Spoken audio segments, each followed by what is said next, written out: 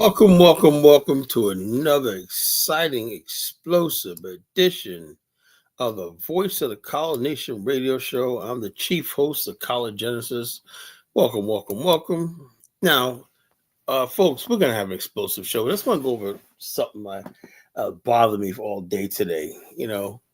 Although, what's his name? Ahmed called in last night and everything. Although I think Ahmed's a straight up clown, a joke, a buffoon, or whatnot. I still think everyone, people that call my platform, should have given respect and whatnot. We should not do ad hominem attacks or vicious attacks, whatnot. And I'm not going to stand for that no more. I don't mind people arguing about the issues, points, and everything like that. But when it starts divulging into personal attacks, insults, character assassination, I'm not going to let that fly on my show. I was just tired last night. And when it was going on, I was like during almost like the fifth hour. And I was falling asleep. I kept dozing off. So I got a chance to listen to it today. And I really don't like what I heard. So I'm going to be mindful of that. I'm getting better and better at this. I'm going to be mindful of the people, how they talk to each other and stuff like that. I want to have civilized conversation and discussion on this platform. When you start getting into insults and everything like that, we lose the audience. We lose credibility. So I'm not going to let people come on my platform anymore and bring the show down. I believe this show is probably the last frontier in saving our people. I really believe that. This is the only show that really sticks up for Black America without selling out to be an FBA, ADOS, and all this kind of foolishness that we see out here now. I'm basically trying to save African American culture and African American dignity and our pride and our posterity. That's what I'm trying to save. And I'm not going to save it by letting a bunch of idiots come up here saying whatever they want to say, whatever like that. So, all right, so just want to throw that out there. And also, like I said, addition to the show, I wanted to talk about, I don't mean to embarrass nobody, but my good friend Elvis, I don't know what to do with this guy. I talked to Kyle Fomb a lot today and whatnot, and Elvis on this show publicly said that he's on that show and he brings him 10,000 viewers. She said her show, she's the one who does the show he's talking about, right? She goes, who the hell is Elvis? I don't even know him, I said, I thought y'all knew each other. She goes, no, I don't really know him. I think he calls my show once in a while, but I don't have any relationship with him like that. When Elvis was making it seem like he's on the show and he's well known, he's almost like his own channel, and he's well known in the Liberian community. She's like, nobody knows who this guy is, And so we're just basically talking about stuff. She said, yeah, that guy is full of hate. And the bottom line, we're living in a time period where if Black people this is two things that's going on here, right? And it's going to tie into what I'm talking about the Tonight Show. There's people that come to America, right? And for the most part, for the longest time, we always saw anybody that's Black, we ignored the flaws of some of these people. Some of these people coming from third world countries. Some people come from countries where there was genocide and it traumatized. And so therefore, we sort of, as Black people in America, we looked the other way like, well, they're probably oppressed and blah, blah, blah, everything like that. But we see now with the undermining of our culture, the disrespect of our culture, right, that maybe we got to start examining. That's where I think a lot of this ADOS FBA is coming from. There's people looking at it, it's like, damn, we all believe in this unity or Black people unity and everything like that. But it seems like there's people, instead of unifying with us, there's people that seem like they come here and they outright hate us. They actually hate us. And that leads me always back to Liberia or whatnot.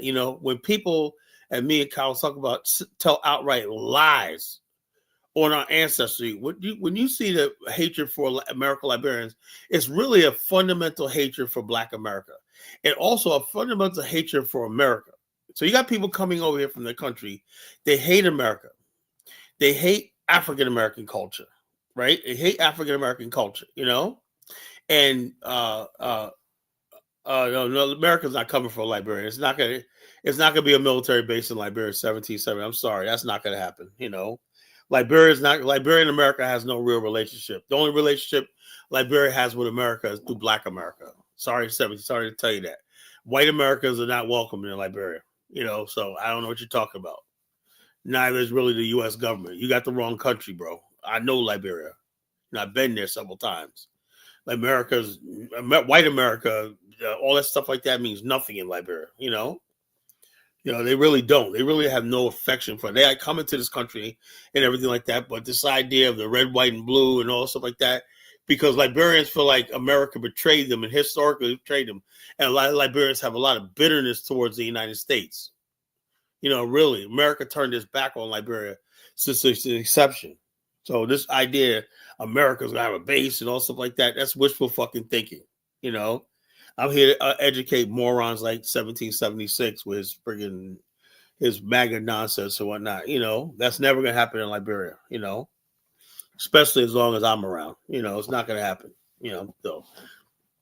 But tonight's topic, when African-American folklore, traditions, customs that still exist. And I really want to go on this topic because, first of all, when you have a topic like that, things are going to get hot tonight. What's going down in Colorado. The right thing to do is to like, share, subscribe. So stop what you're doing, like, share, subscribe. Grab some popcorn, grab a soda, grab some juice, grab a milk. How about this? Have some. How about some Oreo cookies and milk tonight? Let's make Oreo cookies and milk a thing tonight, okay? Tomorrow night. No, I'm sorry. I don't do shows on Friday night. Friday night's the 4th of July. I know y'all gonna be out there sucking ribs and shooting off fireworks. I don't know if I'm going to show on 4th of July. So this might be a last show till Saturday night. Thursday I take off. I don't do nothing. That's a night for me. I watch movies and whatnot. Being myself. Friday is 4th of July. I think I'll let you guys have a night off too. Enjoy the fireworks, enjoy all that stuff like that. I'll probably be on my bro's house real late. Getting drunk, whatever, getting tore up and everything like that. So yeah, I'll be doing some shit. 4th of July. Why not? Food, hot dogs, steak on the grill and everything like that. Pool, outdoor. We have a big theater outside. It's gonna be nice and hot theater outside. I know the Liberia Donald Trump invite the president of Liberia. That means nothing. Tubman came to Liberia. Barkley came to to America. It means absolutely nothing. So yeah, I might be off Thursday and Friday. I don't know, see how it goes Friday. If I go to my bro's house and it's popping over there, because it's my niece's birthday too. My little niece's birthday. It's her birthday's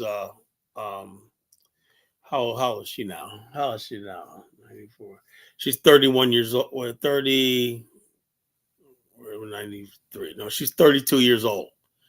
My niece is 32 years old. Love her, beautiful. I texted her today, happy birthday. And she said, "Oh, happy birthday. Thank you, Uncle."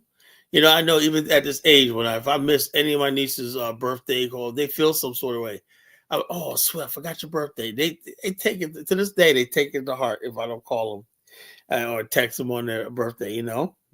Text them on their birthday. So I don't know. We might. Then again, I think my bro's having something at his house tomorrow night. Her birthday was today, but we usually every 4th of July we always celebrate her birthday on 4th of July. So it could be my bro's having a party at his house tomorrow, and then 4th of July he's probably sitting home with the wife and everything like that. So if that's the case, then I can do a show on. I can do a show Friday night, so I'll see how it works, So yeah, but this topic tonight, African American folklore, traditions, and customs. And I did this show tonight because what I am tired of, no, I don't think Liberia's not inviting America in. See, 1776, man, I'm about to mute you, First of all, I am the authority on Liberia in this platform. Do not type anything in this platform that goes against what I say. You see one more time and you're out of here. Liberia is not inviting America. Liberia is reaching out to Black America. Doesn't give two shits about America. Well, Liberians had enough of America. You don't know. You ain't reading the room. Liberians, I talk to them. I know them. They said they understand that they're in a bad position because they need America because there's so many of them here. They don't have any real love for America. America has never brought anything good to Liberia, whether it was Firestone or whatever like that, or making Liberia declare war on Germany. America's been a disaster for Liberia, and Liberians are tired of America. They want to move on. They're looking at other countries and other allies and other relationships, but they still are interested in Black America. That's what they're looking at. They want to look at cities like Atlanta and stuff like that. They see the success of Ghana in attracting African Americans, and they want to do the same thing. That's what's going on. Nobody gives a fuck about no 1776, the red, white, and blue in America no more. America is a has-been country. Black African America is what counts. Our culture is what drives this country. Our culture is the main event. We're the main character here. So anybody doesn't understand, that's what the racism problem is. We are the main event, and a lot of white people can't handle that stuff. That's where the racism comes in. They can't have that. They're really insignificant. The music, everything. Now with this movie, Sinners have taken over. It looks like we're going to take over the Hollywood, the movie industry too. Our history and everything is what everyone wants to talk about. And I did a show tonight because I'm talking about. I watched the movie Sinners again. I'm just so intrigued with that. The one part people miss in the movie, like when they talked about the heights, the haints, as I remember when I was a kid, are demons, spirits. Back in the days, they used to say the boogeyman gonna get you on that. We Black America believed in spirits that walk the earth, and they can be summoned by evil music and stuff like that, or sin could summon evil demons on earth. We really believe that. So we had to go to church and fast and pray to ward off demons and stuff like that. That was, oh my God. The fact that Ryan Pooler brought this up, it's just amazing, It was just amazing. And all the African-American folklore, right? And this is what I'm talking about. A group of people, when they go to a different land, like the Sky Irish, their folklore and their customs that they developed while they was in Ireland is different from the Scottish people that stay behind. Because when people go to a different land, their culture transforms by experiences and environment. That's why you can't just tell African Americans after 400 years, just speak Kiswahili and adopt the Ubuntu. Like, that's not going to work. That's what Baruti thinks, We're going to forget all our folklores and stuff like that to become something that we don't know. That's not sacred to us. So the folklores and the culture of Black America is really rooted in our history and our coming from Africa, Yeah, so the bottom line, there's a lot of African American folklores that survived the transatlantic slave trade into America, right? That shaped how we think. The folklore of Brer Rabbit, that comes from Africa. That's an African American folklore tale, the tale of Brer Rabbit. All these things that we do. Watch night, watch night. Watch night was the fact that what we do is sit in the dark on New Year's, and it was like with a candle on, and basically what we're doing is all the demons from the past year was allowed to die, and we're trying to ward in and pray for new demons or people new to be protected in the new year. So we stayed inside on New Year's Eve and ate black eyed peas and black eyed peas and sit with a candle in the dark. I never knew why we did it. I did watch night when I was a kid. Every New Year's Eve we do watch night. We don't mostly watch nights done in a church. So all these folklores and stuff like that are passed down from generations. It's not something somebody say, oh yeah, has a book, do some folklores. It's stuff that develops out of people's experience. When people think, black people say the white man's a devil, that didn't originate with the Nation of Islam. That originated in Black America, where we black people really do believe that some people were supernatural and they were demons, so it is what it is. Jambalaya has nothing to do with jollof rice. Jollof rice is something new that came up. Jollof rice is something recent because the tomatoes are indigenous to Africa. Chukwu, if you don't know, tomatoes are not imported. So jollof rice is really new. It's not a traditional African dish. So therefore, the traditions and folklores of African Americans, when people tell you African Americans don't have no culture, you don't know. That's the most ignorant thing. The dance, the Harlem Renaissance, the Alvin Ailey Dance School, and stuff like that. Just everything is rooted in the culture of African Americans and the church and the spirituality of African Americans. And it's all based on our sojourning and our suffering in this land, and our resilience, produce the African American spirit and culture, So the bottom line, when people say stuff like African Americans don't have no culture, I mean, it just freaking bothers me. And I hate when there's African Americans who say that shit, right? And say, oh, yeah, because they think they got to become a Yoruba. They think they got to become a Mende. Think they got to become this. And the richest culture in the Black world is African American culture, African American folklore and culture, it's like one of the richest cultures out there, So we'll talk about what basically survived to this day and how do we get back to that culture, how do we get back to our cultures? I believe that's what's going to tell our people again. Trump is not going to invade Liberia. 1776 is a fucking moron, The bottom line is Liberia is not for sale. No white people have land in Liberia. White people are not allowed to own land and become citizens in Liberia. So that's not going to happen, So I don't know what he's talking about, So it is what it is. No, African American culture is African American culture. It's not American culture. Now, some American culture borrows from African American culture, obviously, rock and roll, whatever like that. But African American culture is its own unique culture. It's our own experience.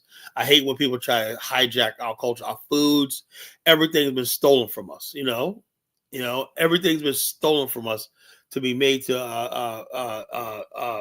make it seem like it's American. See, anything worth having is American. Now, when something's bad, whatever like that, there's something bad that we do. Oh, that's African. That's Black American, But something's good, it's, he's a great American and all stuff like that. When they find something useful, like Paula Deen, she got rich doing Black recipes and whatnot, and got rich off of African American cooking and cuisine that we've developed in this country, right? But she got rich off it, she got rich off it. A lot of white people get rich off our culture and our food and stuff like that, and they make it their own, So it is what it is, So it is what it is. So it is what it is. No, actually, jazz is really an American invention, Kwame. Now the people that basically started it were Africans that in America, but But the bottom line is the African Americans experience created jazz, just like it was a Jamaican experience that created reggae. I would not take credit for reggae because it's something that in that land it was created. Something, the vibe of that island, the experience of the island produced dancehall and reggae. Jazz is something unique to African Americans. So it was definitely an African American invention. Not an African invention that came to America, an African American invention, So, this, like I said, this is what we're going to clear up tonight, all this misconception, No, African American culture has not adopted European culture. That's what 1776 believes. He believes African American culture derives from Africa, So what you call European culture has it has some role, but it didn't. African American culture in the movie Sinners, it tells you, right? The one part, Delroy Lindo, he played what's his name? Slim. What was his name? Delroy Lindo's character. He got to win an Oscar for that, or supporting role Oscar for that. African Americans don't have no elite admix. That's bullshit. So that's bullshit. What you call it? Delta Slim, yeah. He told Sammy, he goes, see, the one thing about the music, he said, that's the one thing that we basically thing. Chuko says sagging pants, Medea said the Africans, no, that's a corruption of African American culture. That's a what they call a corruption of a culture, just like much of your culture in Nigeria, when people are cannibals and shit like that, they basically are a corruption of Nigerian culture. I wouldn't say it's Nigerian culture. There's human sacrifice in Nigeria. Is that Nigerian culture? No. So the bottom line is this: when you basically people like Chuko, who don't really have any respect for African Americans, this is why I said this show on this platform, African American culture and people are going to be respected. I'm telling you. This is not search for Uhuru. You can say whatever the fuck you want about Black America. You will be gone and gone for good. Now I have to deal with you. So you say it, you can say it on somebody else's platform. And this platform, the African American culture comes first. Our culture comes first. And the best of African American culture, you know? No, I don't care what whoever said that, African American culture is not freaking European culture, you know? European culture is European culture in America. The Irish, the Scots, the Welsh, the English, whatnot. African American culture is a culture of which we'll call it is a culture of Africans. African Americans are not the premium blacks. African Americans are not superior to nobody. We're just different. We're not superior. We're not premium. We're not special. We're just different. And our differences need to be preserved. That's all. Has nothing to do with being premium. Has nothing to do with being special. It has nothing to be doing unique. It's just something that needs to be observed and protected. That's all. And with that, people will leave us the hell alone. People will stop, poking at us and vilifying us and shit like that. We never asked for any shit. We had never asked to be the center of attention in the black world. I was like, damn. I said, when is somebody gonna make a Nigerian? When is Hollywood gonna make a movie set in Nigeria with a $90 million budget? Why is that? Why is that only African Americans can get a movie made about their culture and whatnot? Now the only other black culture that Hollywood and the world responds to is South Africa. The many Nelson Mandela movies and stuff like that. But other than that, nobody basically really. Black America is an interesting, intriguing because African American culture has such an impact on the world.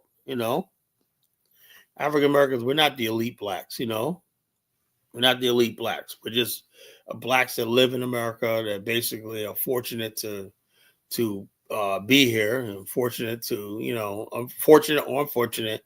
A mistake, a mishaps of history, we made the best of it, and it is what it is. We never asked for this. We never asked to be brought here, but out of that resilience and stuff that we created something that we never asked for, but people still want to rob us of that. They even want to rob us of our title, African Americans. Instead of saying, okay, these are just like you got the Scott Irish, right? Who is Scott Irish? Well, okay.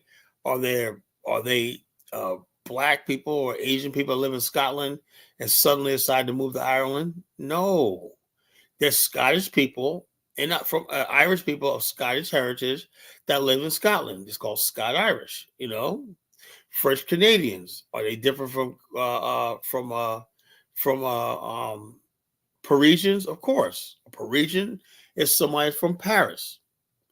A French Canadian is somebody who ventured into the tundra of North America and created places like Quebec and Montreal. Those are French Canadians. It's a different experience, a different land, a different space. The African Americans are the black Africans who were brought here in the transatlantic slave trade 400 years ago and developed a culture and a history and experience dealing with racism, slavery, white supremacy, and out of that came our music, our food, our language, our culture, everything like that. It's very simple, so it's very, very simple. Now, did we adopt certain things from European Americans? Of course, but fundamentally, like 90% of what we have, we developed on our own or retained. It was African retention culture. We retained from Africa, So African Americans are definitely Africans, but they're just a different form of African. Our dance is a little slightly different, Our music is slightly different, So American government's never going to develop Liberia. America, look, let me tell you something. America is incapable of developing our country. Really, I'm telling you, it is. So. Beyonce doesn't even compare to somebody like Whitney Houston, Patti LaBelle, and people like that. Even Janet Jackson. It's not even the same thing. Country music people, Beyonce, they said the Beehive is on a thing. Beyonce is really going down. Ticket sales, everything like that is falling apart. Her whole empire, the Beehive Empire, is going down. Soonly, Jay-Z is going to be down too because, these people are freaking superficial. The worst thing Beyonce did was freaking adopt try to go into country music. The worst thing she ever did. The best thing she ever did when she did the Black is King, trying to get close to African roots. She should have stuck with that. But when she went 160 degree, 360 degree turn and went to this country music thing, she's lost. She's gone. So when you lose your identity, you lose everything. No, Nat Turner was not the greatest warrior. Nat Turner failed. He was a good fighter winner, but when you say warrior, you mean somebody who wins a war. Nat Turner didn't win the war. I don't care what Spoon TV. Look, Spoon TV is a joke. It's not It's not credible. Spoon TV is not a credible fucking Liberian news source. Now some people, the only reason why they would say that is because a lot of Liberians feel that America could help Liberian Americans, invest in Liberia and African Americans. Liberians don't want white Americans coming there. Trust me, I know them. They're like the only Africans that think like that. They're really apprehensive. Even to this day, I try to tell Liberians, well, Lebanese ain't so bad. They don't want to hear that shit. Liberians do not want to hear anything that means that white people or Lebanese or wherever like that is going to have the same privileges as they are. They believe that's their country, and they're not going to share it with white people. It's not going to happen. 1776, so wishful thinking. I know them, I know them. I tell them, I said, yeah, you can limit. I tell them limited white people coming there.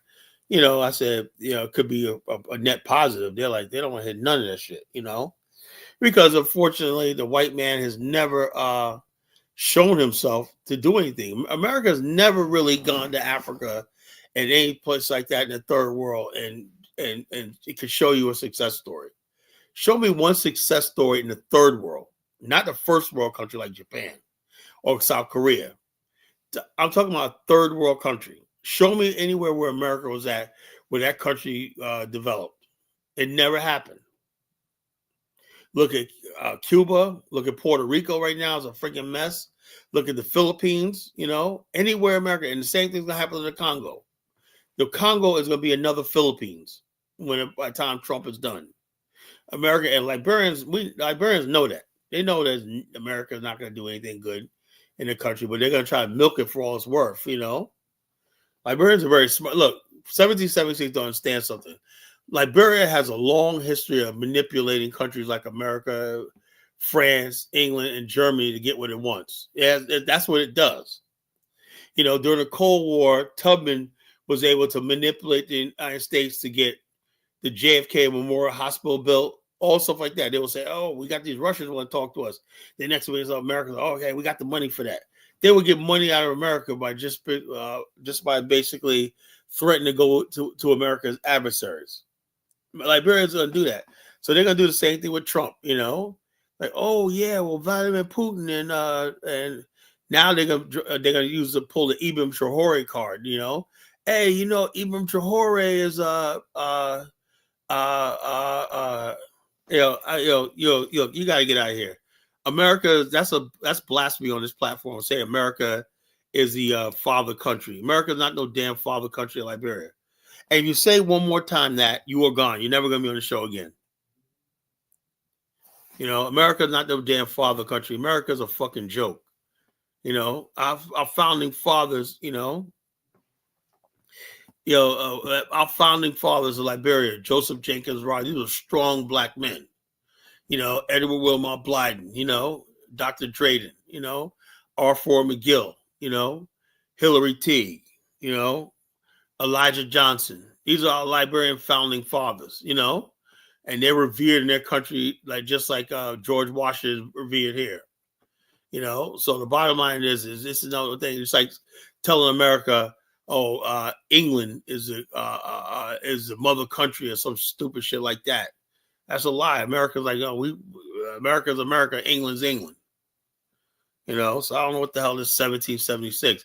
If you want to push that MAGA shit, go someplace else. Don't push. You're not gonna push it on my platform, and that's a fair warning. Well, yeah, do walk on eggshells. I don't like coons on my show.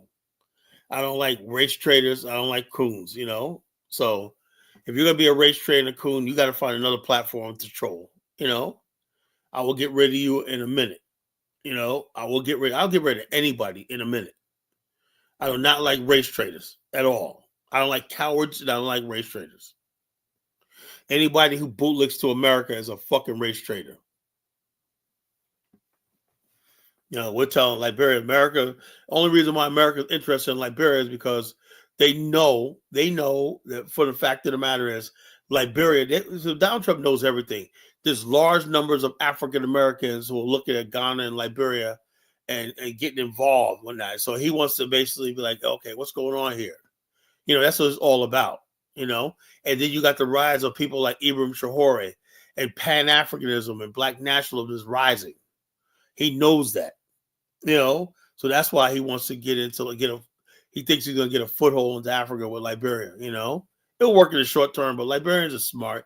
They'll outsmart Donald Trump. Trust me, they will really outsmart Donald Trump. He don't know what he's up against. Liberians are the most cunning people on the fucking planet.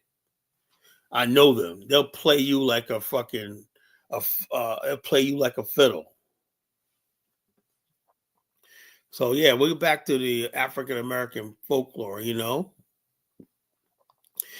reason why I talk about this stuff is because there's a lot of things African American folklore I remember growing up listening to. Like one is when parents grandparents used to say, "Oh, that's the devil's music," whatnot, And like older people, you cannot fool them. I remember when they first came out with like with alternative gospel and all that stuff like that.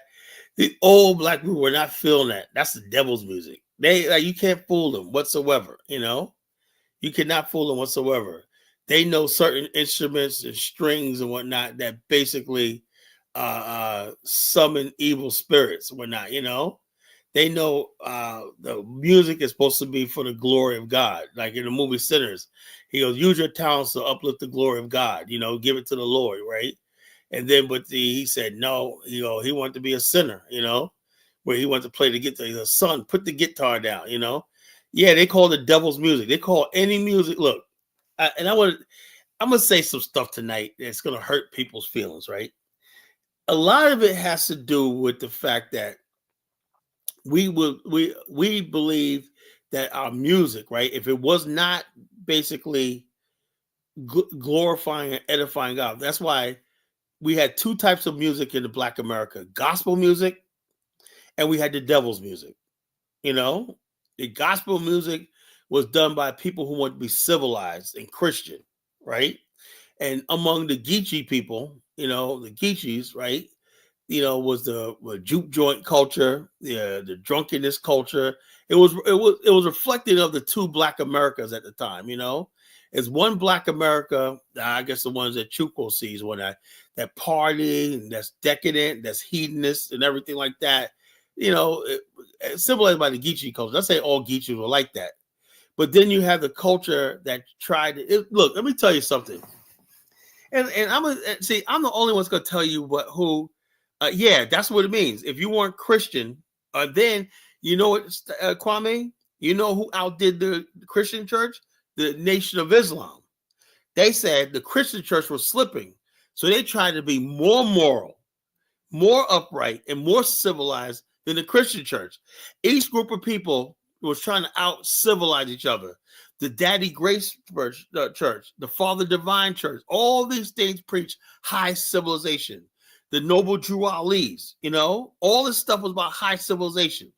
So therefore, the Geechee culture of just partying, drunkenness, and foolishness and whatnot, and basic savagery that made up a good portion of Black America was Black America was insulated from that. That was the biggest fear in Black America, that culture. Not the even racism, you know? It was that culture that Black people thought that would send us back to slavery, that foolish culture, that decadent culture, the culture where there's no morals, no values, and all stuff like that, you know? That's the culture Black America feared the most. It wasn't even racism. Do you know that's one of the reasons why majority of Black churches never joined with Dr. King? Because they saw what crowd he was with.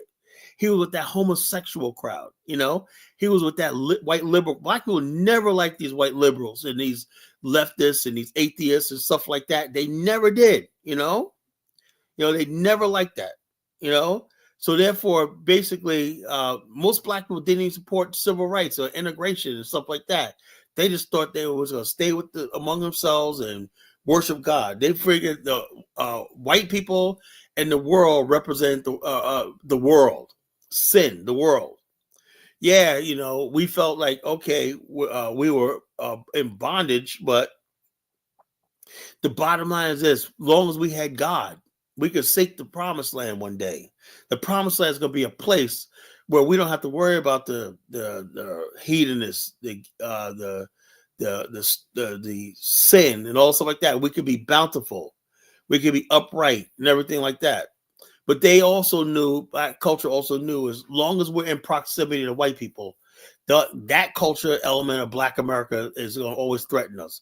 Proof of which is this: that's the element of Black America that they use to bring drugs into the community. That's the element of Black America that brought in gangster rap. You understand where I'm coming from? You understand why we talk about African American children? It's fundamentally to understand who you're talking about, because most people think that rap music and all this stuff like this is Black African American culture. It's not. It's the antithesis of African American culture. That's why I'm the college genesis. That's why I'm a culture critic. That's why I'm the geopolitical pundit. That's why I'm the PhD of Negroology. Do you understand why they call me the college genesis now? You understand what this is all about? I'm here to tell you the truth. It's what W said. African American have folklore. This is what I said. People are so fucking ignorant. They're so fucking ignorant. Yeah, hip hop is not African American culture.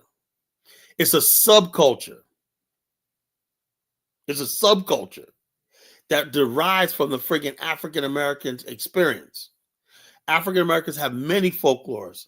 Like I said, you watch the movie Sinners, the idea of the Haints.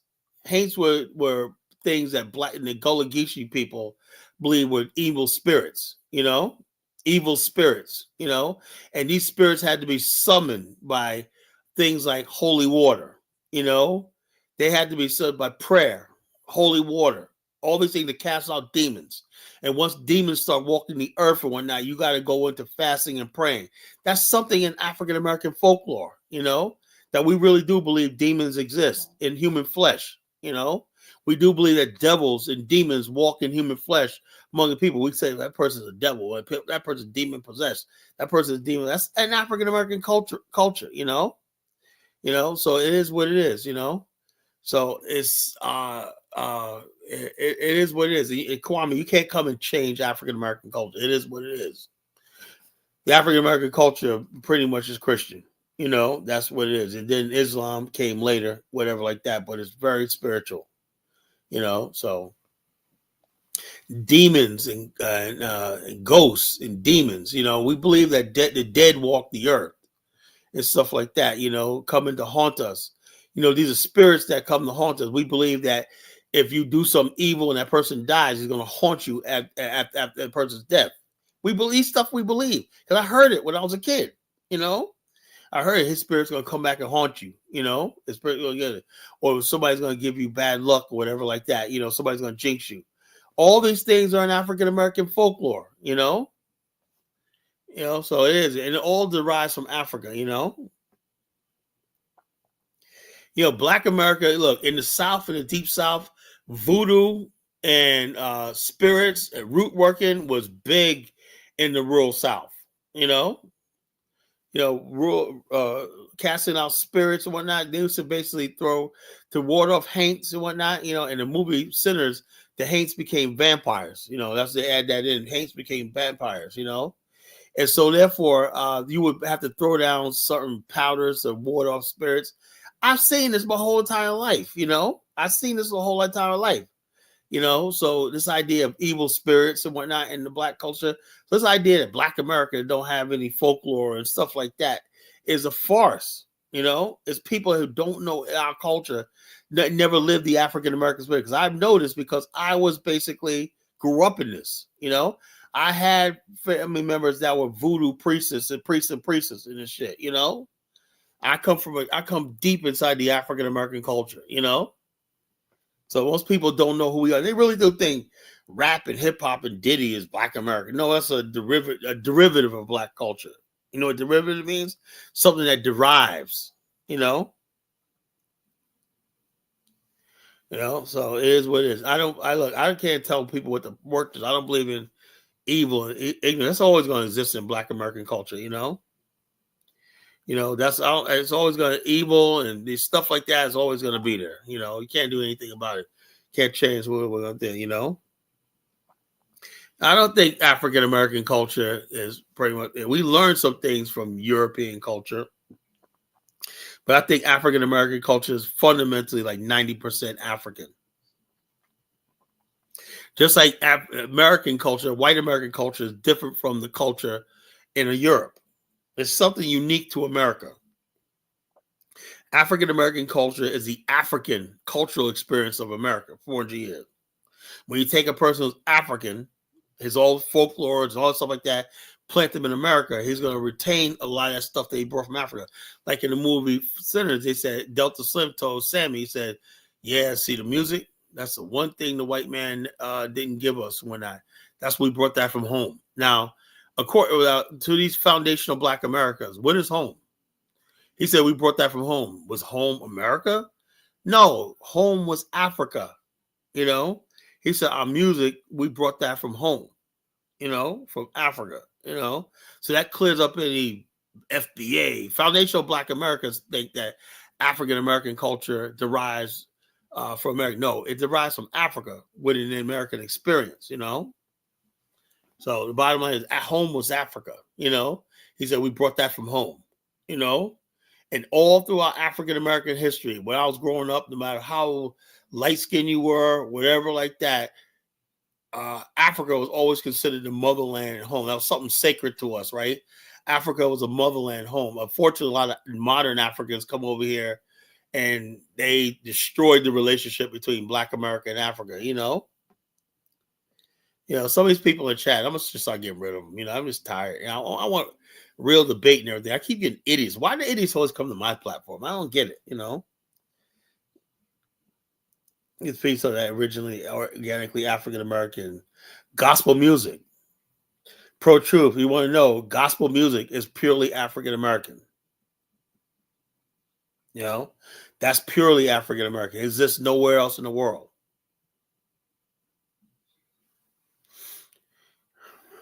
Blues music, jazz, R&B, all this music came from African Americans, culture. Nothing else African American culture, So people basically don't want to respect, So it is what it is. African American culture, African American literature, African American talk, African American lingo, and stuff like that is something unique to the African American spirit. This idea of going off script and everything like that, Gospel is not in Africa, That's another thing. I'm sick and tired of people fucking lying. Why don't you come up here and debate me, pro truth, Gospel is not in Africa, it's not in the Caribbean. If it was in Africa, it was spread from Black America. Gospel is something unique to the Southern United States. And it's spread throughout the world.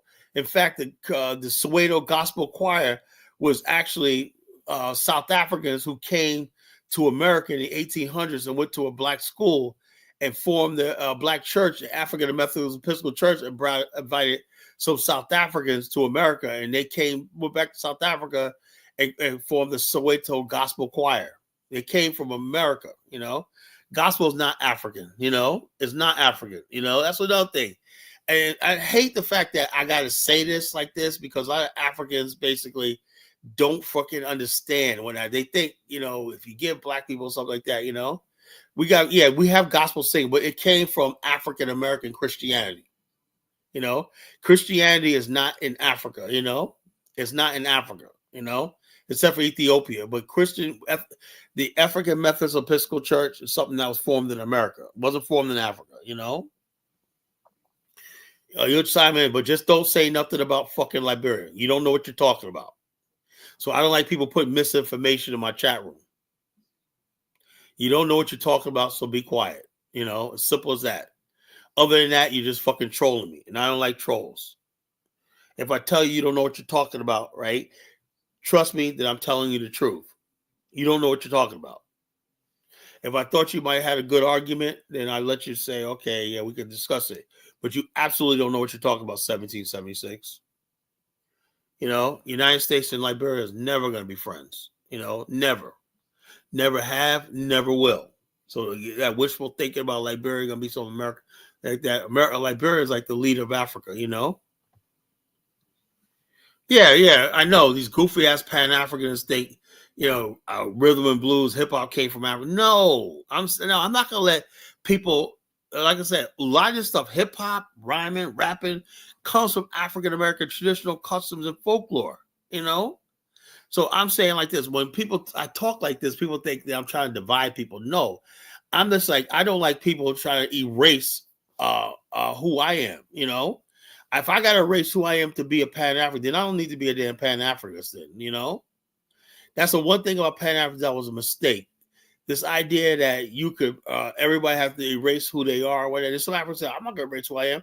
Then black people are caught out there. If this Nigerian don't want to erase who he is, and this Afro dumbass don't want to erase who he is, why the fuck are we the only group of people who want to erase who we are?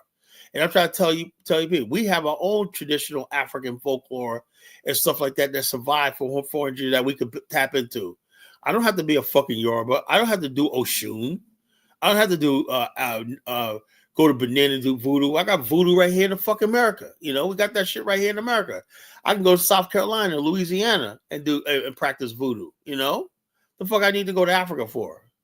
Yeah, it's trying to strip African Americans of everything we created.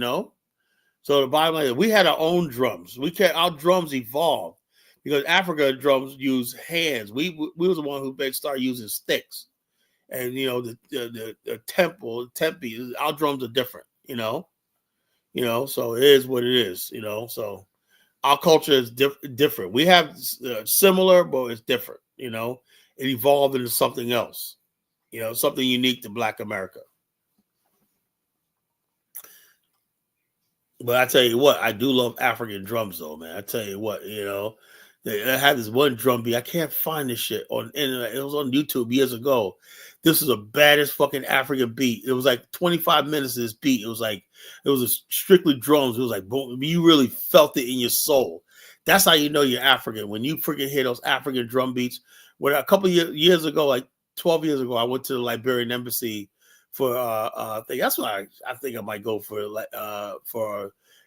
Liberian Liberian Independence Day is July 26th. That's what I celebrate. I celebrate July Liberian Independence Day, July 26th. But that one year I went to the embassy in Washington D.C., the Liberian embassy. Yo, they had the Mono drummers out there. That Mono is a tribe that Great African comes from. Man, that was the most pulsating thing I've heard. Those drums went through your spine, man. They had those warriors up there doing the drum. That was the most powerful thing I ever heard in my life, man. So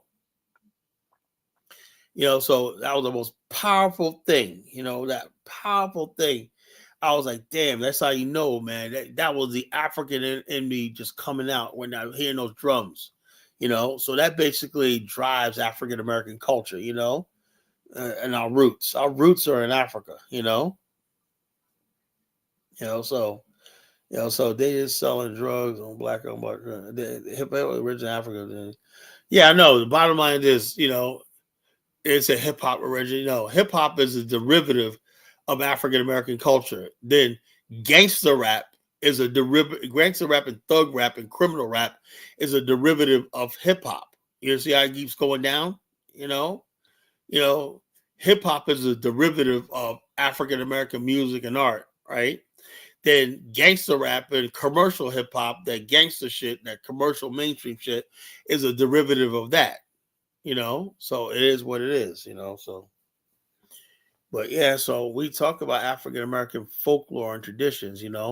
I said one of the traditions I always loved was watch night. And I really got excited about watch night when I realized that watch night was the. You know how you have a culture that's powerful. The African American community in the Dominican Republic, the African American community in Liberia, all over the African American diaspora, they still practice watch night. I was surprised when I learned watch night is practiced in Liberia. A lot of Liberians probably don't even know where it came from. That was an African American tradition. So that was an African American tradition and culture. That basically survived. So if people don't have a culture as you claim, they couldn't duplicate it all over the world. There was an African American community in Sierra Leone. There was an African American community in Dominican Republic. There's an African American community in Panama. There's an African American people of African American heritage communities still in Costa Rica. Watch night is a African American event that happens every year on New Year's Eve.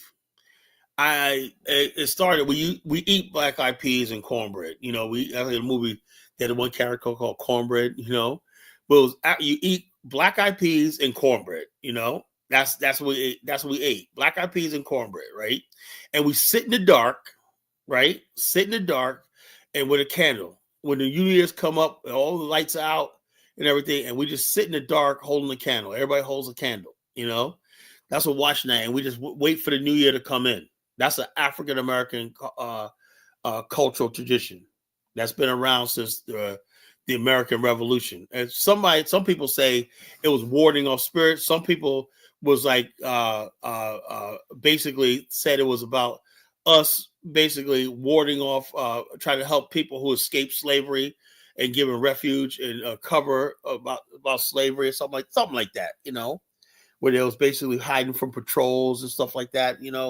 Or slavery times, whatever like that. So it is what it is. So it is what it is. So yeah, watch night is something else. Let me see if I can find a video, on this. I thought we could talk about that. Let's see. I never looked this up, but let me see if there's a video.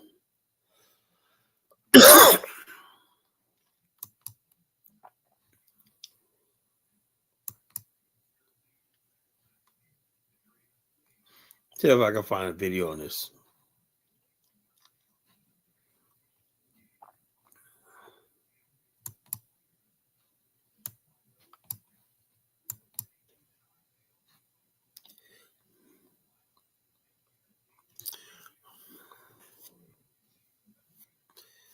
All right.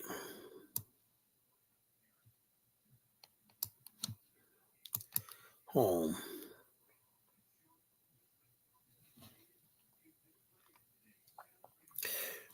Oh, so, let's see. Let's see if I can find a video.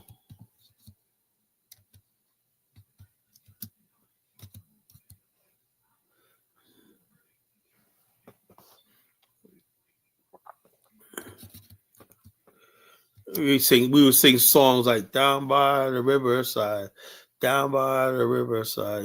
We sing all kinds of spirituals and a gospel and spirituals on watch night and stuff like that.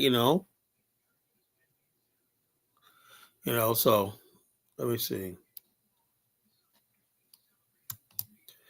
Watch night. Okay, watch night service 2024. Let's see.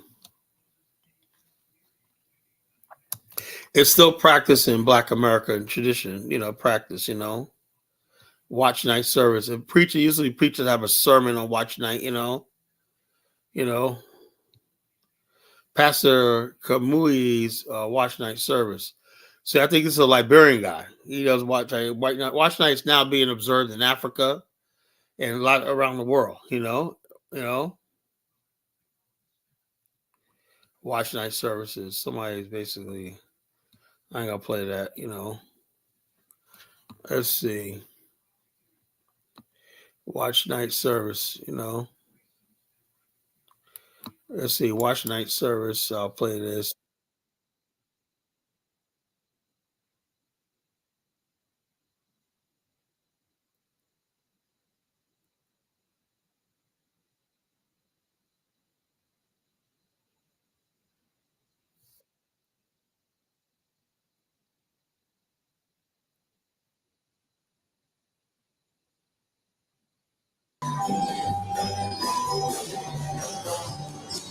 This is like watch night. I guess before the New Year comes in. New Year's about to come in. They all the lights go off. But that's what a watch night service looks like. Now, when the New Year's about to hit, when it's about to hit the New Year's, it's the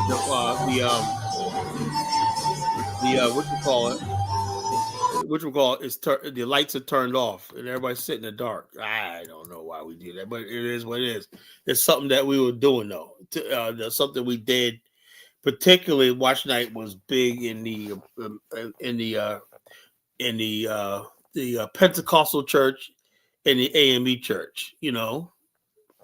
Mostly really in the friggin' the Pentecostal church. So it is what it is. The Pentecostal church is all about. They think the out of the Trinity, the Holy Ghost is the most powerful thing, and you could tell. Yeah, they sit in the dark. You sit in the dark with a candle, not in the dark, but with a candle, and you have candles lit, and you're praying. You're saying a prayer. You're praying. You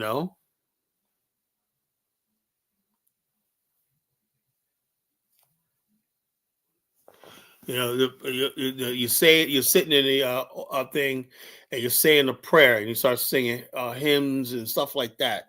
It's a real somber moment. I don't know. I've been doing this since I was a kid. I always every New Year's we're having watch night at the church tonight. What gets me? If New Year's ever fall on a Sunday, right? Get this. We have to do Sunday services, right? Go to Sunday. Get up in the morning, do Sunday service, eat, whatnot. And then we have to go back to the church at night. I used to hate that. We used to go back to the church at night to do watch night. That was a one day you had church. It's like you had church all day. It was like something. It was like really, really grueling, but we did it though.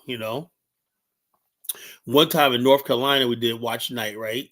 And we lit the candles in the daytime, right? I remember there was one girl holding a candle going in. They had these fine sisters, man. They were all dressed in white and they were going in with their candles and that. And I was, and I was like 10 years old at the time, and I was like blowing. It's like she goes, "You blow my candle out, we're gonna fight." I'll never forget that. She goes, "You blow my candle out, we're gonna fight." Oh man! So bottom line is this: I'm just somebody that loves my culture. I love my people. I love my culture, and I don't think there's nothing wrong with my freaking people. I just believe we just need a new place to practice this beautiful culture that I know and love. And I got faith in. Yeah, watch night is spread throughout the world, the Black world. It's practiced all throughout the Black world. South Africa now, the Caribbean, Liberia. It's all throughout the Black world. So it's spread throughout the Black world. So it's just part of our traditions and folklore. Traditions and folklore. That's survived slavery, survived the Holocaust, the Maafa, the African Holocaust, survived all that, and we still retain that up to this day, which is remarkable. That's this myth that African Americans, that cultural beaten out of them, and also no, because people just never had found a way how to come to and be respectful towards African Americans and engage us. We could have done so many great things, between African Americans and Nigerians and all these other people. We could have done so many great things if the Africans would learn one thing: to learn to respect us. Respect our differences. Respect the fact that we're not the same as you, because our experience is not an African experience. We're Africans with an American experience, So if Africans would ever accept that fact, What happened in Liberia would not have happened, and the ADOS FBA movement would not happen. If Africans learn that one single thing, that, yeah, you don't take a people and cross the Atlantic and expect them to come back being 100% like you are. It doesn't work like it, especially when they spent 400 years in a foreign land. Their culture is going to adapt and thing. And don't try to put that, now they went to America, now they're all gang. No, we have a beautiful culture that survived all that, Gangster rap and all that stuff like that nonsense, that ratchet culture is not Black American culture. That's not African American culture. Your culture is always supposed to be something that edifies you and do good and constructive. When something is not edifying, it's not good, it's not your culture. It's a corruption of your culture. Just like I'm willing to give Africans a benefit of the doubt. People say, "Oh, I call Africans savages." Well, I call savages savages. Because I know for the most part, Africans are civilized, and some people who derive from their some things that derive from African culture that's corrupted, right? I don't believe the cottonwood tree is really African culture. I don't believe that. People fundamentally. Culture, most people in the world are fundamentally good and just.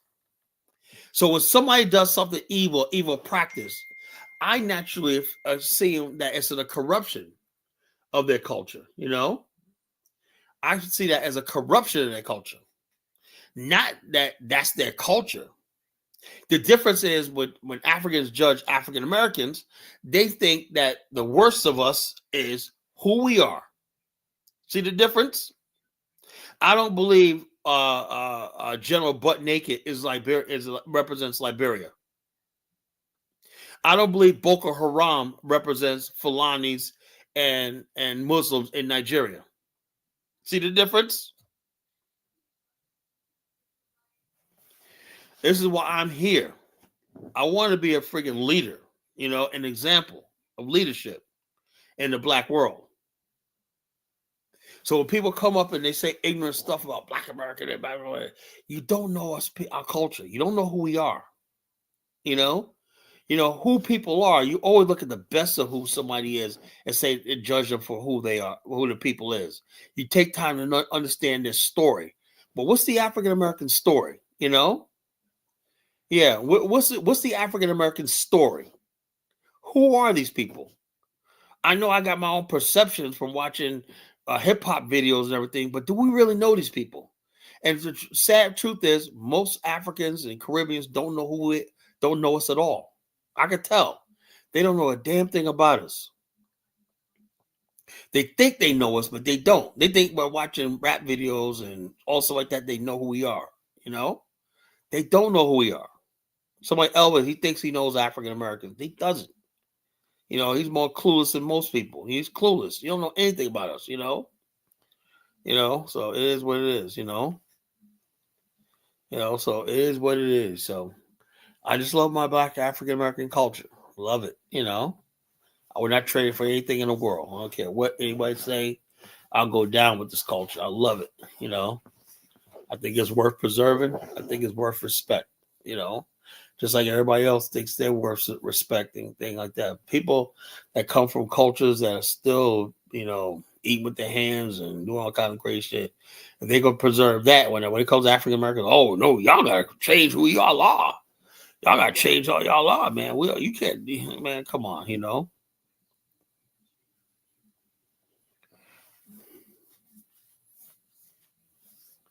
So it is what it is, Yeah, out of that, whatever he did, we adapted. We always adapted to all the adversities. No matter what the white man tried to do to us or whatnot, he could take your body, but he never controlled our soul. He never got our spirit, and he could never control our soul. So one thing he never had.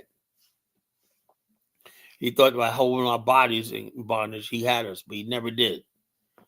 So that's why when people tell Black people African American slaves, no, we weren't. We were in bondage, but we never submitted to these people. We never called ourselves a slave. Slave, when you say you're a slave, you're accepting the status that they gave you. We never accepted that shit. That's why Black America developed this idea that the white man is a devil. That didn't come from the Nation of Islam. That was an African American folklore way back in slavery times. We really did believe in our African American folklore. The one folklore is that the white race was a race of devils. That's African American folklore.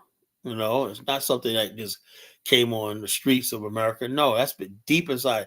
The Nation of Islam just took that and ran with it. That's one of the things they took and ran with it. But there was black people saying white devil for hundreds of years.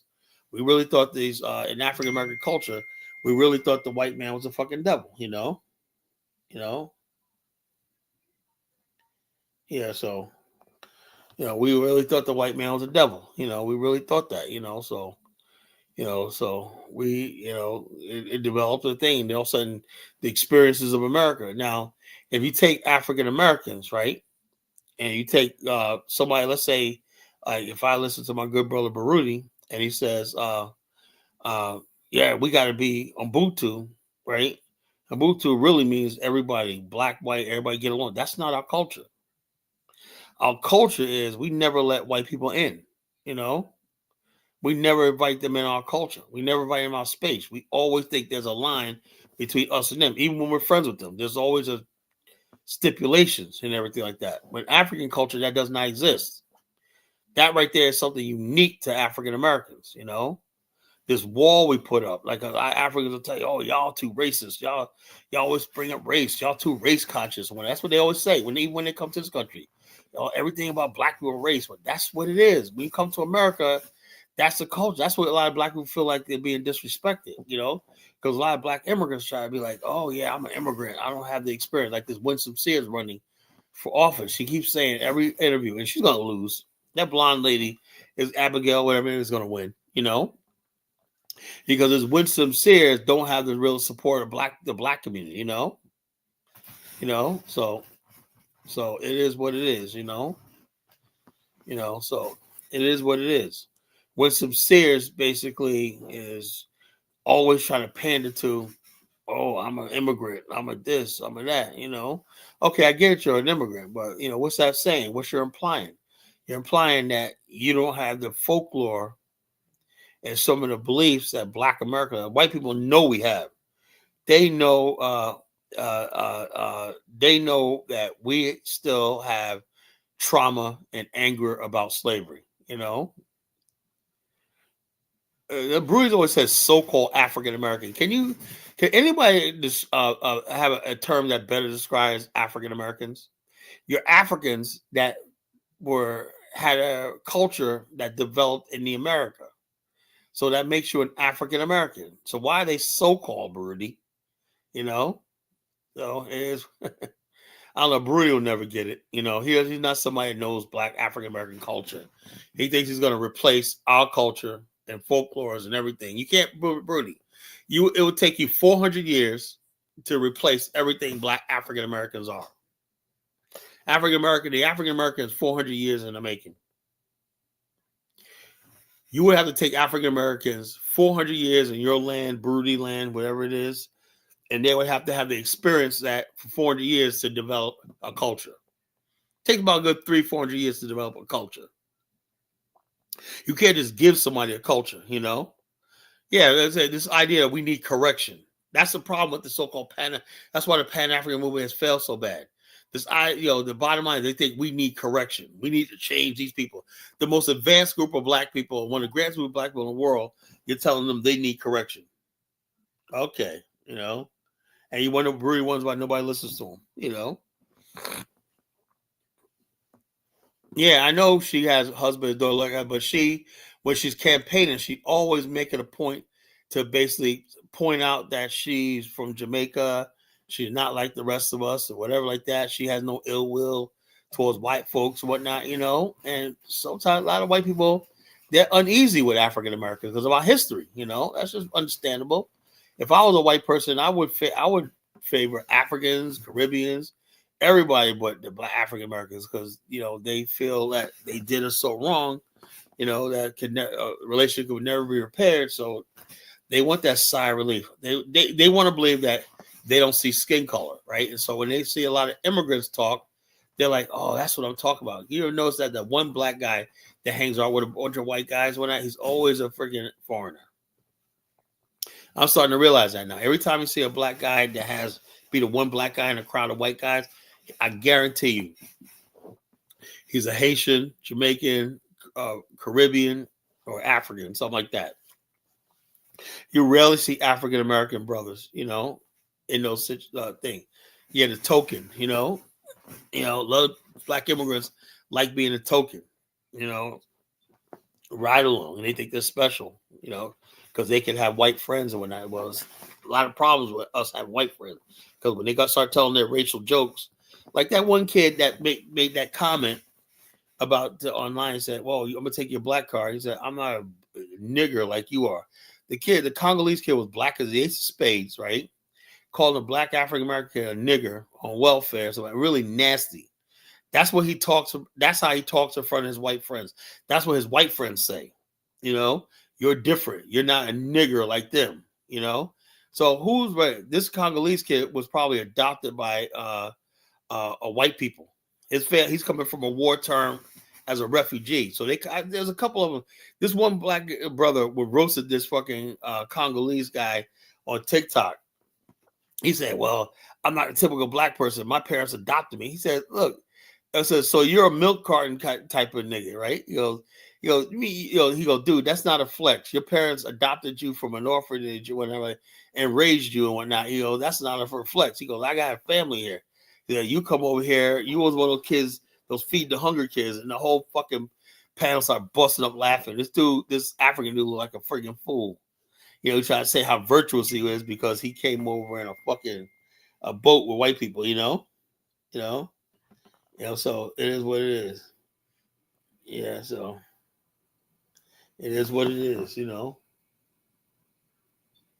Yeah, so it is what it is. Hold up. Bomani sent me something. I gotta look at this.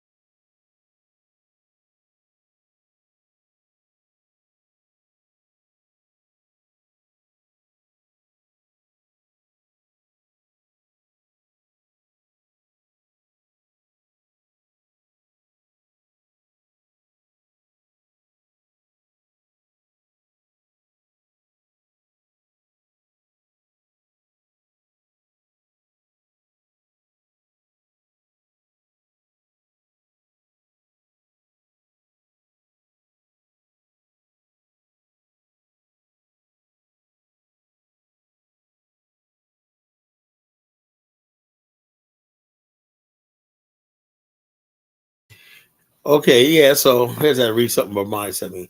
Bruce says, Kala, you're wrong again. Butu is out. No, it's not. Look, I'm in America. He can't boo my car. Where was it at? Where was Unbutu in Detroit? Where was Ubuntu in South Carolina? Where was Ubuntu in North Carolina? Where was Ubuntu? If it was in Africa, it sure the fuck didn't help us out any, did it? Ubuntu means it's about racial. It's about racial. It's about adapting towards your cultivated. Dude, we did all that. We did all that. Black America is the only group of people in the black world that best produce a friggin' middle class, an industrialized middle class. So when you could top that, then you talk to me. What you need to do is find one country in Africa and have Ubuntu as a customary law and show success, then people will listen to you, Yeah. I think that lady was Caribbean too. And nobody's talking. Nobody's talking. They said what happened was some men showed up, and whatever like that, and white women don't mind their men abusing black women. That protecting womanhood and stuff like that only extends to white women. Black women, white women encourage white men to go out there It was so every time you see a white guy going after you and whatnot, white women ain't upset because they're like, yeah, you can take out your animal urges on black women, but you want to get married and have children, bear your children. We'll be the one that's gonna marry your children. We'll let the black and the Filipino women you can go and sleep with them and stuff like that. And so they don't care about that black woman that was there. What the hell was she thinking about? The only black woman in a fucking rural. I think I was Georgia too. Deep South. What the hell is she thinking about? So it is what it is. Yeah. So it is what it is. So it is what it is. So, but so we've been in for an hour. Yeah. So you want to come in tonight and put the link in the chat room if you want to rumble. We'll call it rumble tonight. I can rumble with you. So I could rumble tonight because I really don't have. I'm not going to work tomorrow, so I got the day off. So I can stay up tonight. I can rumble tonight. So anyone want to come on and duke it out? You can come on up. Step right up. Step right up. Step right up. Step right up.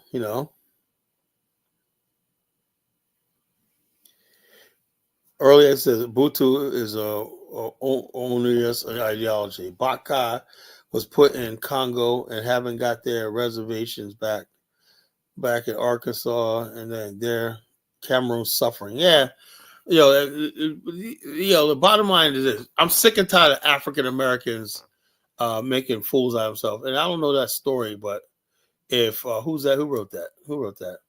Early Exodus. I don't know why you don't come up on the show, man. I need some men that are not cowards, man.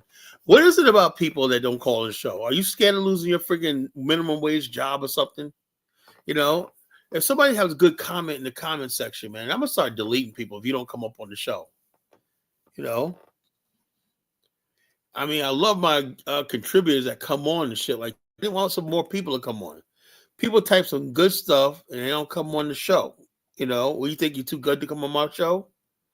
I'm gonna really start getting people, I want fucking real men. Where's the fucking real men at, A real man who ain't scared of me, I want people that ain't scared of me, You're scared of me, man, stay the fuck away, I don't want to come because Colin might yell at me when I stop that shit. What's going on, Colin? What's going on? What's up, Ja? Into the chat. Now I was calling to ask you, Doing right? You good, was man. talking about okay, that's good. But I was calling because you talking about gospel music, right? Yeah. And gospel music, gospel as we know it today, the gospel hymns and all that stuff like that is unique to African Americans. In a sense, yeah. Yeah. But the point I'm trying to make is that, from doing my research, those are just like, our version of call and response songs, which are pretty much. No, that's more than that. Gospel music, the hymns, comes from our experiences in America, Right, Colin. But the point I'm trying to say is that those are like literally just call and response songs. No, look, it's not much more than that. It's basically gospel music. The way it was, I grew up in the church, bro. Gospel music is did too. unique to the African American heritage and experience. It derives, like I said, everything derives that we do derives from Africa. There ain't no doubt about that. It derives from Africa. But what happens is it transforms into America. If it's something new. I agree with you. I get what you're saying, but I was just saying that, like, I mean, no one's doubting that. I would say 99% of everything we do in African American culture derives from Africa. Derives from Africa. I don't know about that. No, hold on. But everything that comes after that derives from our culture, like gangster rap and all that shit like that. That's a derivative of a corruption, a subculture of our culture. But what's good and edifying, that the real culture in Black America, right, is something that we basically cultivated for generations, stuff like that. The deviation or delineation from our culture, which is gangster rap, misogyny and all stuff like that. That's a deviation from African American culture, because But back I was speaking as far as yeah, I was speaking of like, yes, those things, are part of our culture, but I was just speaking about the roots of certain things comes from. I said that in a minute. I said that in a minute. Everything. What do you think? We came from Africa. We're not foundational Black I America. get that, and I get that, but We came from I, Africa. So like, what are we arguing about? I'm not trying to argue, but So you were saying what that are we discussing? You're not arguing. What are you discussing? What are you trying to say? earlier. You was talking about gospel music, right? And I was saying that the I roots said, of look, it. look. I said that everything that we do, right? Every music that we Hmm. had, everything like that has its roots, and now we brought this from Africa, but it was transformed here in America to something new. That's all. Okay, It has like roots I in said, Africa, but it was transformed in America. That's all. right. That's I it. I I agree with that. Let me get John. Go ahead, John. Yeah, I don't really want to get into that gospel debate as much, but I would speculate that just like most things, it's an amalgamation, it's a combining of multiple different things to create something different, right? If you look at Liberia and how it was developed, you can see it in even the names they call the places over there. That it was an American, because they came from America. That's kind of what they knew, the government system. Same thing with Americans coming over here from Europe and stuff like that. New York, New Amsterdam, So it's like, and then when they get here, they use some of that information from the past and created a new governmental system. You know, got rid of the king and stuff like that. But you had the Magna Carta already in England, and they used that in Greece and Rome and other ancient civilizations and stuff like that to build something different, right? But it's kind of like not just one thing that creates any one thing. So I would speculate that gospel music would not be 99% African. You know what I mean? Well, I said derived. I don't mean it was African American, because what we do is we took the culture of gospel and we went to church. Like, let me give you a perfect example of what I'm talking about. If you go to a white church, right, they're singing real nice. They got the hymns, the Bible, whatnot. When you get a black church, man, in black church, we getting down. We're getting down. We're dancing, we're shouting, we're praising, we're calling the spirits, whatever like that. We're getting taught with the Holy Spirit, whatever like that. We're praying, we're shouting, whatever like that. That don't exist in white churches. So we took Christianity and Africanized it. So the black church is an Africanized version of Christianity. And I get that point, but also even that statement depends on the denomination that you're in, right? Well, I Because know you have a lot of Presbyterians don't do that, but right, a lot because you of have black people that are Baptist Catholics, churches, AME churches, and Zion Methodists, churches, stuff like that. Baptists, They do. Baptist churches. That's how they get down. But yeah, but you got some, not all Presbyterian Baptist churches. churches even too, right? Yeah, yeah. Depends. The Assemblies of God. Those people, they're a little different. Right. What what what Presbyterians a little what different. Baptist But then, churches doesn't do it? Well, there's well, I've been churches to that some really Baptist come. I churches think that there's. don't. Hold on, let me say this. There was a lot of churches that basically were formed by an offshoot of white churches, right? Let's see, the Pentecostal church, and the Pentecostal church do shout, they do shout, but they like this. But some of the other churches, like the Presbyterian churches and the Methodist church and stuff like that, it's a little different than the African Episcopal Methodist church.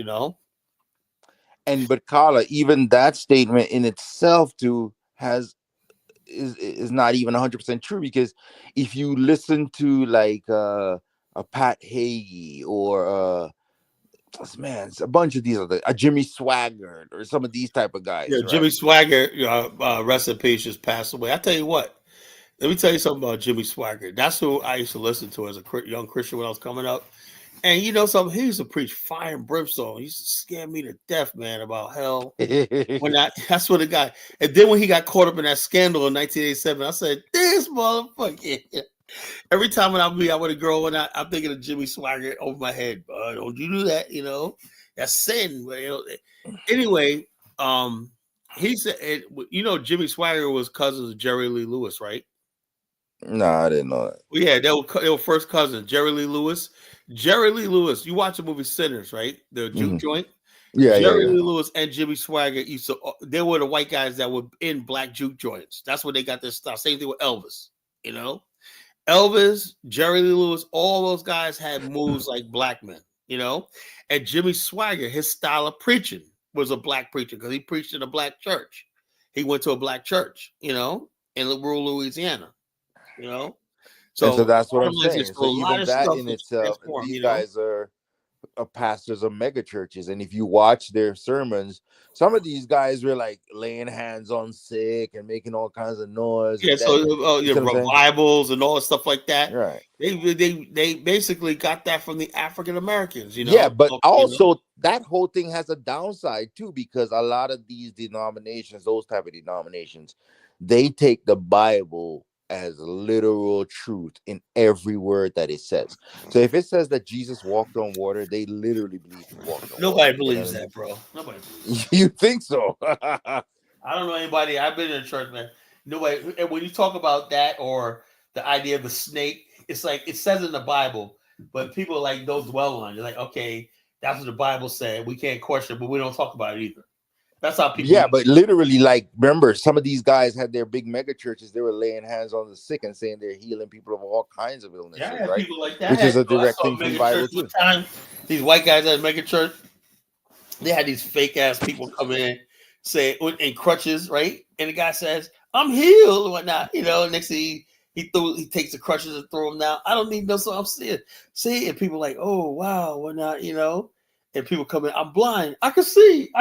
Whatnot. Yeah, most but they weren't the only ones doing it. There were people in smaller churches and doing the same thing. Now, did they like? They were like praying over people that they get better and stuff like that, which I get, but I mean, like, it's kind of that idea though. It's that same mode, of operation. You know what I mean? I have never seen none of that stuff in the church. I've been to all kinds of mega church. Some of the mega churches you do, but small church and whatnot that really believe in the Bible, right? Don't do that. But those commercialized mega churches, yeah, man, it's a big money thing. You bring that. Remember Jim Baker? Yeah, Jim Baker. But Carly, see, this is the thing. I've seen it in smaller churches because the thing is, we are influenced by other people, man. You know what I mean? So if these big mega church guys are on TV, and that was going global, that was all over the place. You had 700 Club, that thing was going all over the world, essentially. It seemed like to me, and people are watching this stuff, and a lot of people are believing this stuff. And so they're mimicking this stuff and following this stuff, and they're reading the Bible and seeing this information, and they think that they can do this stuff, and so they're doing a similar thing, just from osmosis, from what other people have done or what other people are doing, and that's how it works generally in life. Like if you set up a successful state, other people see that, hey man, that's successful, what are they doing? And some people follow it, some people go against it, but some people follow it too, and we kind of learn from each other. That's how it works. Yep, that's it. But I want to talk about folklore. That's what I focus tonight.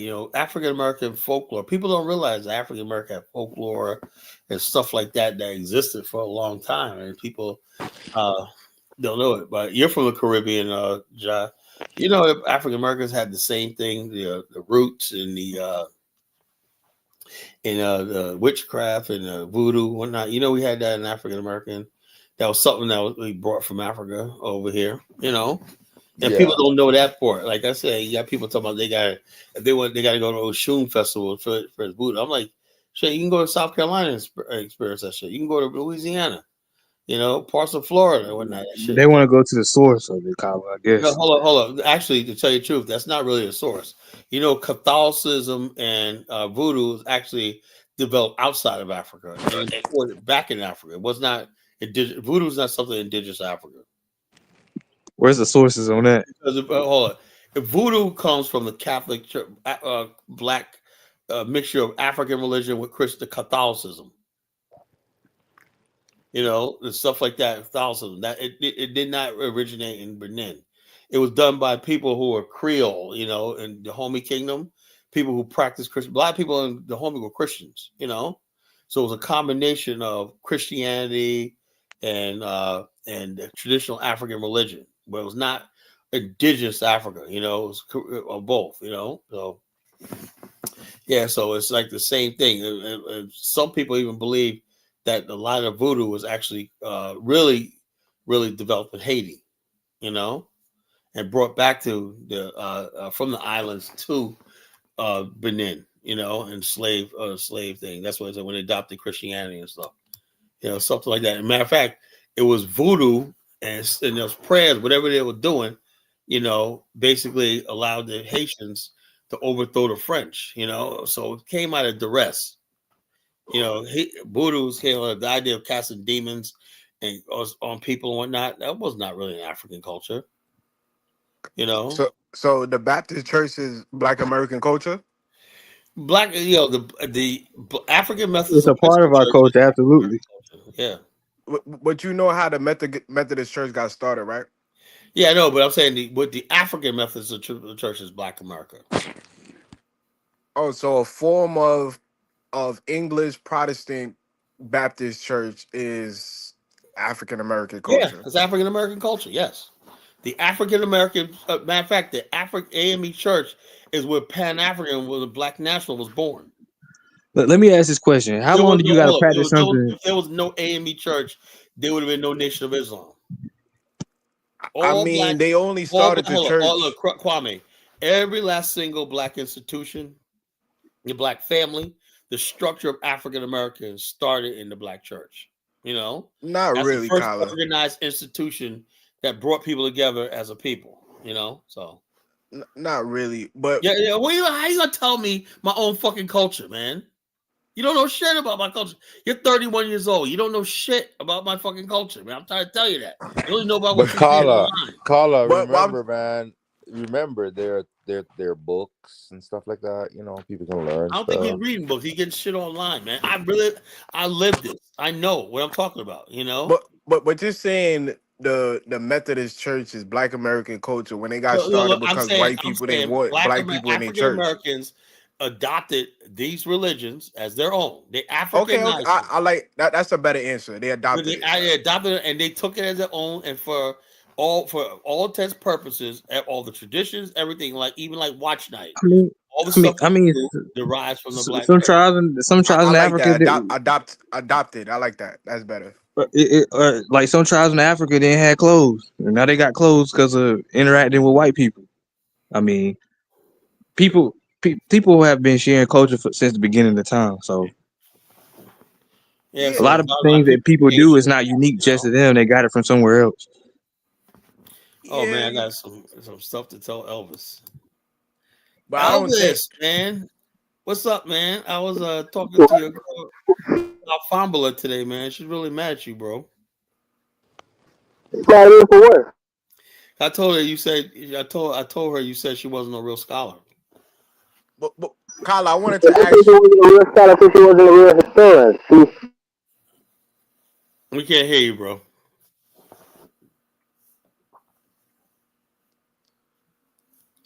Kyle, are you saying that Black people could only be civilized through the Christian church? I never said that. I'm saying when it came down to it, I said she wasn't a historian. She's a public policy expert. She's not a historian, Kyle. That's not what you got to degree. Yeah, you sound like you talking on a walkie-talkie. Well, hold on. Let me answer Kwame's thing. Look, when people come to anything, everybody basically has a religion. That means you got to die one day. You understand that? And when you live in a time period where most people life expectancy wasn't that is, so usually when you're born, you're already making out your papers of how you're gonna live. So just like during the ancient time, the medieval times, where that with the Catholic Church, the Catholic Church got rich. Why? Because they would sell what the papacy would sell pardons to get into heaven. Everybody feared the afterlife, dying and whatnot, So therefore, when Black people adopted Christianity, right, they said, okay, this religion tells me They called it indulgences. yeah, so this religion tells me if I just give my heart to God, Jesus, whatever like that, I can ask for forgiveness and I will go to the afterlife, which is something that basically they could happen at any time. You could die at any time. The one thing people didn't want to do was go die and be burned in hell with the Satan, So fear of going to the afterlife. Now, if you're an atheist like yourself, and you don't believe there's an afterlife or not, this. But most black people do believe there's an afterlife, And so Christianity is suited them best to believe this is what I want to believe, the afterlife and how to salvation. But didn't most Africans that came to America, didn't they convert to Christianity because they wanted to? Yeah, they because I read a lot of books that they themselves wanted to practice Christianity. Because you got to realize a lot of them were Muslims. But the white people did not want to let them, because the whole thing was the original the Pope. So these people basically said that black people could never be Christians, so you could enslave them. And then what happened was when people got Christians, they'll put them in a conundrum. How do you see? Most African religion was outlawed in America. You couldn't practice your faith. Also, hold up. Look, like you go to Liberia, there's no additional religion. Liberia doesn't have any religious religions. Organized. How does Liberia don't have no? I have no idea. Ask Elvis. Most Liberians, he knows. Most Liberians are atheists. And unless they're Christians, they're atheists. In the rural areas. But the point I'm trying to make is, weren't a lot of slaves that came from Africa Muslim? Some in the Senegambia region. I think it was like 30%. With Senegambia region, there was a large percentage of people that were Muslims. And you have people. They're not atheists, Carlo. They're animatists. They believe that objects have spirits in them, which is different. Well, I don't know. Like I said, I heard many Liberians tell me that they mock people for believing in God. There's no God, whatever like that. That's what they probably mock them for believing in Jesus. But I they don't believe there's any God. They don't they don't believe in Islam. They don't believe in Allah. They don't believe none of that shit. But those are Abrahamic faiths, so they probably. It doesn't matter. Look, Kwame. The reality is this: unless you're going to talk about something like Taoism and whatnot, Buddhism and whatnot, most religions here in the Western Hemisphere are Abrahamic based. So what about Ifa? That's not a religion. That's like a religious, spiritual. That's not a religion. Shango is a deity. So let me ask. It's a deity. Well, this is what we're getting to, right? Now, what is a deity? Why would anybody basically, if you believe in that, that's fine. That's why I say I believe in freedom of religion. You could like this, but the fact of the matter is, most black people rejected that. And that's what it is. I'm pretty sure the reason they rejected it is because they lost. If your tradition is outlawed, no, not even because they outlawed. Look, you can't outlaw because why? Because many voodoo survived. We got voodoo. And all that stuff survived. Why didn't that's the point I'm trying to make? They converted because they wanted to. Yes, I said. Check this out. A lot of voodoo is still practiced even during slavery times, practiced in the South. To this day. Right. If they wanted to keep practicing, they could have hit it. They just didn't want to practice it. They had to hide it because it was but hold up. No, when they heard Christianity. And beliefs in Christianity, that's what they said was what they adopted. So why do you think they had to hide their religion? I don't think they had to. I don't know any thing that they had to hide their white man. Look, when the white man had your body, he didn't care about what the hell you prayed to. He didn't what the fuck he cared about what you prayed to. As long as you went out there and picked that damn cotton, he don't care if you prayed to a head of lettuce. But is there any proof that African spirituality was banned in America? No, there's no proof. Yeah, I put a source in the back. There's no damn proof that African spirituality or anything was banned in America. It was abandoned in America. Because from what I've seen written, most of them chose to adopt Christianity. They chose to do it. And also remember something. Christianity basically came through to the black people through literacy. Through a written book, a written text. As more and more black people learned how to read and write and whatnot, there was no written African language, religion. Is there a Shango Bible, Kwame? I mean, every religion don't need a book, Colin. Look, the Jews have the Torah. Look, Colin, Ephah has text. It has corpus. Where the text? Understand? So there's a text for Ephah. That's bullshit. Where's the text at? Prove it. Steve, I put the source for you in the backtrack. You talk, All Elvis. right, I'm gonna check it out. Oh, where's the proof that the Ephah religion had books and texts? I think there's like 116 corpus or something like that. You have to study it to understand it, Colin. There's written text you can read about your written in what language? Colin, how you so ignorant not to know that the hold on. Written in what language? I'm just trying to tell you.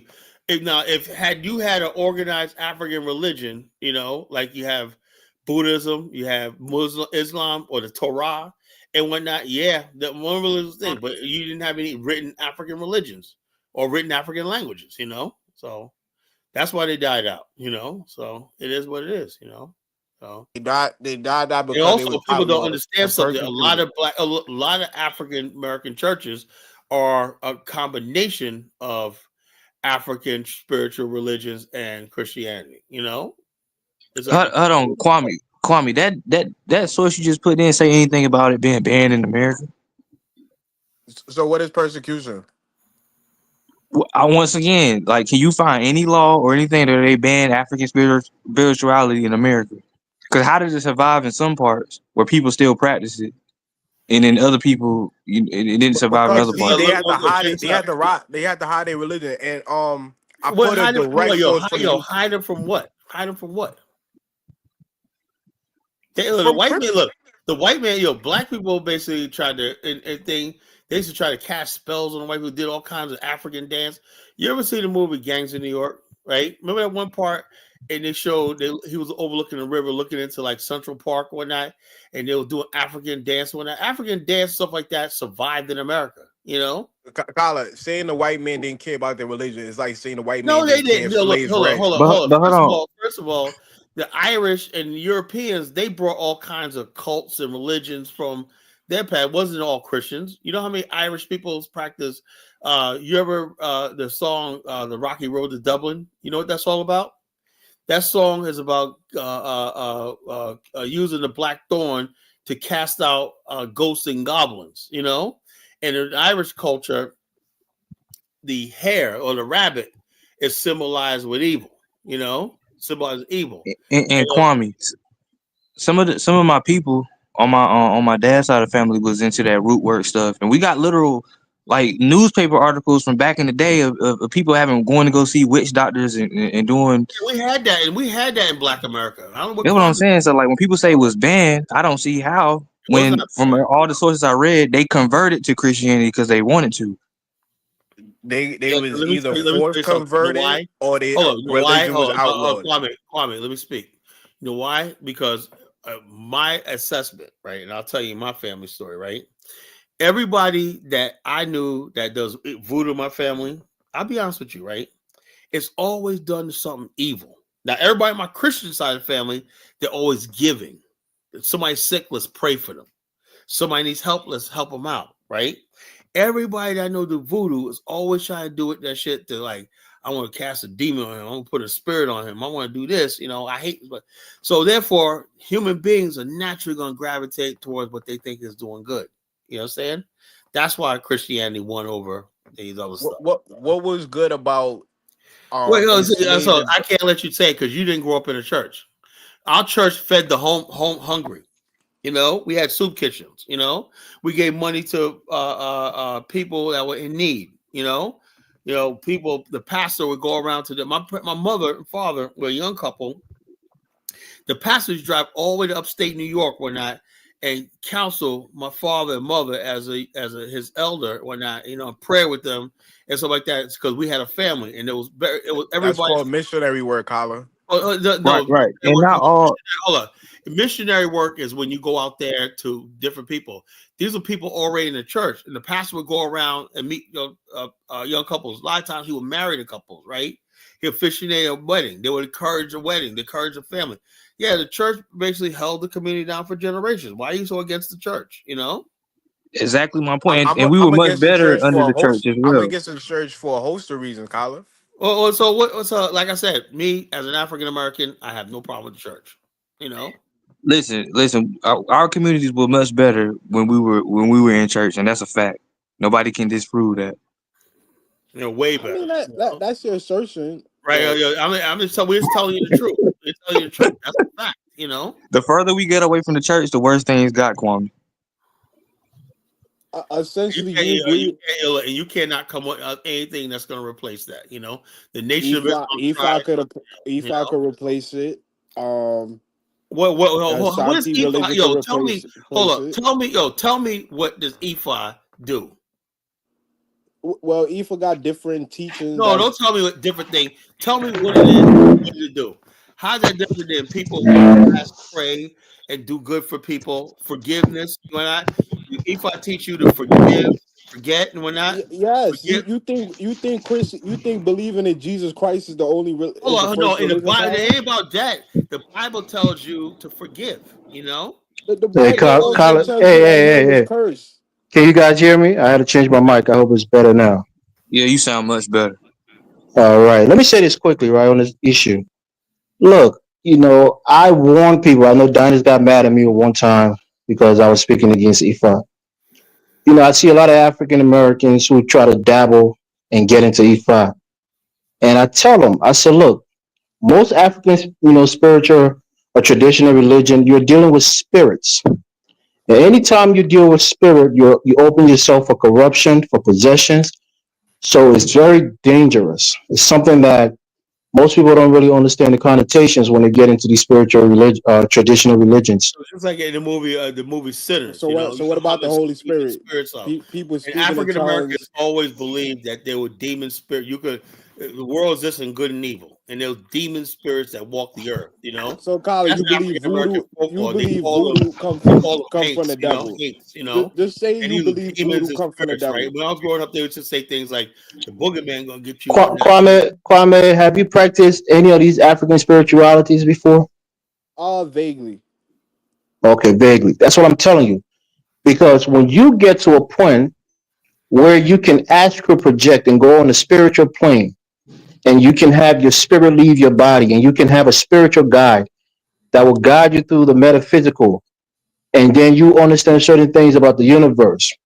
Those spirits require certain things from you, whether it's earthly sacrifice, whether it's now you have the battles with other spirit on the spiritual plane, and a lot of people get into that. A lot of people die where they go to sleep and they don't wake up because their spirit died in the spiritual world and their body is dead in the physical world. It's dangerous.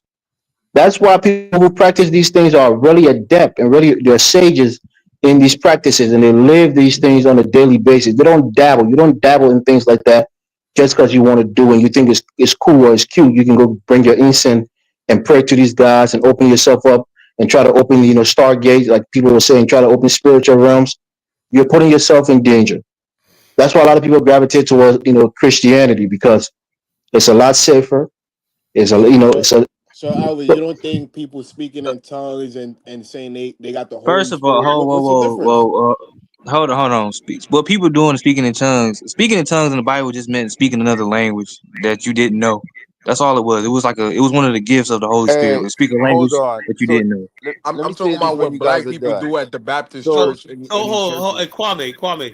Let me ask you a question. What do you care about what people do in your religion? You know, someone like you talk like that is dangerous. You But know, yo, you I can't look. let made me it. No, let Kwame, me one thing you cannot hold. One thing you cannot do, right? And I tell us all the time, right? Anytime somebody thinks that whatever it is, because the end game is this. Hold on. What do you have to offer people? You know, besides changing religion, then what? Is that going to create wealth? Is that going to create jobs? Is that create anything other than just you just don't like Christianity? And let me ask this question too, Colin. Yeah, Christianity is the most peaceful. It's the most giving religion. It's the religion that that is most welcoming. That's why the Oh majority yeah, of the people on this planet practice Christianity started Christianity. more Good wars point, It's the Matt. against Well, most African modern So what he spirituality does, than modern the day devil. tongues are a misunderstanding of just because scriptures. somebody comes in from the West, though Kwame has never experienced real Christianity before. That's what I think it is. He thinks all the stuff, the West, the white man, all that's Christian. No, it's not mean nothing. Most people are secular. You know, most people out there, Kwame, are secular. Are you gonna tell me? You gonna tell me Hollywood is Christian? No, Hollywood of the devil. There's also fucking Satan out there. You understand that? There's things of the devil. There's demons walk the earth. Scholar, can I ask Kwame a question? Kwame, do you think do you think Christianity is holding back Pan-Africanism or something? Is that why you don't like it? I think Christianity and Islam is holding back Pan-Africanism. I disagree. No, look, let me answer the brother in the comment section. N1 who laughs when I say Christianity is the most peaceful religion. Yeah, I agree with that. Just hold on, Kwame. In his little mind, he thinks that the actions of men who claim to be Christian is a reflection of the religion. When I'm talking about Christianity, I'm talking about what our book says. You know, Muslim makes fun of Christian because they said turn the other cheek and forgive 70 times 7 and those kinds of things, and they think Christians are weak. Because our Bible, in our scriptures, it tells us to forgive. It tells us to be passive. So when you had something like the Crusade, where Christians and Jews were being attacked in Jerusalem by the Muslims, and you had some Christians who banded together and went out there and fought them and took over Jerusalem, they think that's something that came from our scriptures. No, those are just men who happen to be Christians who was going there to fight a military war against people who were oppressing Christians. So it's not. Now we're supposed to avoid the Christian from the man who practices Christianity. Look, I think you understand something, Kwame. The church, as the church and Christianity are two different things. You know, the church is a man-made institution that has nothing to do with the spirituality of Christ and everything like that. Church is a man-made institution. God never said anything about a church. You know, the Bible says nothing about especially the Catholic Church. So that's a man-made. That's a man-made institution, bro. You know, so what did Jesus say when he said, "Build I shall build the church on this rock on this." Who said that? Rock? Who said that? The church is spiritual, Kwame. The church is spiritual. It's spiritual. You're talking about Peter. You said Peter is the rock on which Christ said he would build his church. The church is a spiritual thing. It's not a physical thing. It's like a bunch of people who have. But Colin trying to separate the church from Christianity. You can't. No, you got our guiding principle is our guiding principle is our Bible, right? Just how the Muslim, their guiding principle is the Quran. I don't judge people on what they do outside of their book. If I'm attacking a religion, I'm going in what the book says and what they believe in through the text. All right. So I can profess to be a Christian. If I go out there and rape a little girl and I'm a pedophile, or if I go out there and murder somebody and I'm a murderer, is that what my book tell me to do? Are you judging my action based on what my book says, or are you judging my action based on my human flesh? You know, as a fallen person. That's the point that I'm making. So when people laugh about us being peaceful, our Bible tells us all the time. Christ told us to forgive, to turn the other cheek. You know, it's not advocating us to commit violence in any way. Elvis, I don't believe Christians is peaceful. I believe they've been the most violent people in human history. Has our book told us to be peaceful or to be violent? I mean, we could look at some of the church fathers and what they teach about. I'm not talking about church fathers. I'm talking about the book. Let's get to the context of the book. Did the book say we should wage war and kill people based, for the purpose of our God, or did it tell us to turn the other cheek and be kind and forgiving to others? You're right, but that's like okay. Then I defeat your argument. So you got to separate the book from the actions of men who are not following the book. That's the difference. Elvis, let me ask you a question then. Who decided to put which books into the canon? Was it Jesus or was it the church fathers? Look, there are some people who believe in certain books and they read those books. You got to understand. You have to understand what the Bible is, right? The Bible is a book of books, right? There are historical there's historical content in the Bible. There's spiritual guidance. There are proverbs. Their wisdom, the Bible is all encompassed when it comes to just your human life, right? But Elvis, was it Jesus that decided these councils, or was it the church fathers that decided? Let's get back on topic, Kwame. You're steering the conversation left. Oh, not part. All right, part. Say left. We're talking about African American folklore. And a lot of African American folklore is the reason why we are today. And I believe that we study African American folk, because a lot of people think, African Americans don't have a culture. We do have a culture. We have a lot of folklores, traditions, and stuff like that still exist to this day, and stuff like that. And so, like I said, A lot of things that we talk about, like demons and stuff like that, that was in African American folklore. Remember, black people used to say, "Oh, the boogeyman gonna get you one night." The boogeyman were heights. Heights were demons, human demons. We like so black people believe that some people were demons, as evil spirits and whatnot, and we believe some people were demons and devils. We thought white people were devils and whatnot. That's just African American folklore. So it tells you. The reason why I say that is because Baruti thinks that we could just tomorrow just move and just start practicing a completely alien culture that didn't derive from our experience. Why do we think like that? Right? Why do we think like that? It was our experience here in America that produced these folklores and culture. Your experience is what creates cultures, folklore, and customs. Not somebody saying, "Here's a book, adopt this culture like this." You could do that, and 1,000 years later, it will still never work. Your culture just organically arises from your experiences, And like I said, African Americans have certain things that we still to this day, like I put in the video, Watch Night. Watch Night goes back as far as the Revolutionary War in America, Well, I never knew why we did it, We just something we did, Me neither. I didn't know either. So you never practiced Watch Night? No, I think the legend, Tyler, the legend that I heard is that Elvis. Hold on, let me say this. The legend that I heard about Watch Night is like people. It's kind of funny, right?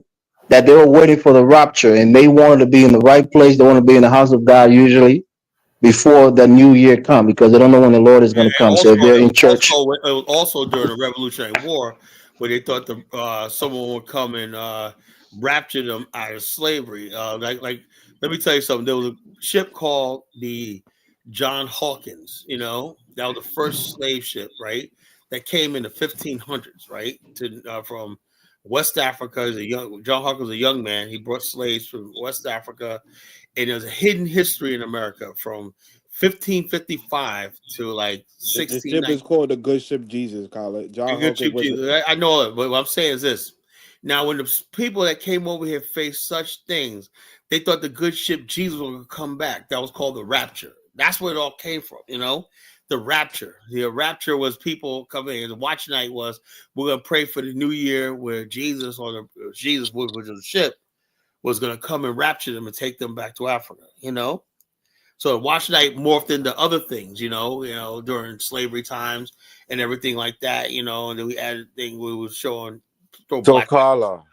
So people know where to be found, where they can locate and rescue us and stuff like that. What about the Nancy Spider story that come out the Akan tradition? I don't know. I didn't study that, but the bottom line is this: all I know is, like I said, the Watch Night is just an African American tradition that came from. Point is an experience. So you don't know about the Nancy Spider? That's an African American. I know many things. I probably knew it, but I forgot it. So could you play a video on? Oh, go ahead, Joe. So this is the thing. That Watch Night story you just explained, right? You see where some of the information for it is coming from Christianity, from the Bible, right? And they're using that as a reference, showing your story you just told shows that they believe this is a possibility that Jesus himself would come to rapture them. That's what I'm saying. When you read that Bible, it wasn't just Jesus coming out of the sky. It was originally started as Jesus, the ship that was coming back to rescue them.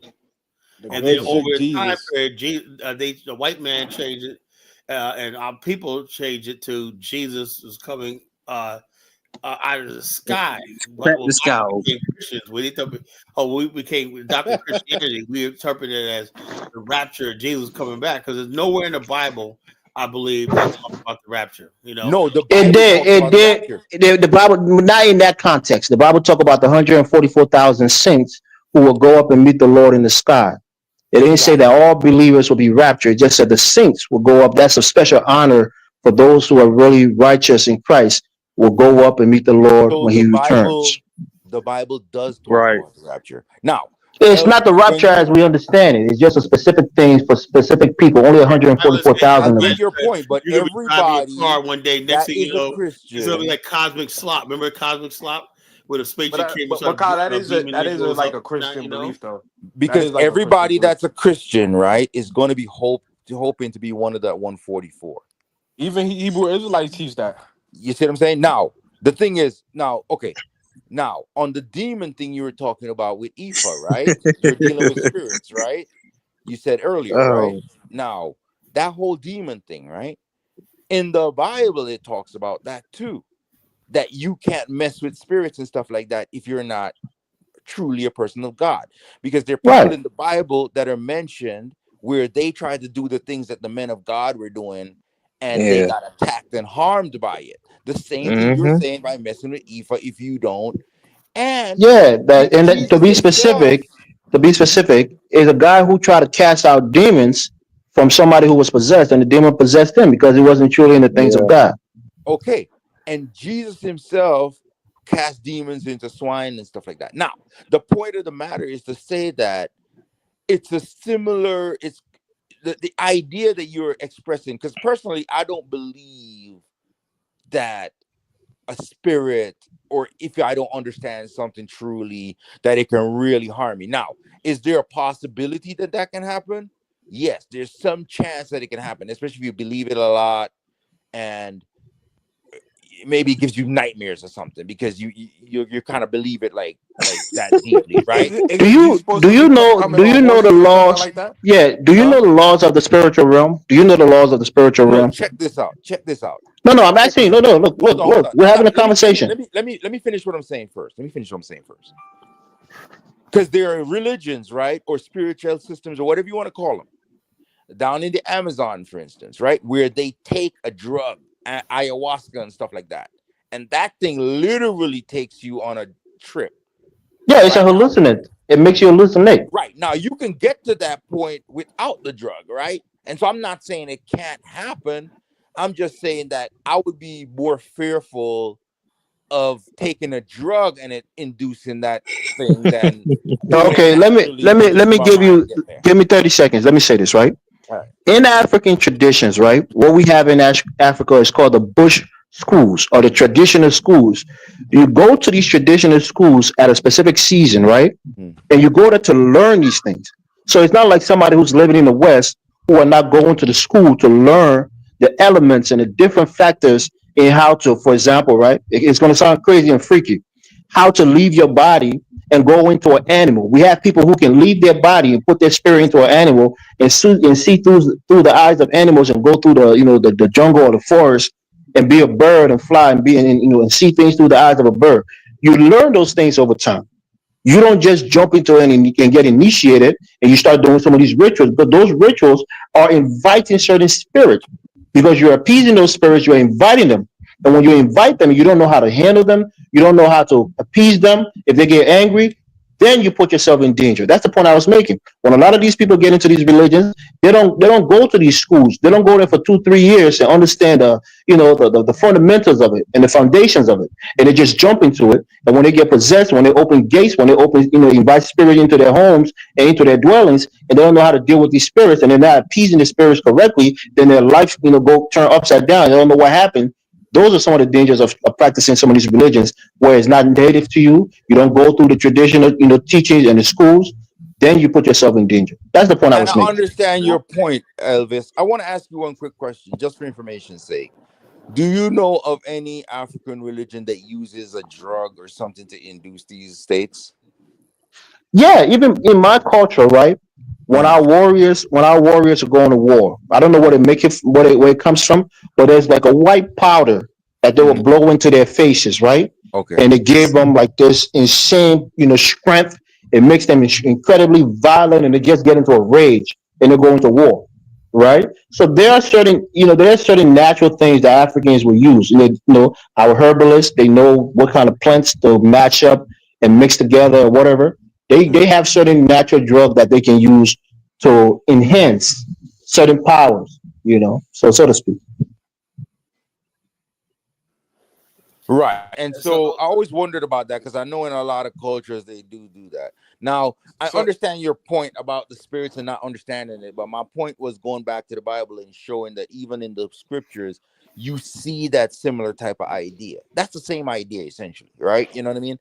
And then the other thing I was going to go to Kala is is that Carla mentioned earlier that the Bible says, it talks about forgiveness, right? And I don't think that people realize how important those stories are. That idea is of forgiveness, man. You know what I mean? And I think this is what we miss when we look at the Bible. Like, I feel like a lot of times we're looking at the Bible as I feel like some people look at it too literally. You know what I mean? Like, and I feel like what we Should we really take it literally when Paul said, if we believe in Christ, we could stop snake poison and stuff like that? Now, this is the thing. Again, some of this stuff I'm not gonna go for, right? A guy walking on water, raising people from the dead, all that. I'm not gonna go for that, right? But the what you gotta look for is not the story itself. You're not looking for the story to be necessarily true as 100%. What you're looking for is the idea, is the moral underpinning of it, or the Hey, Colin. like. Look, God and man's nature are not the same. God is beyond our physical world, so he can do metaphysical things that men can't do. Play a video. Hold on. Frenchie asked for a video on African American folklore, which is the topic of tonight. So we'll do another show about religion. But I want to play this video about African American. See what this young woman has to say. Her name is Brittany Vaughn. For fair use, folks. Fair use. Oh, like this. She has 264,000 subscribers. Wow. Wow, that's a lot of people, This view got 113,000 views, 1,200 comments. Wow. Let's see. Tales from African American folklore. Let's see. If this is your first time here, then it's just welcome to my channel and welcome back. Go ahead and hit the subscribe button because you will not be disappointed unless, of course, you don't know a good thing when you see it. We all got a little something that's off about us, So she she got some Asian in her. So I talked about this last night on my Instagram. Today's video I've been working on all week. Oh my goodness. So about 2 weeks ago now, I came across African American folklore, which I did not know was a thing. And I enjoy a little piece of folklore, okay? I don't know how American folklore got past me, specifically African American folklore, but how it did. I fell down this rabbit hole reading all of these stories. And when I tell you there were so good, I was like, I have to share this on my channel. So I chose 4 of my favorite from the list to share with you guys today. I'm going to read them to you, and I have put an animated visual with them as well. I'm so excited to share with you. Like, I feel like the stories are just so good and it's so cool, and I feel like there is no better time than now because it's Black History Month. So without further ado, I'm going to read you the 4 stories. I want to know what you think about them. Let me know if you've heard them before. I want to know what your favorite ones are. I'm still trying to figure out which of the 4 is my favorite. It's so hard. But anyway, I'm about to get into it. Tell y'all my thoughts about them as we go along. And I really hope you enjoy it. Let's go. So the first one is called The Clickbach Tree. Many reigns ago, a mighty African king planted a clickbach tree on the day his son was born. And for those of you who don't know, a clickbach tree is an acorn tree. Over it, he prays and believes that the tree will protect his family in whatever ways that he could not, and she did. When the king died, his son buried him underneath the shade of the clickbach tree so that even in death, the mighty king could protect his family. Whenever the son needed a spear, he would use the wood from the clickbach tree, and he would be protected from the lion and the tiger. Whenever the son went to battle, he would always trick his enemies back to the clickbach tree, where her low-hanging branches would entangle them, aiding him in winning his battles. With the help of the tree, the son becomes a mighty king himself. One day, strange-looking men come with powerful magic sticks that made lightning. The new young king tried to lure the men back to the clickbach tree, but they wouldn't come. Instead, they captured his wife and his son. The king attacked the men with the fierceness of a tiger, but the sticks of lightning were too powerful. Just before his oldest son was taken away, the king gave him a single nut from the clickbach tree and told him, "Plant this where you plant yourself." These were the last words the mighty king said to his son before he died. The strange-looking men took the king's oldest son across the ocean to a different land in chains to work as their slave on a large plantation in America, southern Alabama to be specific. The son did as his father told him. He planted the seed on the day his own son Z was born. He prayed over the seed and believed that the tree would protect his family. When Z's father dies, Z asked the taskmaster he works for if he could bury his father in the red Alabama clay dirt right underneath the shade of the clickbok tree. And the taskmaster was such a mean old hateful so-and-so. He told Z no. And when he did,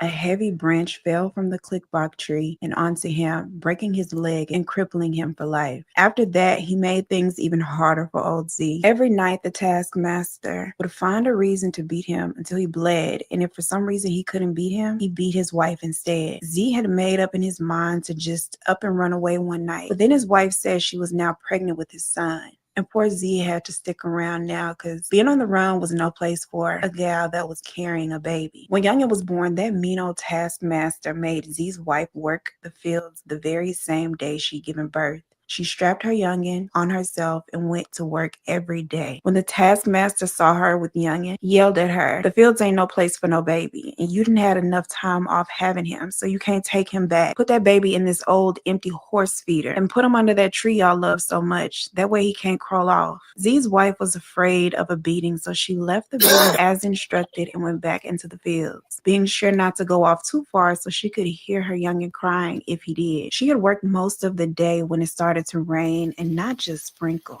a downpour. It was raining so hard that the critters started pairing up and heading for the nearest mountain. At first, Z's wife was enjoying the coolness of the rain, but then she remembered Youngin there in the bin underneath the tree. She ran back toward the tree, but the taskmaster blocked the way and she pleaded with him, "Please let me get my youngin. He'll catch his death in this rain." Old taskmaster just cracked his whip and said, "Get back to work. That little thing is all right. Can't you hear him bawling?" And just at that moment, the crying stopped. Z's wife cried out, "My baby, oh Lord, my baby done drowned in that bin." When Z and the others heard her, they all stopped what they were doing and started toward the taskmaster. But before they could reach him, he pulled out his pistol and shot 2 times into the air and yelled, "If y'all don't get back into that field, I'll fill your head with lead." As soon as he got them words out, he heard something behind him. It sounded like a tree falling. And there it went again, and then 3 more times. All you wanted was to add a column while planning your next sprint. Maybe it's time to move to Monday Dev. Here are 5 Monday Dev features to plan, track, and... Z's wife backs up in fear, and old taskmaster swung around to take a look, and what he saw struck fear to his heart. The deep cream roots of the clickbok tree had come up out of the ground, and the clickbok tree was walking toward him like a man walking in deep mud. And every time she pulled her roots up, she left no trace of her ever having been planted there. Old taskmaster reached for his pistol, and he fired a round smack dab into the heart of the tree.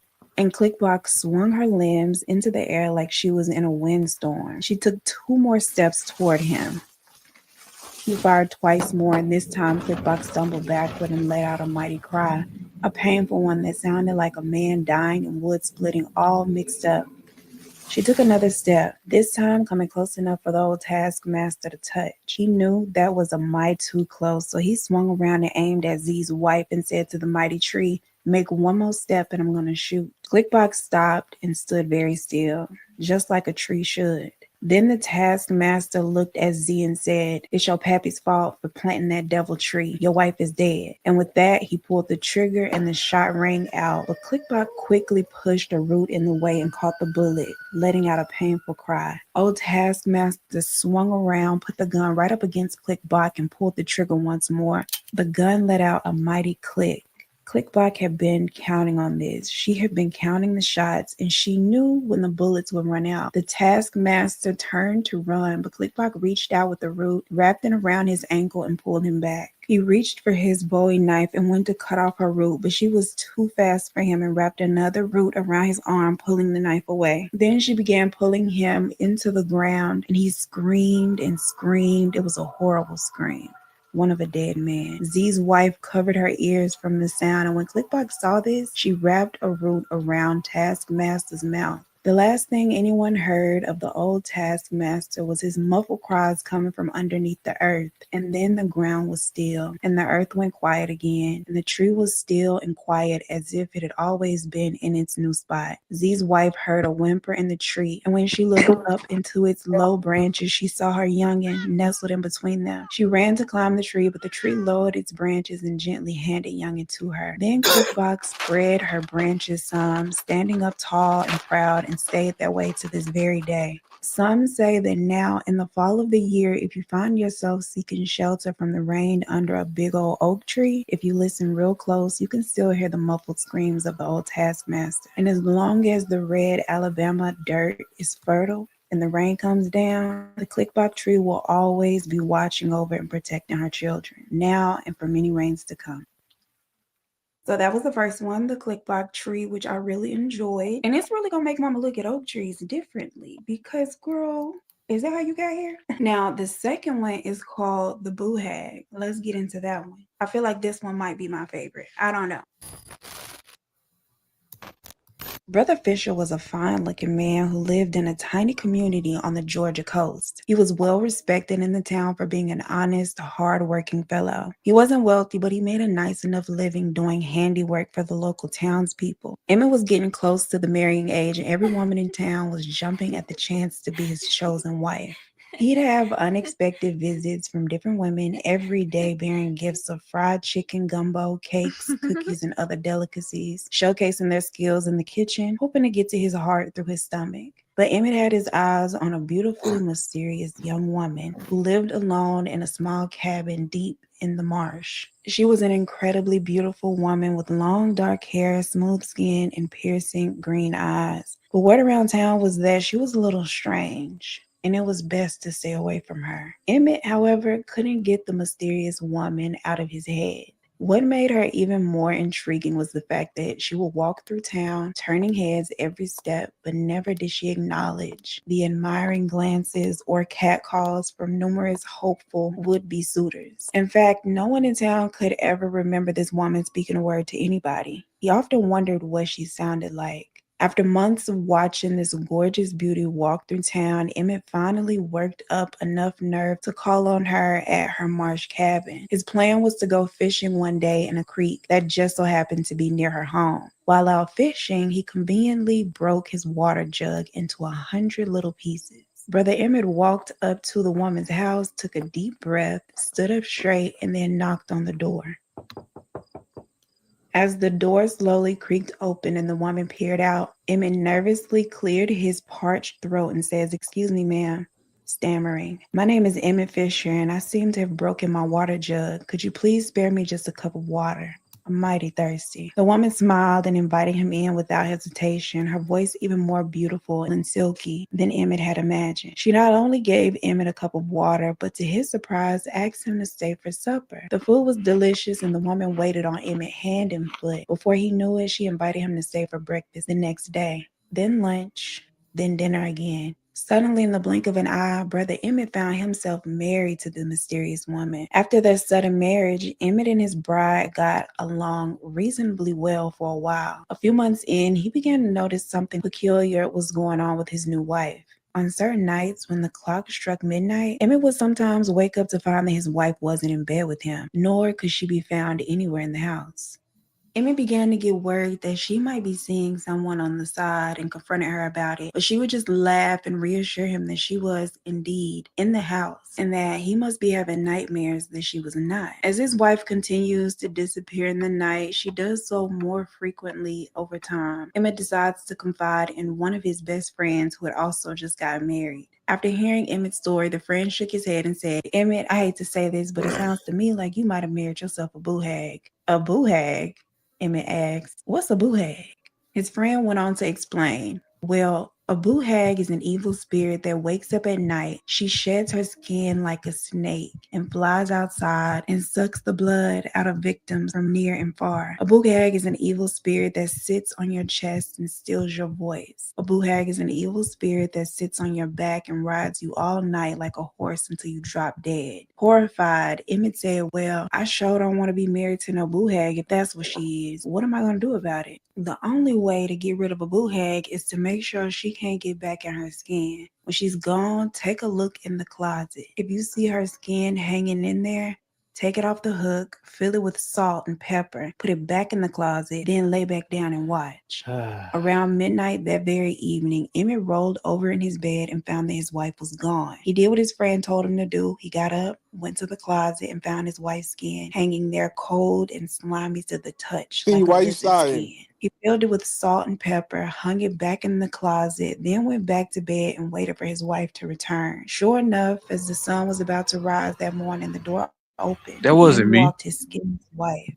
She opened the closet door, took her skin off the hook, and spoke to it in a gravelly witch-like hiss. I done been out and had my fun, but I'm back now and my work's all done. So let me in, skin, for the sun's about to crest. You know I'm a boo hag and I need my rest. She then stepped into her skin and fastened it around her body, but after a while that salt and pepper started to itch and burn her real bad. She tried to yank the skin off, but the more she tried, the tighter the skin pressed against her body. She screamed and hollered and jumped around the room, her skin burning her alive. With that, Emmett leapt out of bed and said, I got you now, you old boo hag witch. You fooled me and tricked me into marrying you. So now I'm going to kill you. Ain't nothing else can be done. He shoved the boo hag into a large barrel of tar he had cooking on the hearth, and that boo hag burned and melted, her screams filling the air for miles and miles. After she was dead, Emmett, being the handyman that he was, knew exactly what to do with that hot barrel of tar. As the sun rose that morning, he took the tar up to the top of his house and poured himself a brand new roof. So all of you nice, hard-working, fine-looking young men out there, the next time your eye is caught by a beautiful young girl, you better get to know her before you marry her. Because So in one the day end, she you ended up being useful.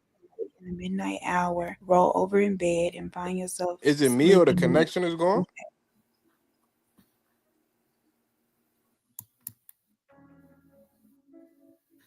So with the boo hag, I kind of feel like I'm on her side. I don't know. I could be biased. I do love a witch. On her side. And her business. Yeah, Like, why would you come you gotta Come watch on, out we for don't this need woman right here. commentary. Yeah, these people are practicing witches. That's what they. I am. Like, Yeah, you could have just Hey, look, gotta watch out. if I gotta mute everybody, I don't people like that watching you the did video, they that to don't her want at to hear the you, end. You know what I'm right? saying? My girl didn't deserve that. And she was good to him. All right, this next one is called The Barefoot Woman. This is another favorite. I feel like this one and the boo hag is tied for me for number one. And I did my best with all of these visuals. Y'all know I'm still very early in my learning of animation, so don't be trying to judge. So Mama did her best, okay? But I think I did a pretty good job. Now, I know y'all think the devil is a little red man with horns growing out of his head and a red tail with a pitchfork. Well, some folks down in the South say that just ain't so. They say the devil is nothing but an old trickster. That old devil was traveling back and forth all over Alabama tricking folks. What he liked to do the most of all is get loving couples to start fighting with one another. He had husbands and wives and boyfriends and girlfriends fighting all over the place. And once the devil came a-calling, it wasn't long before somebody said the wrong thing to their mate, or somebody forgot an anniversary, or one person cheated on the other. Pretty soon the loving couples would fight and split up, and the devil would strut down the road toward the next happy home, laughing all the way. The devil was doing a pretty good job until he came across a couple of newlyweds down in the valley, and they were so lovey-dovey that the devil couldn't get them to part no matter what he tried. After several days, the devil got real frustrated and just gave up on the two lovebirds. He was walking down the road all discouraged when he ran across a strange woman who was barefoot as an old possum. She looked at him and said, "What's wrong with you, Mr. Devil? You sick or something?" "Nah," said the devil. "I've just been trying to break up that couple down in the valley, but they're so in love I can't get them out." "Shoot, is that all?" she said to him. "Listen, I'll make you a deal. I ain't never had a new pair of shoes before. If you get me a brand new pair of fancy red shoes, I'll part that couple for you. If you can get them to part, I'll get you the most expensive shoes in town," said the devil. "But you don't get them till after you do the job." "No problem," said the barefoot woman. "You just meet me down at the crossroads tomorrow evening with my shoes." The next morning, the barefoot woman baked a mouth-watering apple pie and went up to the newlyweds' home in the valley. The husband was in the field harvesting, his thin shirt soaked with sweat. The barefoot woman asked if she could visit with his wife. She had just moved into the valley and she wanted to get to know her new neighbors. The husband smiled and pointed the barefoot woman toward the door of their home. The wife invited the barefoot woman in, and they began to chatter away. The barefoot woman took a seat and began to praise everything in the home as the prettiest this and that she ever saw. The prettiest kitchen, the prettiest dishes, the furniture, even the old rooster outside. The wife thanked her for all her kind words and gave her a bucket of freshly picked blackberries from their garden. Yes, sir, everything in this house is pretty, said the barefoot woman. But you know what the prettiest thing of all is? You. The wife blushed and said, "Oh no, I'm not the prettiest. My husband is prettier than I am." Yeah, he's pretty all right, said the barefoot woman. But he'd be even prettier if he didn't have that big old flesh mole on his neck with those ugly black hairs sticking out. The smile briefly faded on the wife's face, and she said, "Yeah, I know. He's pretty embarrassed about that, but I'm used to it by now." "You don't have to get used to it," said the barefoot woman. "Why don't you just cut it off?"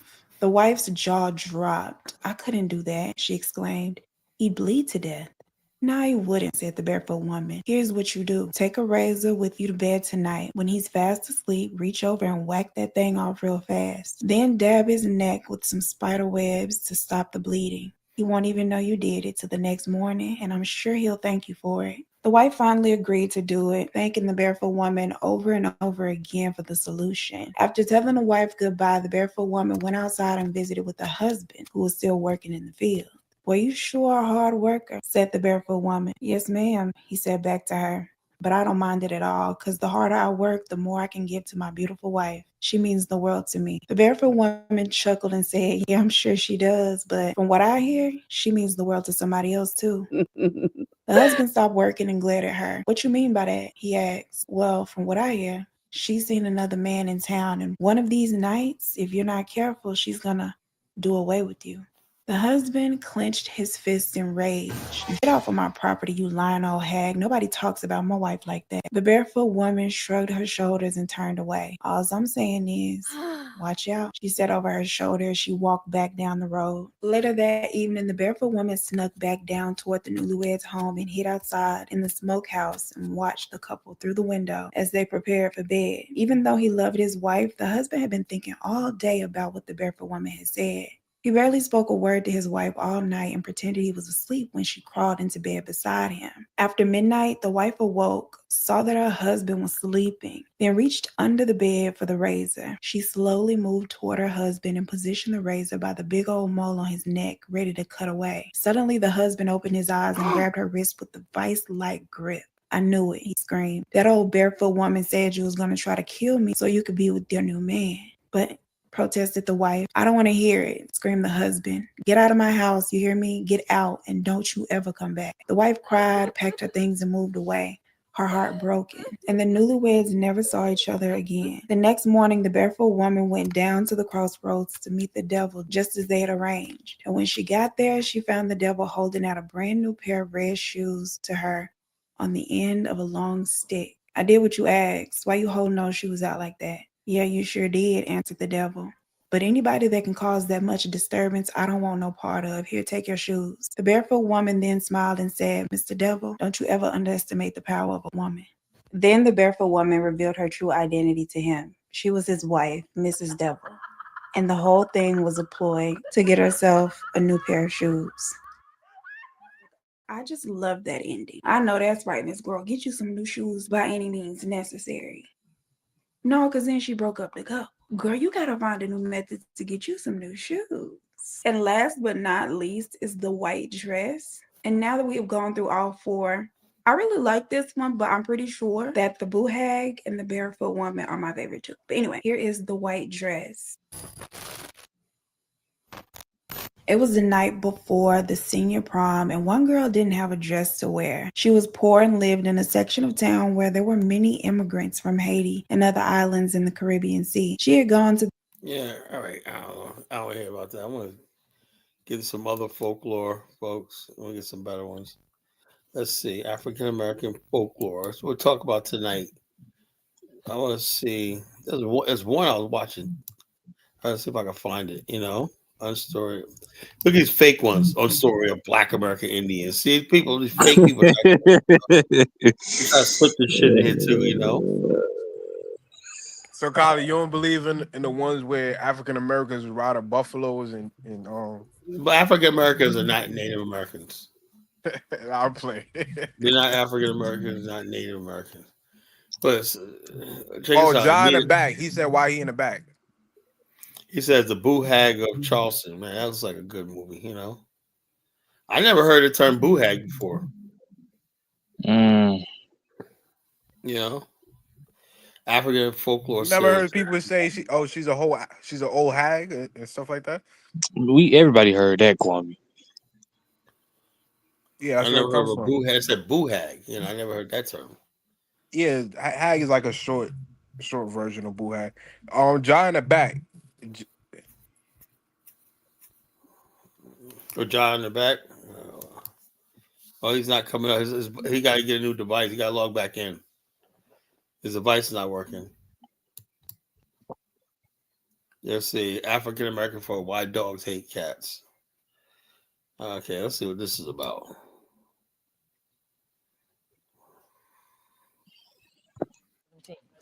Folktales are a regular part of the broadcast schedule on Fresh Air Radio KFAI in Minneapolis. Everett Fort, the station manager, reads us a Black folktale about one of those fascinating, unanswerable questions. Why do dogs hate cats? Hi, my name is Everett Fort, and I'm going to be reading a Black American folktale for you today.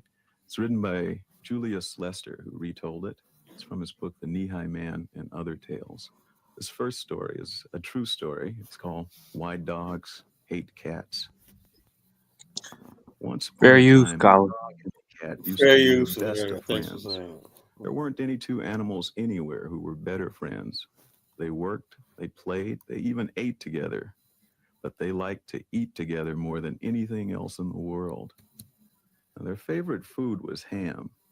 Every chance they had, they'd buy a piece of ham. One day, both of them had some extra money saved, and the dog said to the cat, "We have some extra money, Mr. Cat, but neither you nor I has enough to get a whole ham by himself. Now, if we put your money and my money together, we'll have enough money to get the ham." So they went to town and bought a ham. It was a big ham, and it was so big and so heavy that they had to take turns carrying it. The dog carried it first, and as he walked down the road, he sang, "Our ham, our ham, our ham." When it was the cat's turn to carry it, he sang, "My ham, my ham, my ham." The dog heard what the cat was singing, but he didn't say anything. When it came the dog's turn again, he sang, "Our ham, our ham, our ham." But when the cat carried the ham the next time, he sang, "My ham, my ham, my ham." The dog said, "Tell me, Mr. Cat, why do you sing my ham? It is our ham, isn't it?" The cat didn't say a word, but kept on singing, "My ham, my ham, my ham." And the dog continued to sing, "Our ham, our ham, our ham." When they were almost home, the cat was carrying the ham when all of a sudden he ran up a tree, sat down on a limb, and ate the whole ham by himself. The dog was angry, and he barked and jumped and growled and snarled. But he couldn't climb the tree, so there was nothing he could do. But he told the cat, "I can't get you now, Mr. Cat. But when you come down out of that tree, I'm going to chase you until you drop." And that's the reason that every time a dog sees a cat, he'll chase it. The dog is still mad at the cat for eating up all the ham. For real.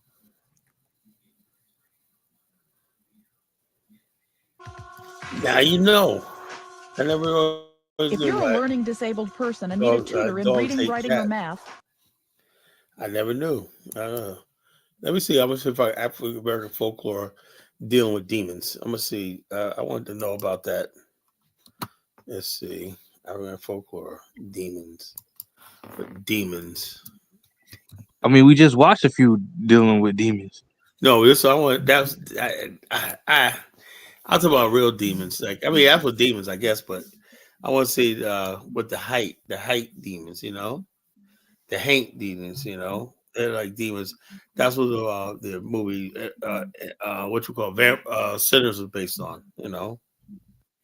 Hank. So those demons that come as as a result of sin and transgressions. They come to Earth.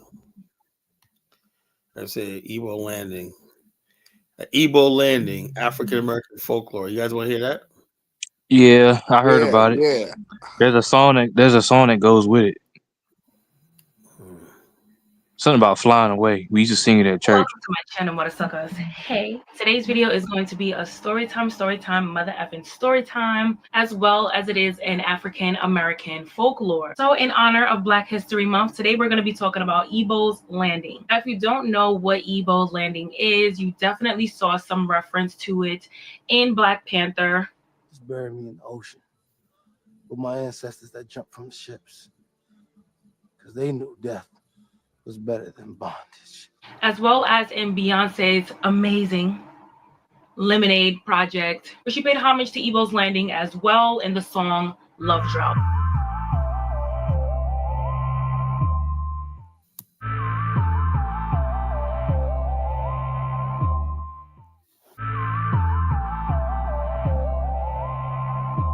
Fair use. Today, if you got a little time, because this is a very interesting story that us as a people should know about our ancestors. So Igbo is a tribe in southeastern Nigeria, and our story begins in 1803. The Igbo people were highly intelligent, highly self-sufficient, honey. And the Europeans basically found that there wasn't much that they can trade with these people that the Igbo people didn't already have, or like, I could get it myself, you feel me? I'm good. The Igbo people were also highly spiritual, and they believed that the dead and the unborn was always present. So the main character in the story is a man named Oba. Oba, Igbo, Iloho, Jiriatangs, okay? Now, Oba was a proud father of 2 sons and 1 unborn child. He was highly respected in his village because he was the protector. He protected them against animals and against enemies. And he was also a well-respected hunter. Early one morning, as he was sharpening his tools, and him and some of his boys was gonna go hunting, okay? Because the ladies got to get the food ready. This is back in the days, okay? The men did the hunting, the women did the cooking, all right? So for some of y'all feminists, I know y'all gotta breathe. So as he was sharpening his tools, he heard a whisper coming from his sleeping wife and his unborn baby. He heard a whisper saying, "The waters will bring you back to us. The waters will bring you back to us." Honey, if you know anything about African spirituality, honey, okay, they are very spiritual, all right? And this is why a lot of times stories like this fall under the myth category, because the Europeans, they understand spirituality the way Africans understood spirituality, okay? So to them, it's a myth. To us, this is real shit. It's a real shit. Okay, let me get back to the story. So Oba heard this coming from the belly of his, of his wife, his unborn baby. And he was just kind of like, like, I don't understand. Maybe my child thinks that I'm going to be going into the water, but I'm not going into the water. I'm just going into the woods. We just gonna go hunting, get some food so baby can eat. But unfortunately, when Oba kissed his children and his wife goodbye, he never saw them again. While him and the men were hunting, he was captured by the Europeans, was captured, beaten, chained, and shipped off overseas. Now, on the voyage, Oba became a leader. He was just a natural leader. He became a leader on the boat as well, comforting other enslaved people. Sidebar, I don't really like to say slaves, because slaves, it just kind of dehumanizes them. Before they were slaves, they were scientists, they were doctors, they were mothers, they were leaders, farmers, they were planters, you know what I mean? They were engineers. So I don't really like to label slaves, because it just like I said, it dehumanizes them, and it kind of just like belittles who they actually were before they were enslaved. When he would cry and almost want to give up, he would hear the whispers, "The waters will bring you back to us. The waters will bring you back to us." Still not understanding what that meant, okay? Now, there were approximately 75 people on this ship, 75 enslaved people on this ship. And as they reached Georgia's coast, they saw that there were more white people, there waiting for them. So they knew that their fate was to be enslaved for the rest of their lives. Now, many of these people died on the boat from diseases. Many people were thrown overboard and fed to the sharks. You can just imagine, and we've learned about the conditions of these slave ships. So many people didn't even make it. You know what I mean? So to go through all of that trauma and then to see to see that there will be more and far worse to come, Oba basically led a rebellion. It took over the ship. That's what I'm talking about. Let's get it. Took over their captors, threw them motherfuckers overseas. Okay, now y'all gonna drown. Okay, and decided that death was better than bondage. Okay, they all held hands and walked into the water as they sang, "The water brought us here, the water will take us away. The water brought us here, the water will take us away," as they walked hand in hand and drowned in the ocean. Now, as the white settlers that were already in Georgia, they saw what was going on and they ran over and they were pointing guns at the Igbo people saying, "Stop, stop, get out of the water, get out of the water." And the Igbo people just kept singing, "The water brought us here, the water will take us away. The water brought us here, the water will take us away." Now, this was the largest, this mass suicide of enslaved people. And of course, it was a tough decision to make. These people decided that, one, y'all white motherfuckers don't deserve my work. You don't deserve my hardship. I've been torn apart from my families. I'm seeing death and disease all around me. Like, if you can only just imagine a fraction of that trauma, because slavery equaled money for the Europeans, slaves deciding to commit suicide was a huge loss for them. I don't know. This could be a reach. I'm not even gonna put that in here because I really don't condone suicide. And I'm not saying that suicide is right, but it's really interesting to me, as I was growing up in church, there was always these scriptures like, if you commit suicide, that you will go to hell. And when I learned about the slaves who committed suicide, to them, it wasn't necessarily suicide. It was kind of going back to the spiritual realm. It makes sense that if the white man, which I believe the white man has tampered the Bible, but it makes sense that that scripture is there. Don't commit suicide or else you'll go to hell. AKA, don't kill yourself so that we can keep you enslaved so that you can work for us and be beneficial to us. That could be a reach. As of right now, Igbo Landing is a historic site at Dunbar Creek in Glenn County, Georgia. And as many times as my chocolatey ass done been to Georgia, I ain't never visit Igbo's Landing. Shame on me. Okay, I gotta put that on my bucket list. Gotta visit Igbo's Landing in 2020. Some people say that fishermen don't fish in Dunbar's Creek because of Igbo's Landing, and others say that at certain parts of the night, honey, you can hear the chains and you can hear the babies crying and the women screaming, and you can just hear and feel the horror of our ancestors who lost their lives. My scary ass will be visiting in broad daylight. Before I end this video, I just want to have a moment of silence for the 75 people.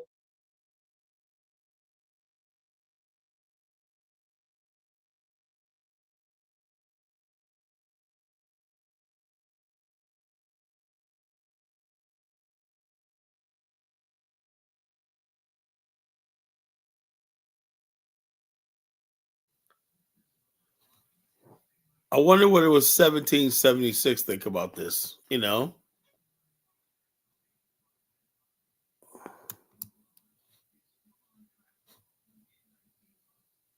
you guys for listening to this story about the strong and brave Igbo people. Let me know down in the comment section if you've heard this story before, if you visited Igbo Landing. Many Black Americans, if they trace their ancestry back, or not even only Black Americans, but many Black people in general, if they trace their ancestry back, their ancestors are from southeastern Nigeria, so they are of the Igbo tribe. So I think that's really dope. At the end of the day, our history isn't perfect, but I just want you guys to know that we come from some dope ass people, okay? So keep that energy in your everyday life. Know who you are and whose you are, and I'll see you at the next one.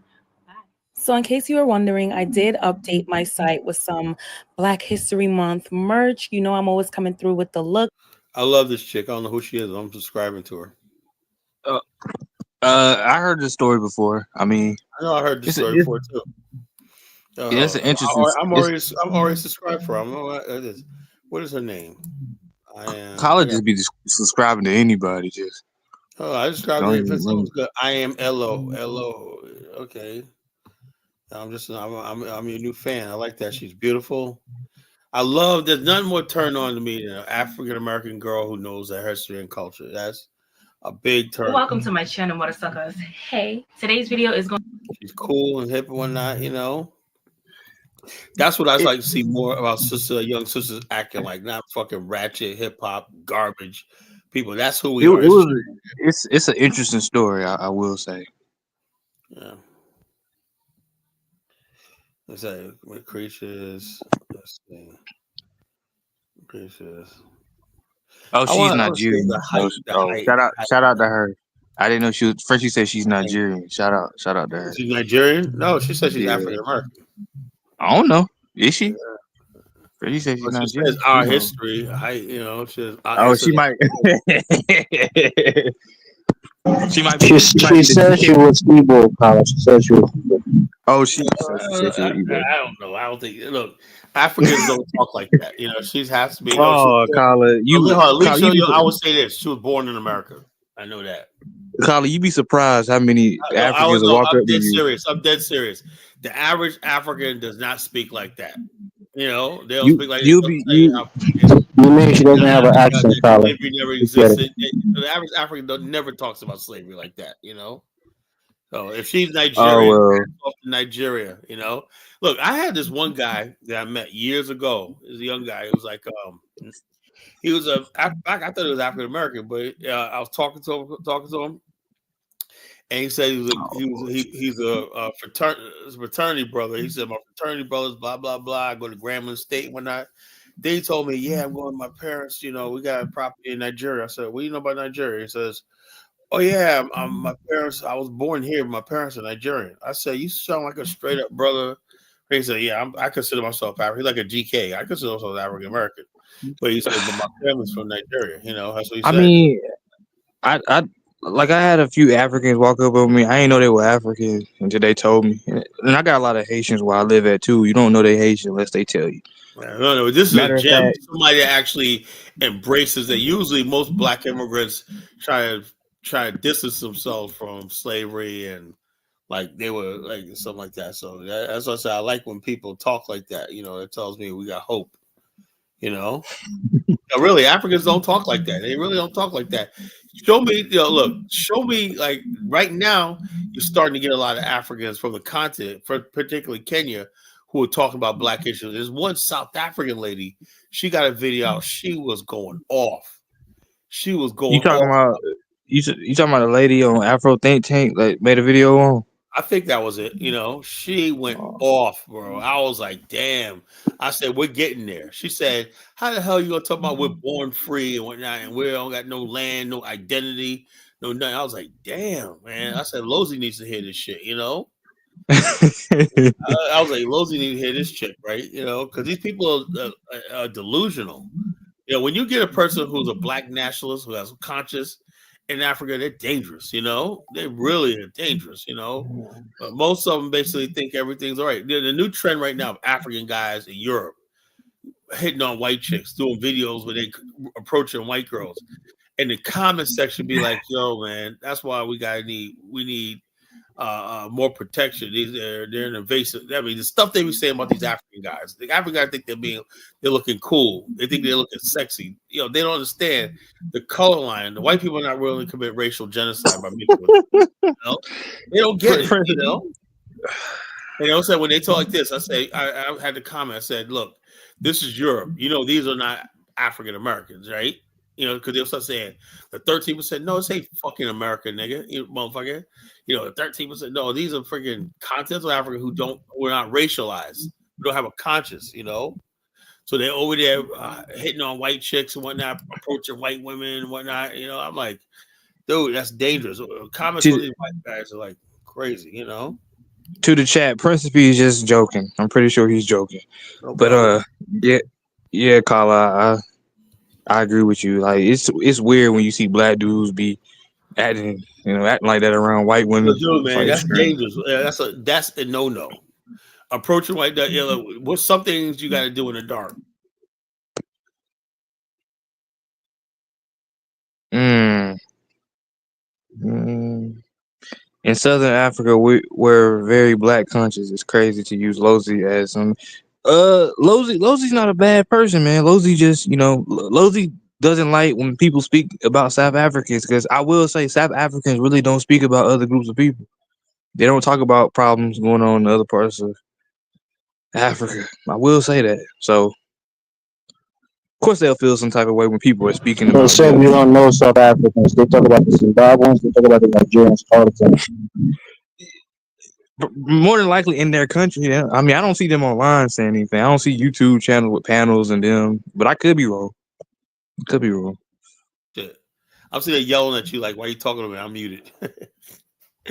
Oh, I'm like, Steve, what the fuck are you talking about? No, white South Africans got 10 times richer since the fucking fall of apartheid, because they was able to use black people as props to penetrate into the African market, Mm-hmm. So white people loosely benefits from the fact that his country is rich because it basically dominates business and industries in Africa. The only competition really is probably Egypt and Nigeria, for the most part, But for the most part, yeah. So black South Africans benefited from the white infrastructure of Africa. I mean, Lozi admits that though. Yeah, that's not nothing to be proud of. That's nothing to be proud of. The bottom line is this: you like I said, you live in a lie. Like I told 1776, I can't embrace 1776 ideology because I'll be living a lie. That's what Richard Wright. You know something? Let's talk about folklore. Let's talk about one of my favorite authors, Richard Wright. Richard Wright always said that he was angry at white people, and he was even more angry at black people. He says he hated the relationship between blacks and whites in America. He said it was all hypocrisy. The white people basically know that it's a white country, everything, but they count on black people to defend them and make it seem like America, all this is not going on, that everything's okay. First thing, when you start saying no, we're not equal here, whatever like that, white people know they can count on the large percentage of black people to defend America. Think about that. Now, in this age of the MAGA, you got black people openly defending America. Openly. It used to be a time when people like hidden about it. They go into little white clothes and make little slick statements or whatever. Carla, you openly defended MAGA against a black woman. You defended MAGA against a black woman. Who? What you say? I can't hear what you say. You defended Trump against a black woman.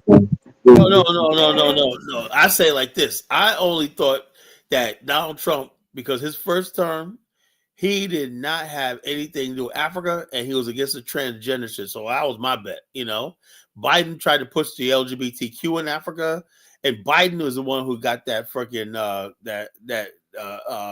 lithium deal in the Congo going, and try to build a railway in Angola. So I thought Trump was just going to abandon all that, not deal with Africa world, not put the LGBT. That's the only thing good is Trump didn't push the LGBTQ in the continent. That's the only thing that's good. But that's what I voted for. I don't give a fuck about this MAGA shit. I don't give a fuck about America like that. Right now, a Virgin Victory, men can't. They stripped that one guy that won the swim thing. They stripped his medals. Anytime you got a country that can't decide what a man and a woman is, I have to go in the different direction. I don't give a fuck who it is. I don't give a damn if it's David Duke. And that's how most black people think. If you can't decide what a fucking man and woman is, and this crazy shit, transgender, and all that altering thing, I gotta call somebody they, them, and all this kind of shit, or I gotta recognize if somebody decides to identify as a woman. If that's become law, I don't want to live in a country like that. I don't. And so, therefore, that's why I voted for Donald John Trump. That's it. Nothing else. I didn't even vote for him about the immigration policy. I don't give a two shits about immigration.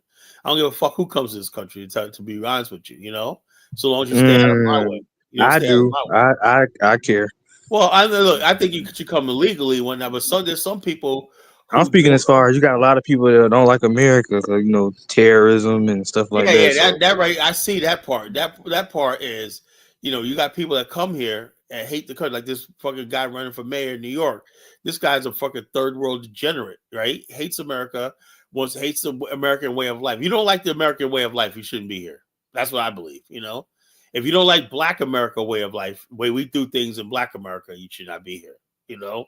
We're the people, we're the foundation, the majority of this country, right? If you're Black, you got to. Not true, Carla. He's just against common capitalism, people hoarding all the wealth, while poor people are struggling more and more. That's bullshit. Hold up. So in other words, basically, do you understand what happened when the communists took over Russia? People who were business people, farmers, worked hard. The hardworking people lost out, and lazy people, right, were put in positions of power. He's not a communist. He's a democratic socialist. So the bottom line is this: I'd rather have it the way the fuck it is. That's what I would say. I don't believe in no fucking. I believe the job. It belongs. I believe in private enterprise. Like what Trump is doing right now, he's taking away aid from giving more tax breaks to the very wealthy. Donald Trump is his tax. Look, I'm right now owed IRS tens of thousands of dollars, right? Donald Trump's tax thing is going to help me out about it. If this bill goes through the law, I'm going to gain. Yeah, that's because you're selfish. The few people will enjoy at the top. That's because you're selfish. People don't enjoy at the top, and the majority of the people are selfish. And also, tell me why, Elvis, right? There's only 36 million people below the poverty line in America, right? Why is there 75 million people collecting Medicaid? Because a lot of people are working and making enough money just to get by, but not enough for on-scene medical bills. No, Medicaid is supposed to be for people, the poorest people. I work with Medicaid American people. Medicaid is supposed to be people who are absolutely poor, whatever like that. What happens is you got a lot of people abusing the system. That's what it is. They're not putting into the system and they're abusing it. It's the same thing with people illegal. So they're cutting Medicaid and using that cut to fund tax breaks to the rich. No. First of all, the people who are on Medicaid, look, I do this for a living, Elvis. I told you many times, right? The people who have Medicaid, right, who legitimately have Medicaid, did already touch. But there's all this extra stuff that I agree with and I disagree with that needs to go. For example, I think, if this goes to law, see, when I do somebody's plan, right, I get an extra $375, right, just for doing somebody's health risk assessment, right? That's covered by Medicaid, right? Covered by Medicaid. I know that's us. It's kind of, that might be going away, So, but I know for a fact of the matter is I make enough money in commissions, right? I didn't need an extra $375, right? But that was Medicaid was bilking that. There was a lot of stuff in Medicaid, a lot of pork and everything like that. Everybody who works in government knows that's waste, And so we know a lot of stuff is going to be taken away, rightfully so, because they're cutting $980 billion in Medicaid. Yeah, but hold up. Oh, look at the stuff they were spending. There's a lot of waste in Medicaid. People, they was using Medicaid to do gender reassignments and all this kind of stuff. Look, I work in this field, studying friggin' people's sexuality, asking all this kind of stupid shit, So the bottom line is, why should Medicaid cover somebody's transition, or so whatever like that, or people have a transition, they have complications of transition, they can collect Medicaid. You decide to cut your genitals off, or you decide to become a woman, whatever the hell it is, and next thing you know, you're collecting Medicaid. You think that's right? No, So a lot of that stuff's going to go away. People using Medicaid for erroneous means and stuff like that, and hospitals billing Medicaid for every little damn thing. Doing multiple tests. Fraud, waste, and abuse. So a lot of stuff's going to be cut out. Trust me. When you get older, perfect college, you might be depending on Medicaid and just how you did and Poppy says, "Colin care about people's sexuality." That's we voted against. Yeah, look, I don't care about what you do in your privacy home, but when you say I gotta accept that shit, that's why I draw the line. If you tell me, like somebody else telling me, they, them, whatnot, I'll say you're a fucking. I mean, I had this one kid that I bumped into when I had my medical transport business. I said the story. I bumped into him like a couple of weeks ago in the store, right? I remember the kid, right? I used to take him when I have my medical transport. Sometimes I'm filling for my driver, and I do his route for him. And this kid lives in a group home, right? But I saw him the other day, and this kid had transitioned. You know, I transitioned. I was like, you know, hey, aren't you my driver? Blah blah blah. Yeah. And I actually called him buddy. I said, okay, bro. Oh my God. It was like really awkward. I said, oh, I wasn't supposed to say that. You know, I call him bro or buddy, something like that. You know, I was like, oh shit. It's motherfucking transition, man. I was like, yeah. And I got a couple of people now out here and I see it transitioning. I will never accept that shit. Should have threw some holy water on him, Colin. What? Should have threw some holy water on him.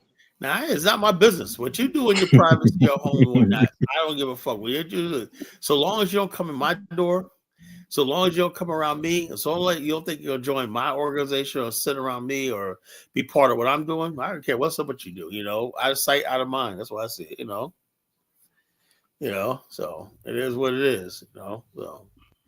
And Kwame, it's not Ahmed. This stuff right here is global. This LGBTQ trans stuff, it's in Africa, it's in Japan, it's in China, it's all over the fucking planet. There's not a country in the world that is not dealing with this issue. It's not an issue in Jamaica. Jamaica, because Jamaica, they're violent about that shit, you know. Every other country that don't have this, not violent about it, you know. So I can't find no transgenders in Jamaica, Kwame. I'm sure they did. There's Jamaicans. They probably living under a rock. There's transvestites. There's transvestites everywhere, man. You know. Yeah, but it's outlawed. It's outlawed in Jamaica. Yeah, it's outlawed. It's outlawed in several countries in Africa too. I think. Yeah, in people all still Africa. do it though. You got these trans rights people who are threatening sanctions. I think everywhere except for South Africa. South Africa has it. They do it in the open. Hey, that's why they have some of the people. One of the biggest supporters of Nelson Mandela was the Drag Queen Association. You know. You know what? You know what that? Nelson Mandela was very good friends with the drag, the trans community. That's what they were the biggest supporters of the ANC back in the day. You think that's why they have the highest HIV rates in the world? I don't know. I can't say that, but I do know the fact that gay culture. You know, that's how Mandela and Mugabe fell out. So why do the LGBT people, right? Why do they always attach themselves to black struggle? Because I don't get that. Black people are weak. Black people are weak, and that's why I told you. Look, I told you, black people back in the days in the '60s, right? You know, black people back in the days, right? They saw something in Dr. King with that friggin' gay shit, whatnot. The guy, what's his name, whatever, that guy, Rush, whatever, like that.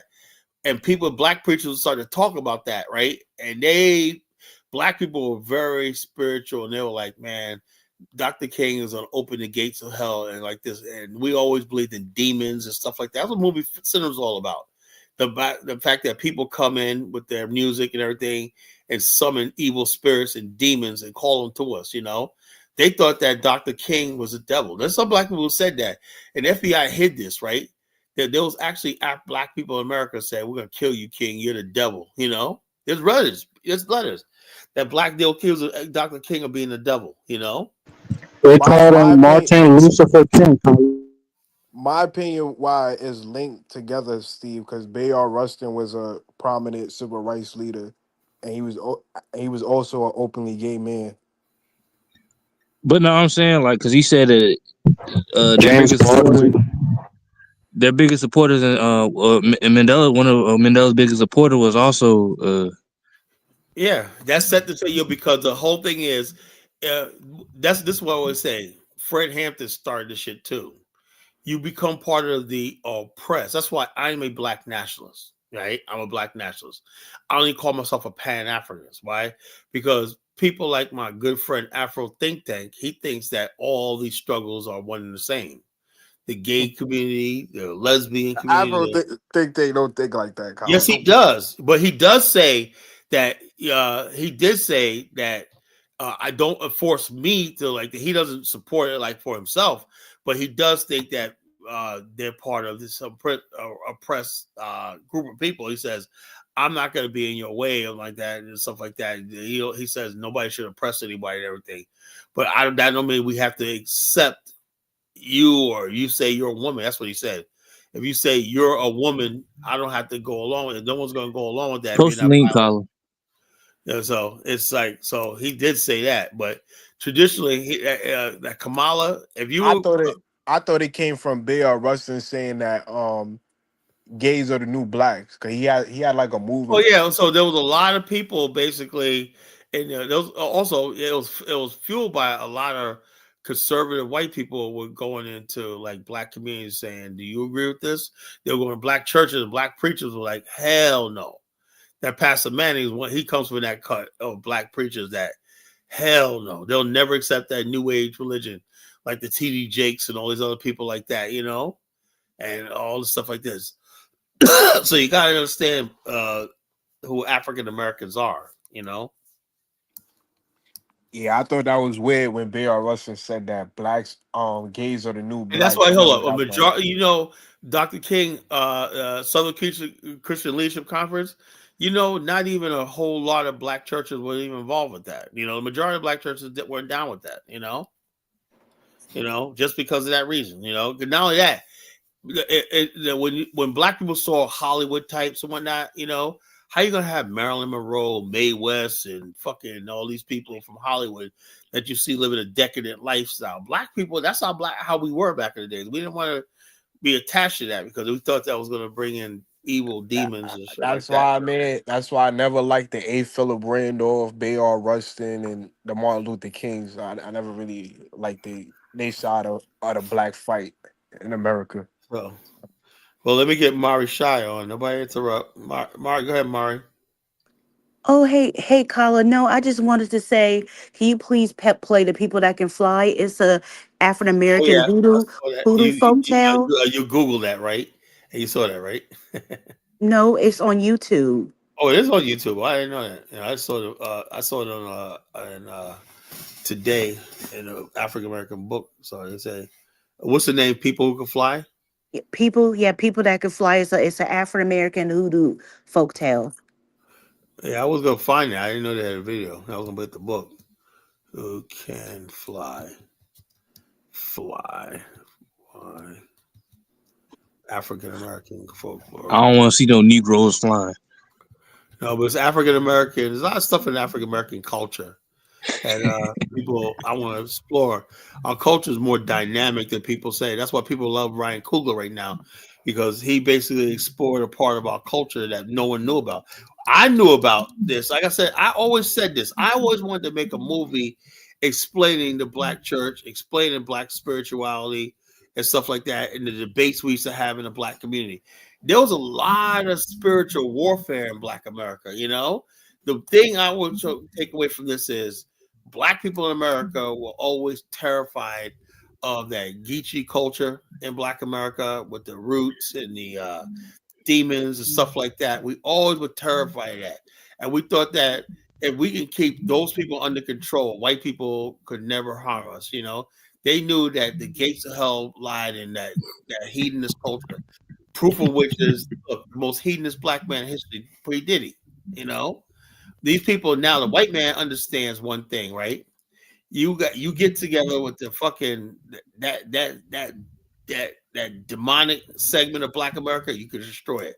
The 2 Live Crew types and all stuff like this, there was like this war has been going on for a couple of 100 years, Black people trying to control their image, and who they are.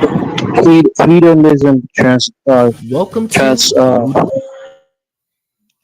Well, hating Black America, they knew the only chance that we have to be safe in America is controlling hedonism.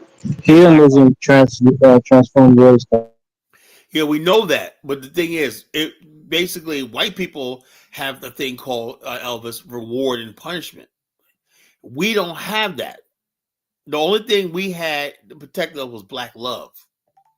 And that was usually enough. Black love. People always, just like when Spike Lee made the movie Do the Right Thing. we always counted on even the worst of us doing the right thing. You know, the drug dealer back in the days, you would have a drug dealer, you know what I'm saying, and they were in a beef, and somebody gonna say, why are you gonna kill him over? Is that money really worth it? That's your brother. And you would have people, black men that were gangsters, like fall down in tears, break down in tears, hugging and kissing. I'm sorry, my brother, and whatnot. I didn't mean it. Let's do a thing. That's who we used to be. That's who we used to be. We're not like that no more. Now people openly boast about killing, murder, getting them. Like women talk about setting men up, and with so it's evil wickedness rule Black America. That's the real fight right there. Yeah, Tyler, I noticed more black women now infatuated with witchcraft, man. It's a gateway to a lot of spiritual possession. They just don't know it. So let me play this video. And Chill podcast, the #1 hoodoo and spirituality based podcast, bringing awareness to African American spirituality in a wide range of thought provoking topics. I am Papa Seer, your host, your narrator, and your storyteller. Before the show begins, make sure you're subscribed or following the show so you don't miss out on any episodes.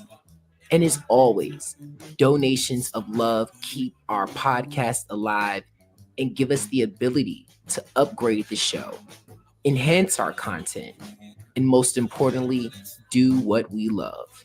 You can use any link in the description to send your donation of love today. Now, let's start the show.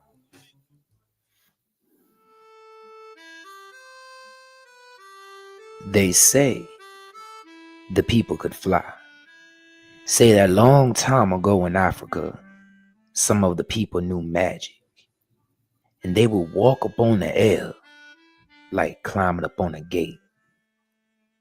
And they flew like blackbirds all over the fields, black, shiny wings flapping up against the blue up there.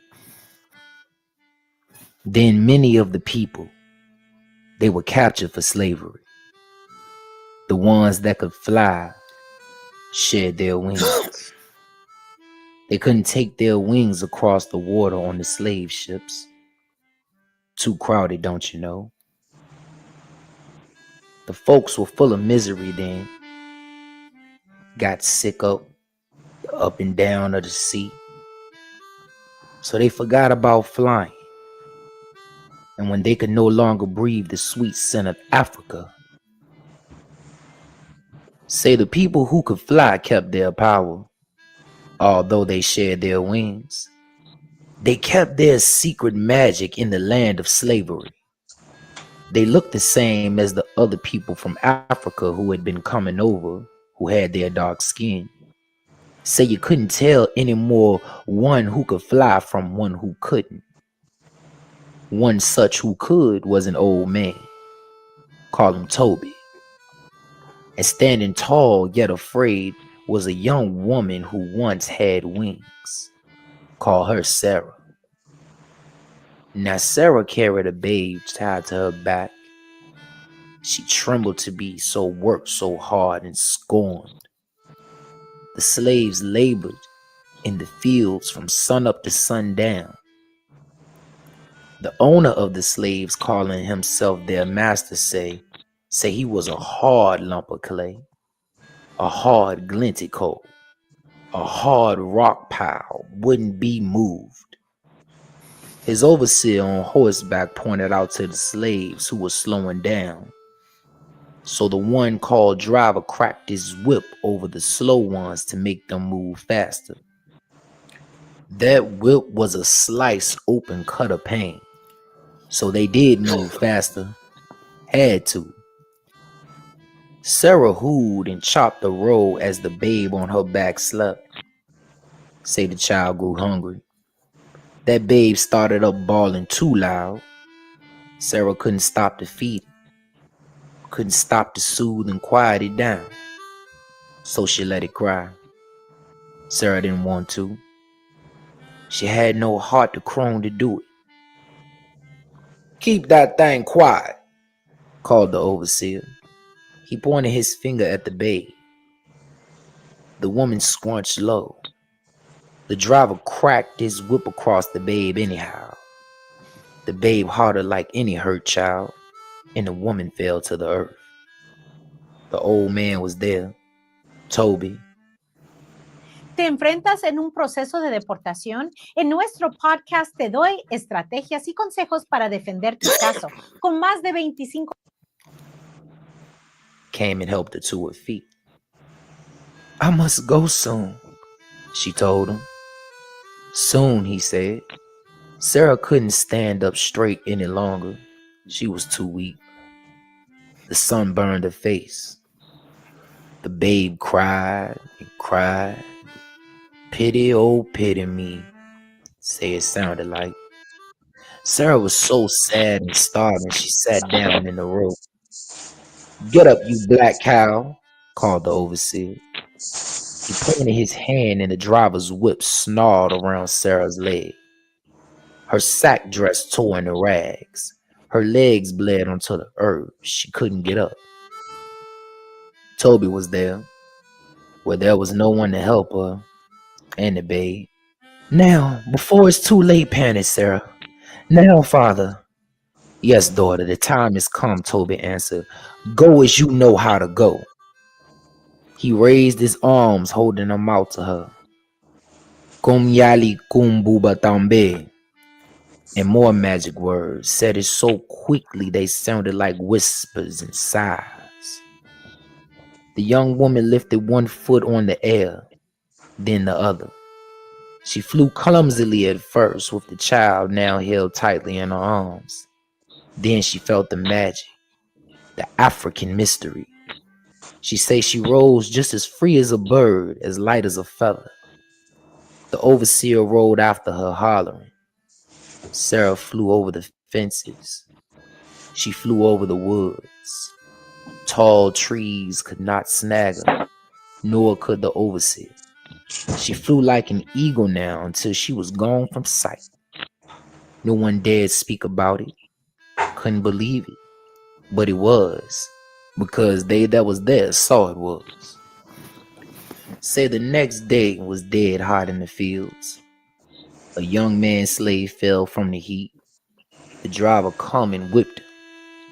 Toby come over and he spoke the words to the fallen one, the words of the ancient Africa, once heard and never remembered completely. The young man forgot them as soon as he heard them. They went away inside him. He got up and rolled over on the air. He rode it a while, and he flew away.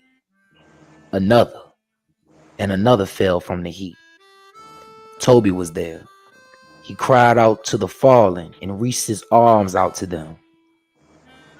Kum kunka yali kum tambe, whispers and sighs. And they too rose on the air. They rode the hot breezes. The ones flying were black and shining sticks, wheeling above the head of the overseer. They crossed the roads, the fields, the fences, the streams, and were away. Seize the old man, cried the overseer. I heard him say the magic word, seize him. The one calling himself master come running. The driver got his whip ready to curl around old Toby and tie him up. Slave owner took his hip gun from its place. He meant to kill old black Toby, but Toby just laughed.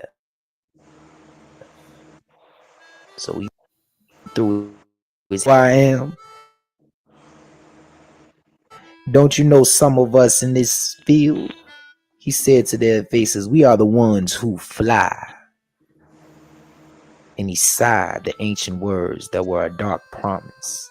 He said them all around the others in the field under the whip. Buba yale buba tombe. There was a great outcry. The bent backs straightened up. Old and young who were called slaves and could fly joined hands. Say like they would ring sing, but they didn't shuffle in a circle. They didn't sing, they rose on the air. They flew in a flock There was a black against the heavenly blue. Black crows or black shadows, it didn't matter. They were so high. Way above the plantation, way over the slavery land. Say they flew away to freedom. And the old man, old Toby, flew behind them, taking care of them. He wasn't crying.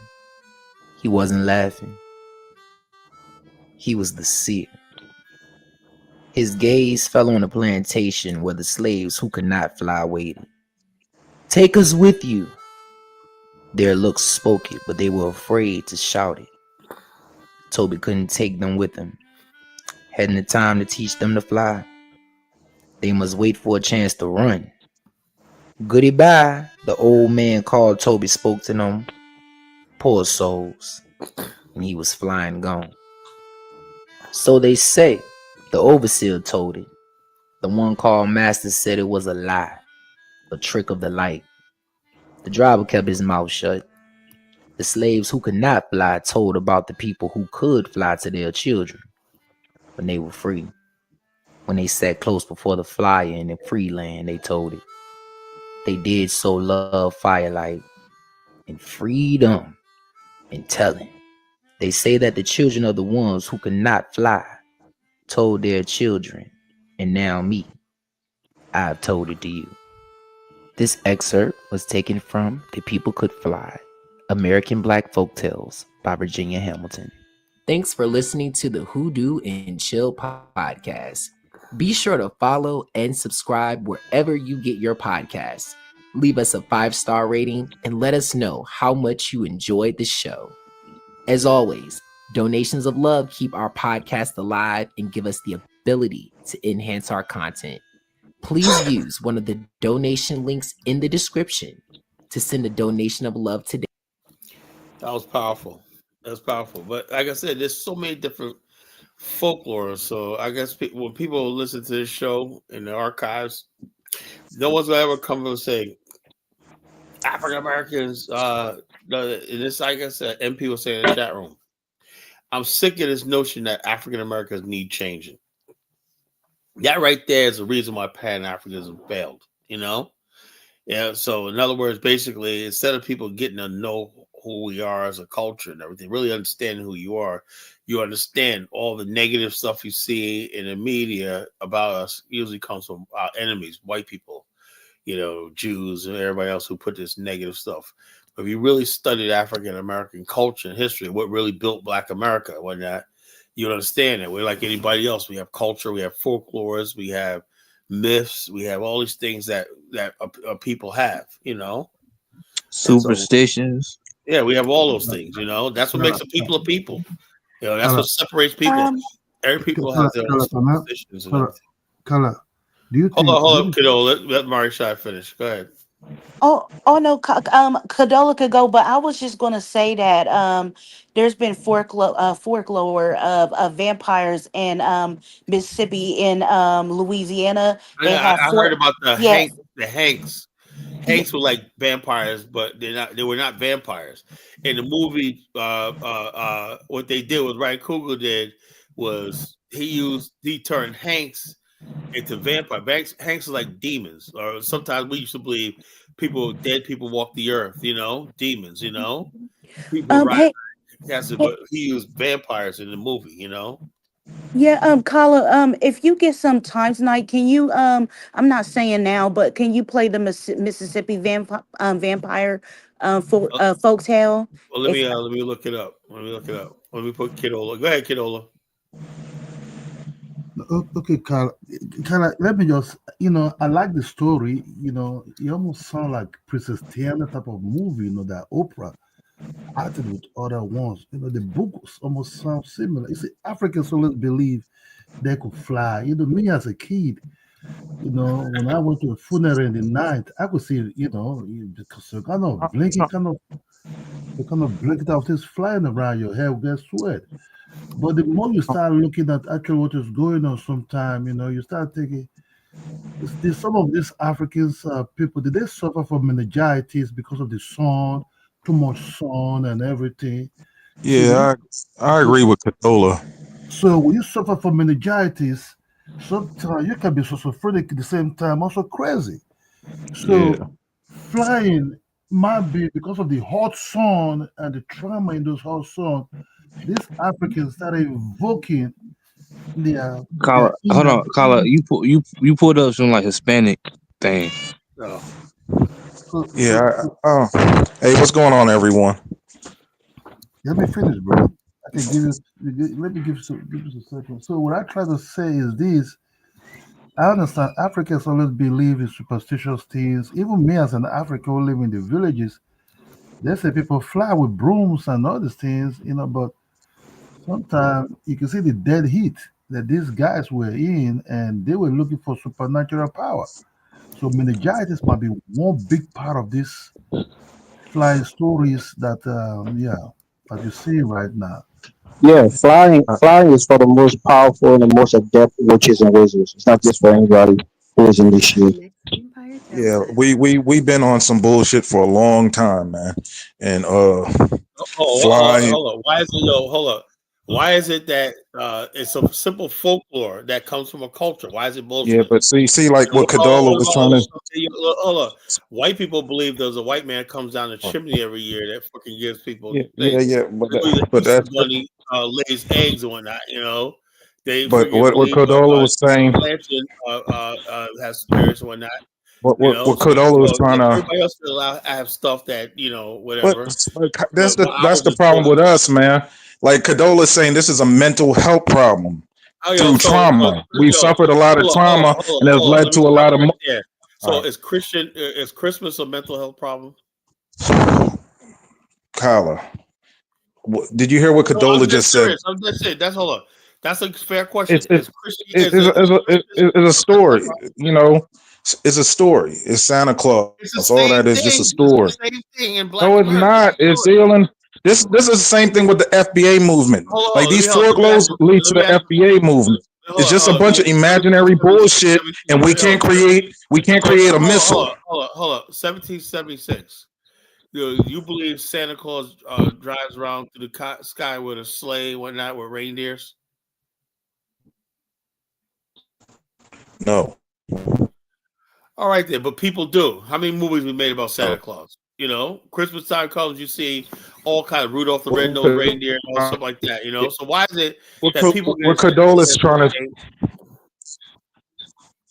Hey, what I know Cadola is trying to people. say is when people suffer a lot of trauma, it leads to mental health, it leads to bipolarism, it leads to split personality, and it leads to black folklore. Right? It's just black folklore is. So you can say white folklore is the same thing, right? White folklore makes sense. Is rooted in So in history. other words, Like basically, the Star's Blackthorn. I live in a place where I was born. yeah, but Ghosts and Goblins. 1, 2, 3, 4, 5. You know what that's about? That's about going out killing ghosts and goblins and whatnot, using blackthorn to ward off evil spirits. That's the Rocky Road to Dublin song from Sinners. So that's okay. They believe in that the blackthorn, the frightening all the horn. Right, but so the Irish are not great people. That's why they make folklore. Hold on. So what about the English folklores? It makes sense. English folklore is Western folklore is So Western folklore is okay, but yes, African folklore. So you think Asian folklore is good or yeah, bad? because Asian folklore leads to samurais. It leads to And so industrialized what? people. African folklore is built African culture. We showed you Timbuktu. We showed you black culture. We had a civilization. What are you talking about? I thought it But was like more to do with Islam. No, yeah, no. It was that was African culture. Islam was just a religion. The culture of West Africa, I'll break it down to you. It goes way deeper than Islam. The Niamakala, the Dayula is a basis of the Dogon civilization is a basis of West Africa too. what Cadola was trying to say is that our folklore emanates out of trauma, and that trauma No, but leads. how many of you believe that people can actually fly? General Buck Naked was flying, so I guess with Okay, the not I don't believe nobody can fly. Don't come up here with that nonsense, man. I'm telling you now. no people who are steeped into African spirituality can do magical things. Elvis, no. Right. So why are you denying it? Why are you saying that it's not possible and it's BS? I'm I disappointed in don't believe Cadola people because he can knows fly, these but it's things just happen.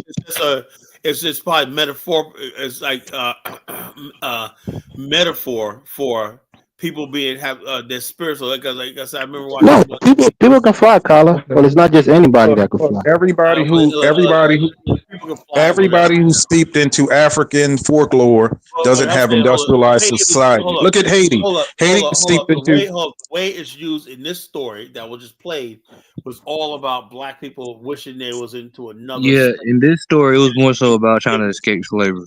That's all it was about. Escaping slavery. That's all. I'm Escaping black. sorry. I don't mean to be mean, but the show was about African folklore lore. If you don't like it, then why did you even tune into the channel to even, tune in? Exactly. Like people are just being so negative uh, in the chat and just being negative on the panel. If you don't like it, then just go somewhere I was else. I was responding to Cadola. Cadola says, and I agree with him, when you go through traumatic situation, it creates delusions of grandeur. It Oh yeah. creates So uh in other words, basically, if white people believe that the Easter Bunny, the pagan religion, gave you eggs or not, you got laid eggs or not. So what's but that? that came out of Babylonian religions. Oh The yeah, Easter egg so in is other words, it doesn't matter. So no, they can have their folklore was actually bullshit. Easter but Bunny laying eggs. Do you know rabbits don't lay eggs? yes, Carla. Okay, so if they could do that and we celebrate Easter, can we But play but some why videos? but why do we have to adopt the worst part of Western Oh society and no, not the hold on. best? So am I saying adopt the word? Me, how's that the worst when people celebrate Easter at the White House? When we play you some videos of every president having an Easter egg hunt in the White House. No, Carla. But Boom. You just got the college potatoes, You just got killed, man. You just got evaporated. White people have been doing the Easter egg hunt at the White House, the highest office in the land, for over a century. You think about it, Easter egg hunt at a White House. Why? Because it's fun. Well, people don't take it seriously. They also do Halloween. Witches and goblins. Do you believe witches ride around the green witches ride around the brooms on a broom? Right? Isn't that flying? But people believe it is because it's like a folklore. That's what we're talking about tonight. Folklore. They ain't saying it's real. It's just folklore. What I'm trying to say is that Black America is like anybody else. We have superstitions and we got folklore. That's what we're talking about tonight. That's all. We ain't saying there's no trying to wrong with us. Oh, what you're trying to do is say we have folklores. There's something wrong with it. Every culture has folklore. Yeah, exactly. Every culture has folklore. Based on their experience and stuff like that. Go ahead, Talking about the Gullah Geechee, you talking to people in Louisiana and Mississippi. Those are people that had vestige of African culture. My family's not Gullah Geechee. Hold up. My family's from Carolina, and we believed in a lot of that stuff too. So our family's not even Gullah Geechee. They're from the Carolinas.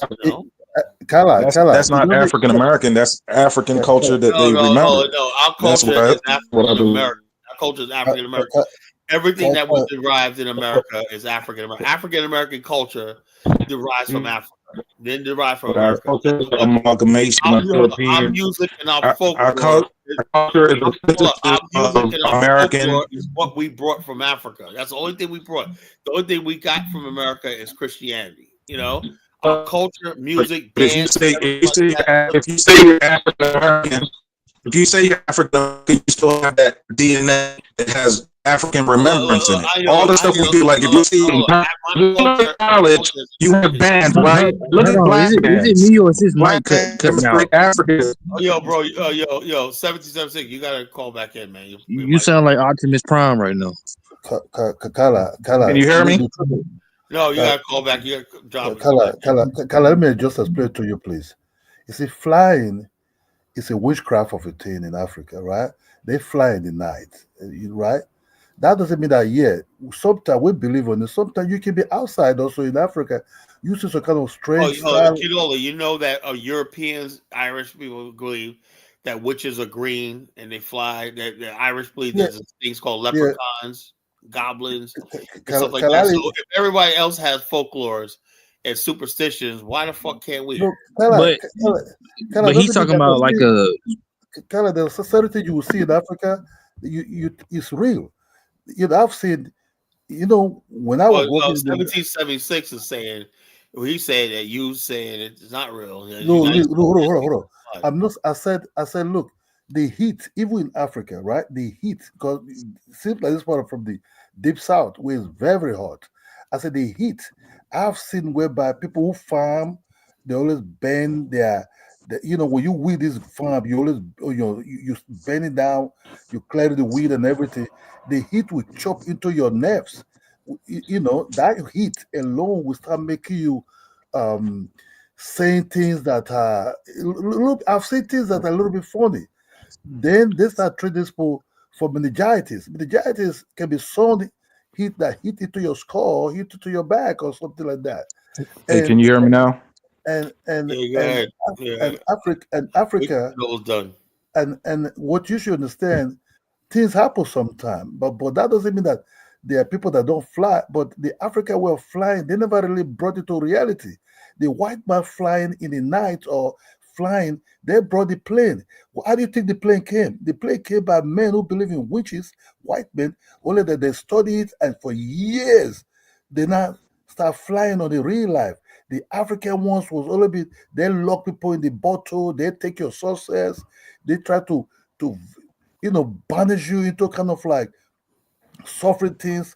The white man own is being brought to real. Have you ever seen how the plane fly? You'll be surprised, man. God damn, the African fly Yeah, like the same things in the broom too.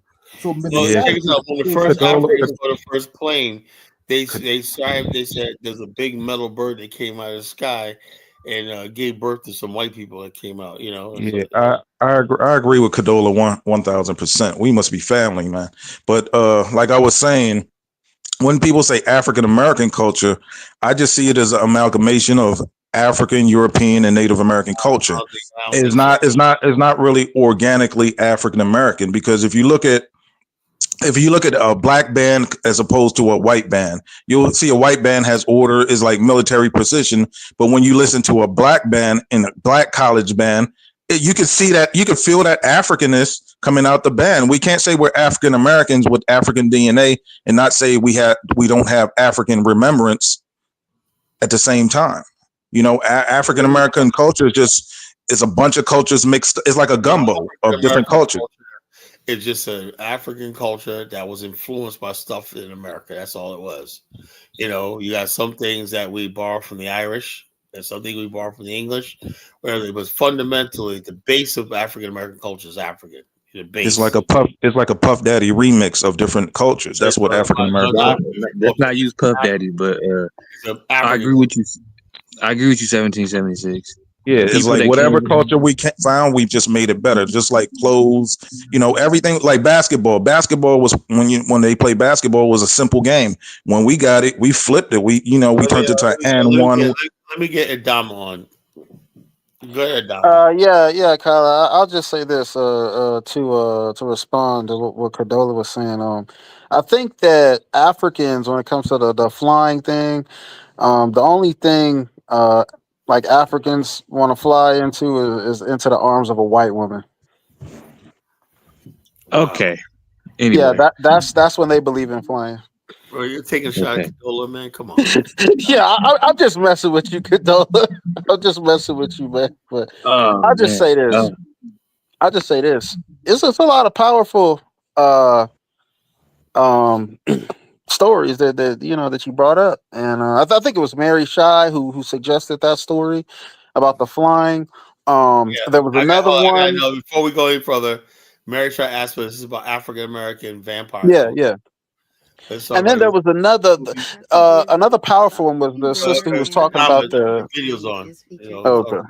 Virginia Hamilton's book, and the story is called Anna and the Catwoman. Now, the setting is the West bank of the She's a better Mississippi Mike. River, about 40 miles from New Orleans. The time period is not long after the Civil War, but before they began splitting up some of the sugar plantations. So let's get started. Now, Pretty Polly was set to I hate marry that when young people do Samuel who videos and they lived got a a ways stupid up the ass road. mic, you But know, there was a girl named or they're Lana, and using she their said cell that phone to Samuel record. belonged I to hate her. that shit, you So know. she went to this conjure woman named Catwoman, and you needed to fear her because she had money to burn. She had power, and everyone knew about her.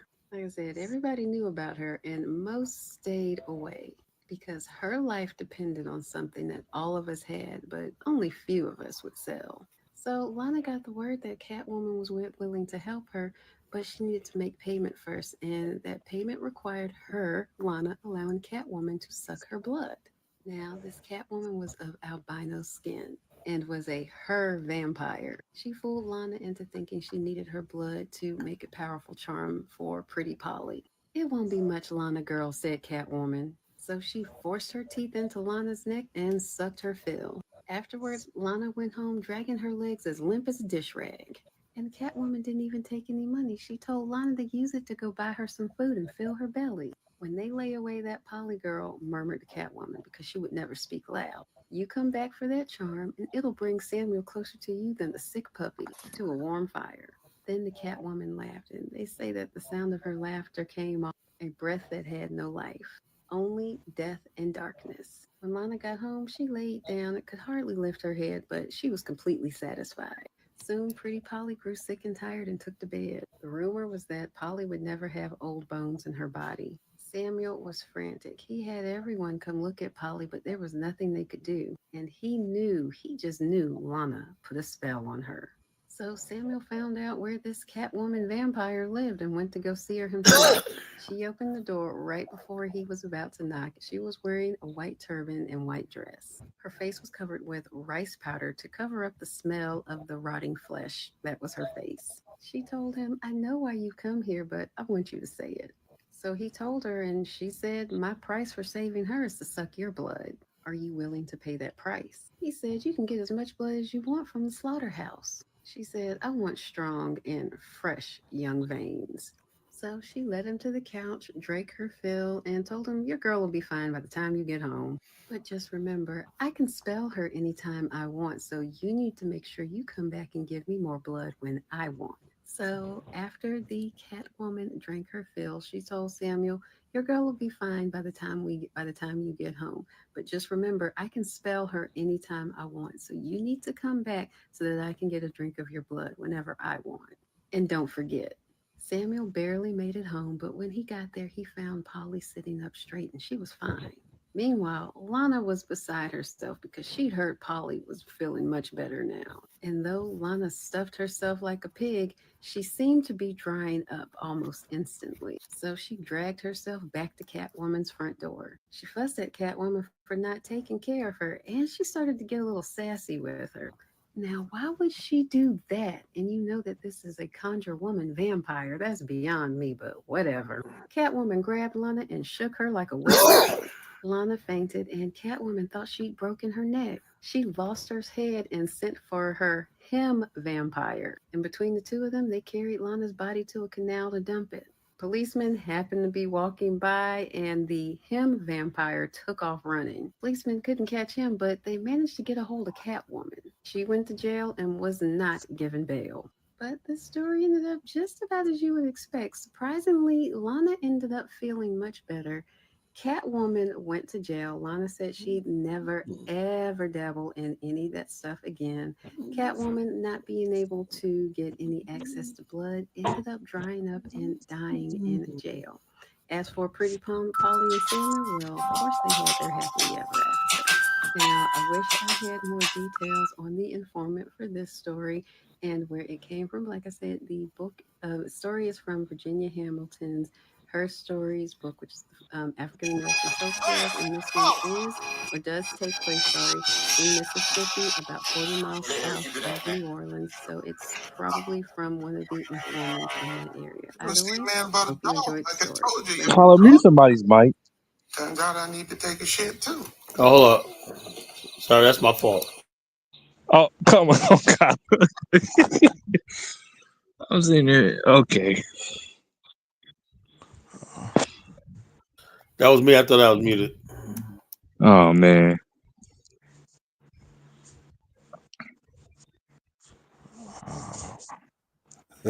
God, I like your storytelling, man. This Like keep this you like this show this keep, this show is keep you kind of love these confusing.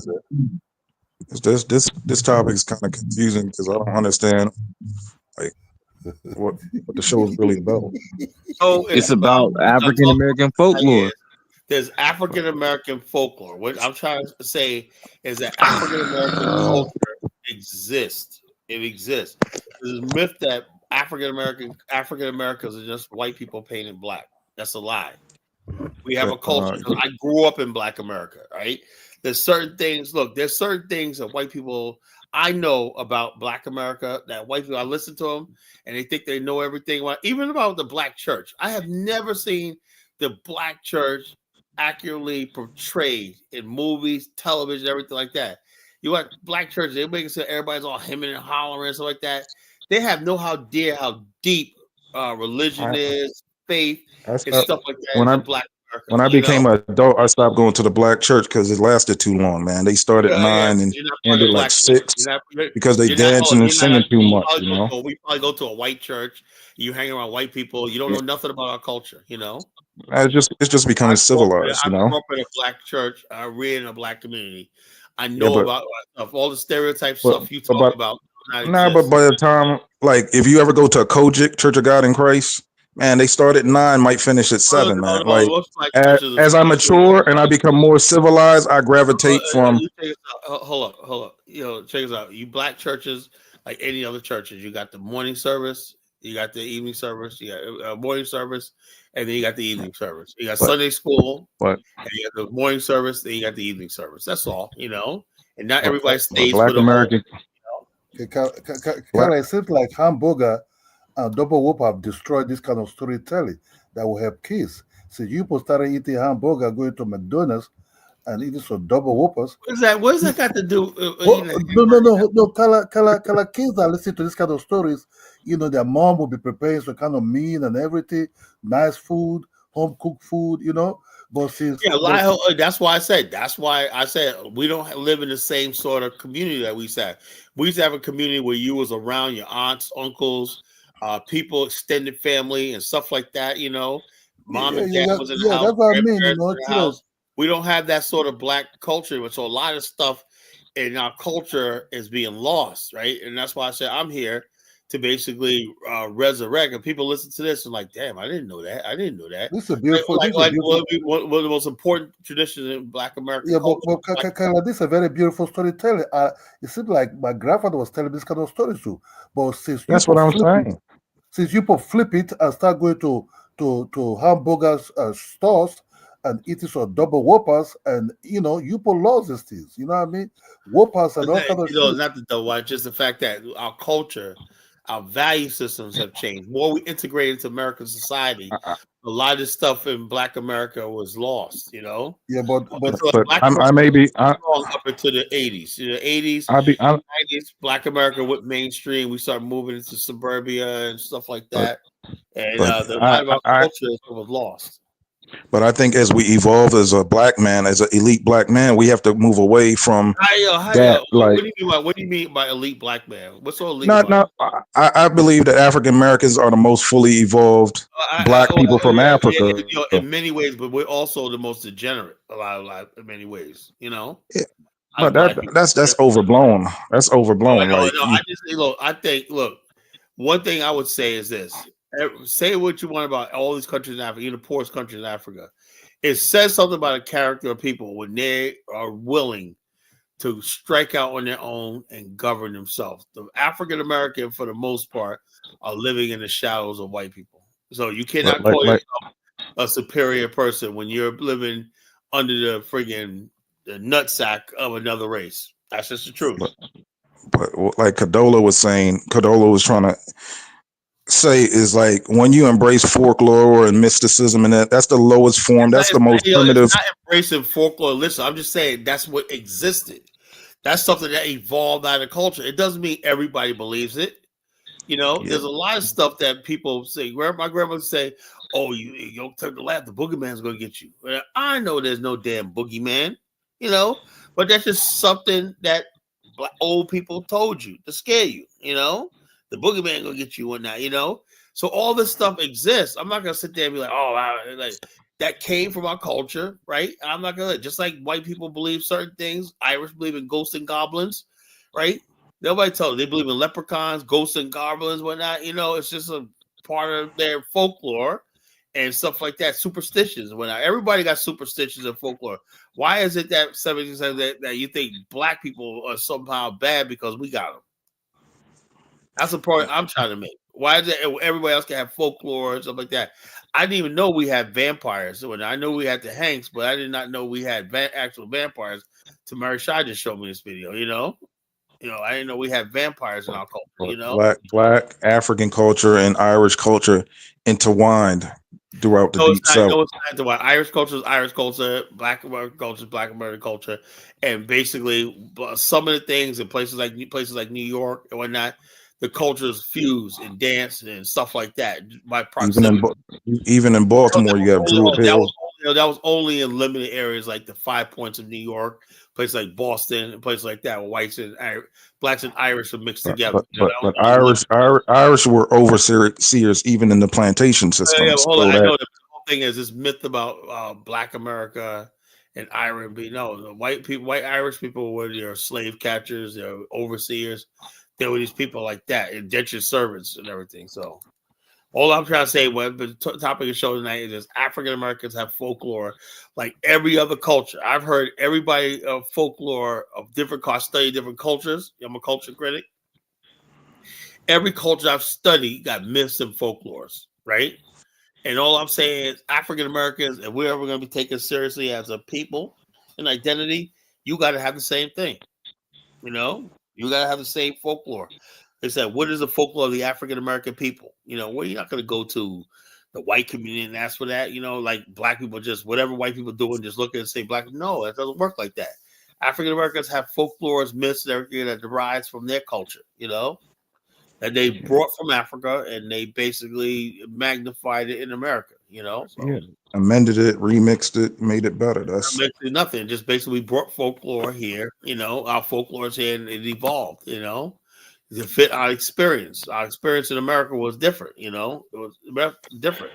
But So just let me ask 1776 something, because you know I've been listening to you the last couple weeks, man, on here, and I'm just curious, man. Do you date black women like at all?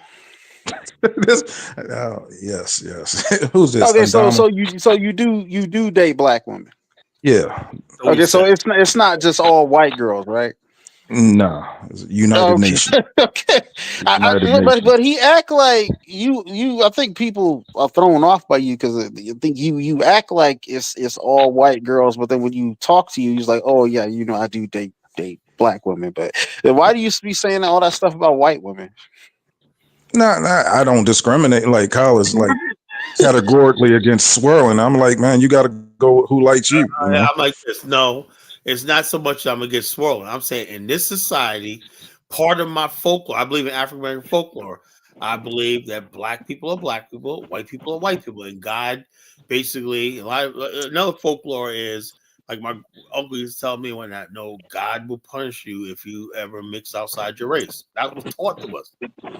You know, that was taught to us that white people were not human. They were not human like we were. You know. They were different, you know. So when you lay down with them and whatnot, you know, that was like sin, you know, in African American culture, you know, really. This idea, you know.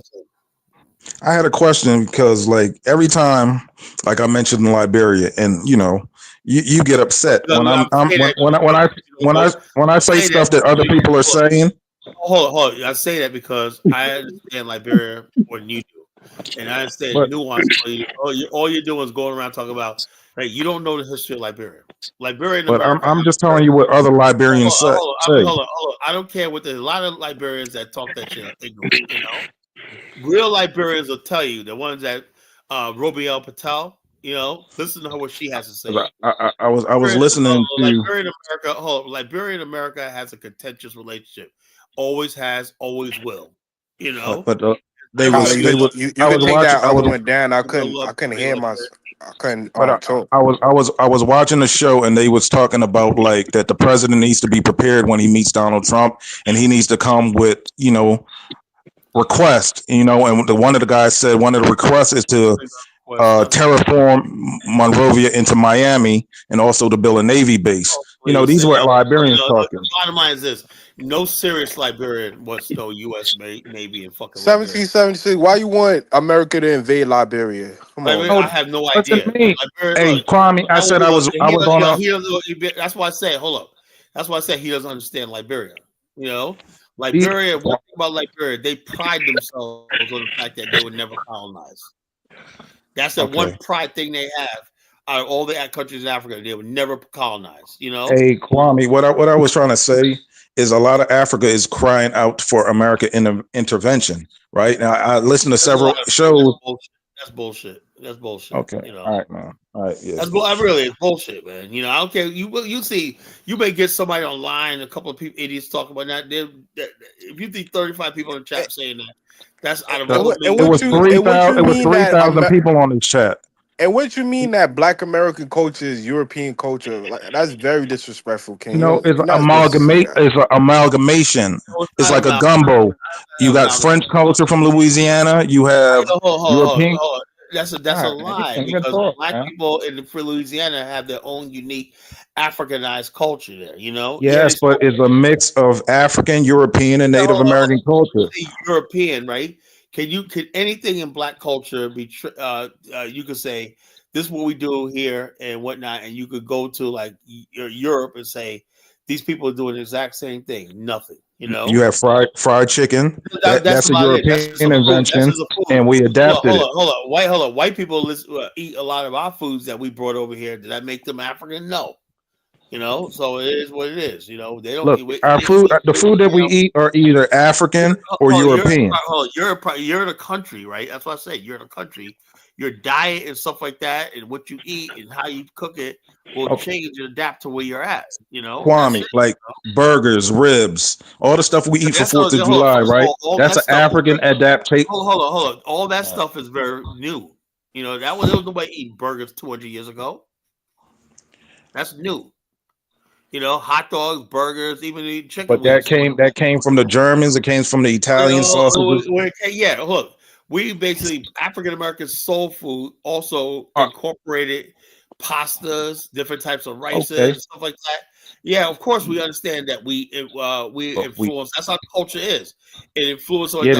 Like African American spaghetti is the best. Like I don't eat Italian spaghetti, but I eat African. What you're trying to do is delegitimize black. I'm not trying to do. I'm just saying what it is. The truth is not 1776. What about the gumbo, jambalaya? Hold on. If my auntie that's French culture lasagna and ziti mixed with African, she learned how to make it by being in New York, being around Italians and whatnot. She took it and made her own version of it, and like I said, it's a Puff Daddy remix.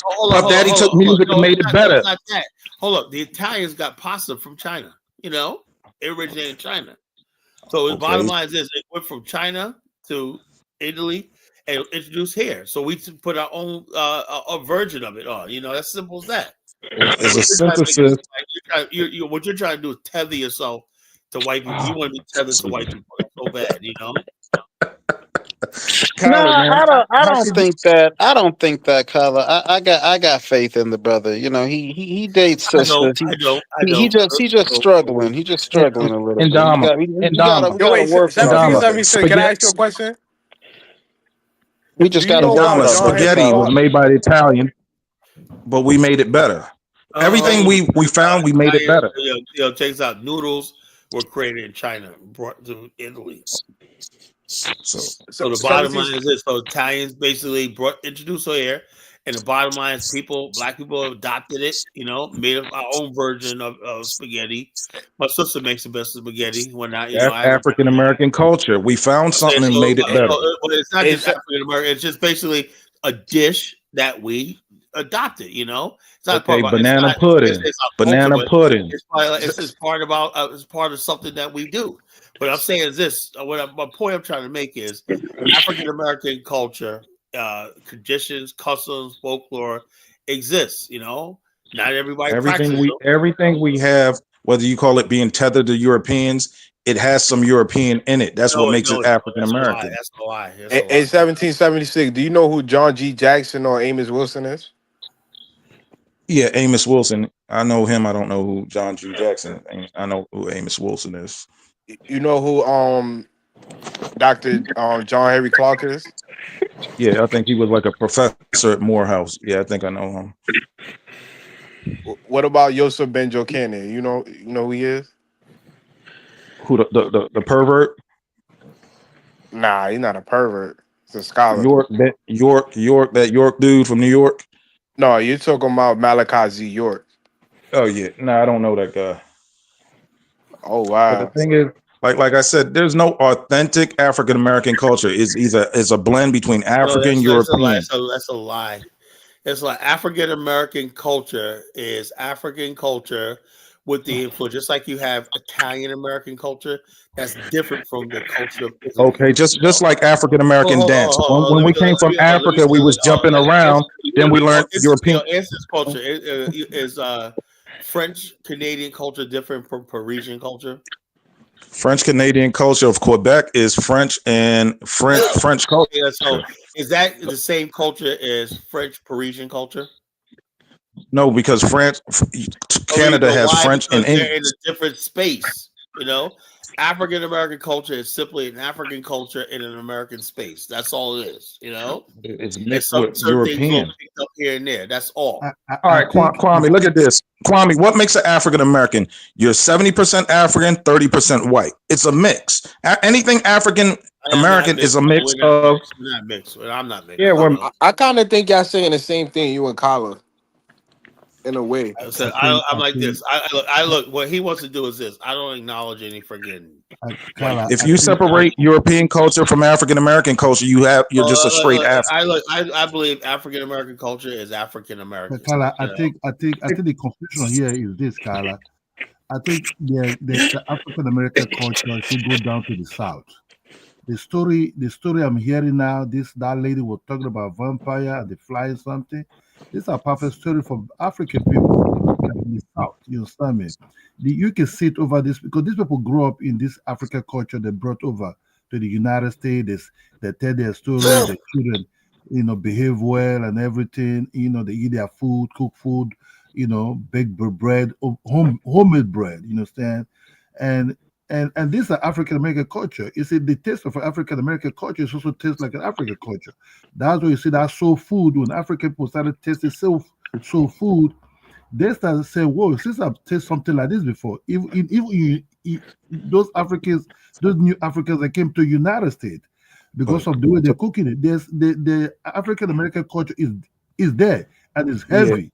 Yeah. Kadola, what Kyla don't understand is you have African DNA that remembers that Africanness in America. Even though you're in America for so long, you still have that African DNA that remembers. Are you just trolling, or what are you trying to make? No, I'm saying everything that's African American is a synthesis of African and European. African American culture. Hold on, like I said, African American culture is African American culture. It's something unique as far as like African culture mixed with some things of Christianity, and some European background, but different, not European, but some European culture mixed in with African culture, whatever. It's technically Africanized culture of European experience. It's experience. Also, the culture of African America is also rooted in being oppressed from Europeans. But African culture, it doesn't. The culture, the folklores and everything comes out. All right, Kyla, this is my last question before I go.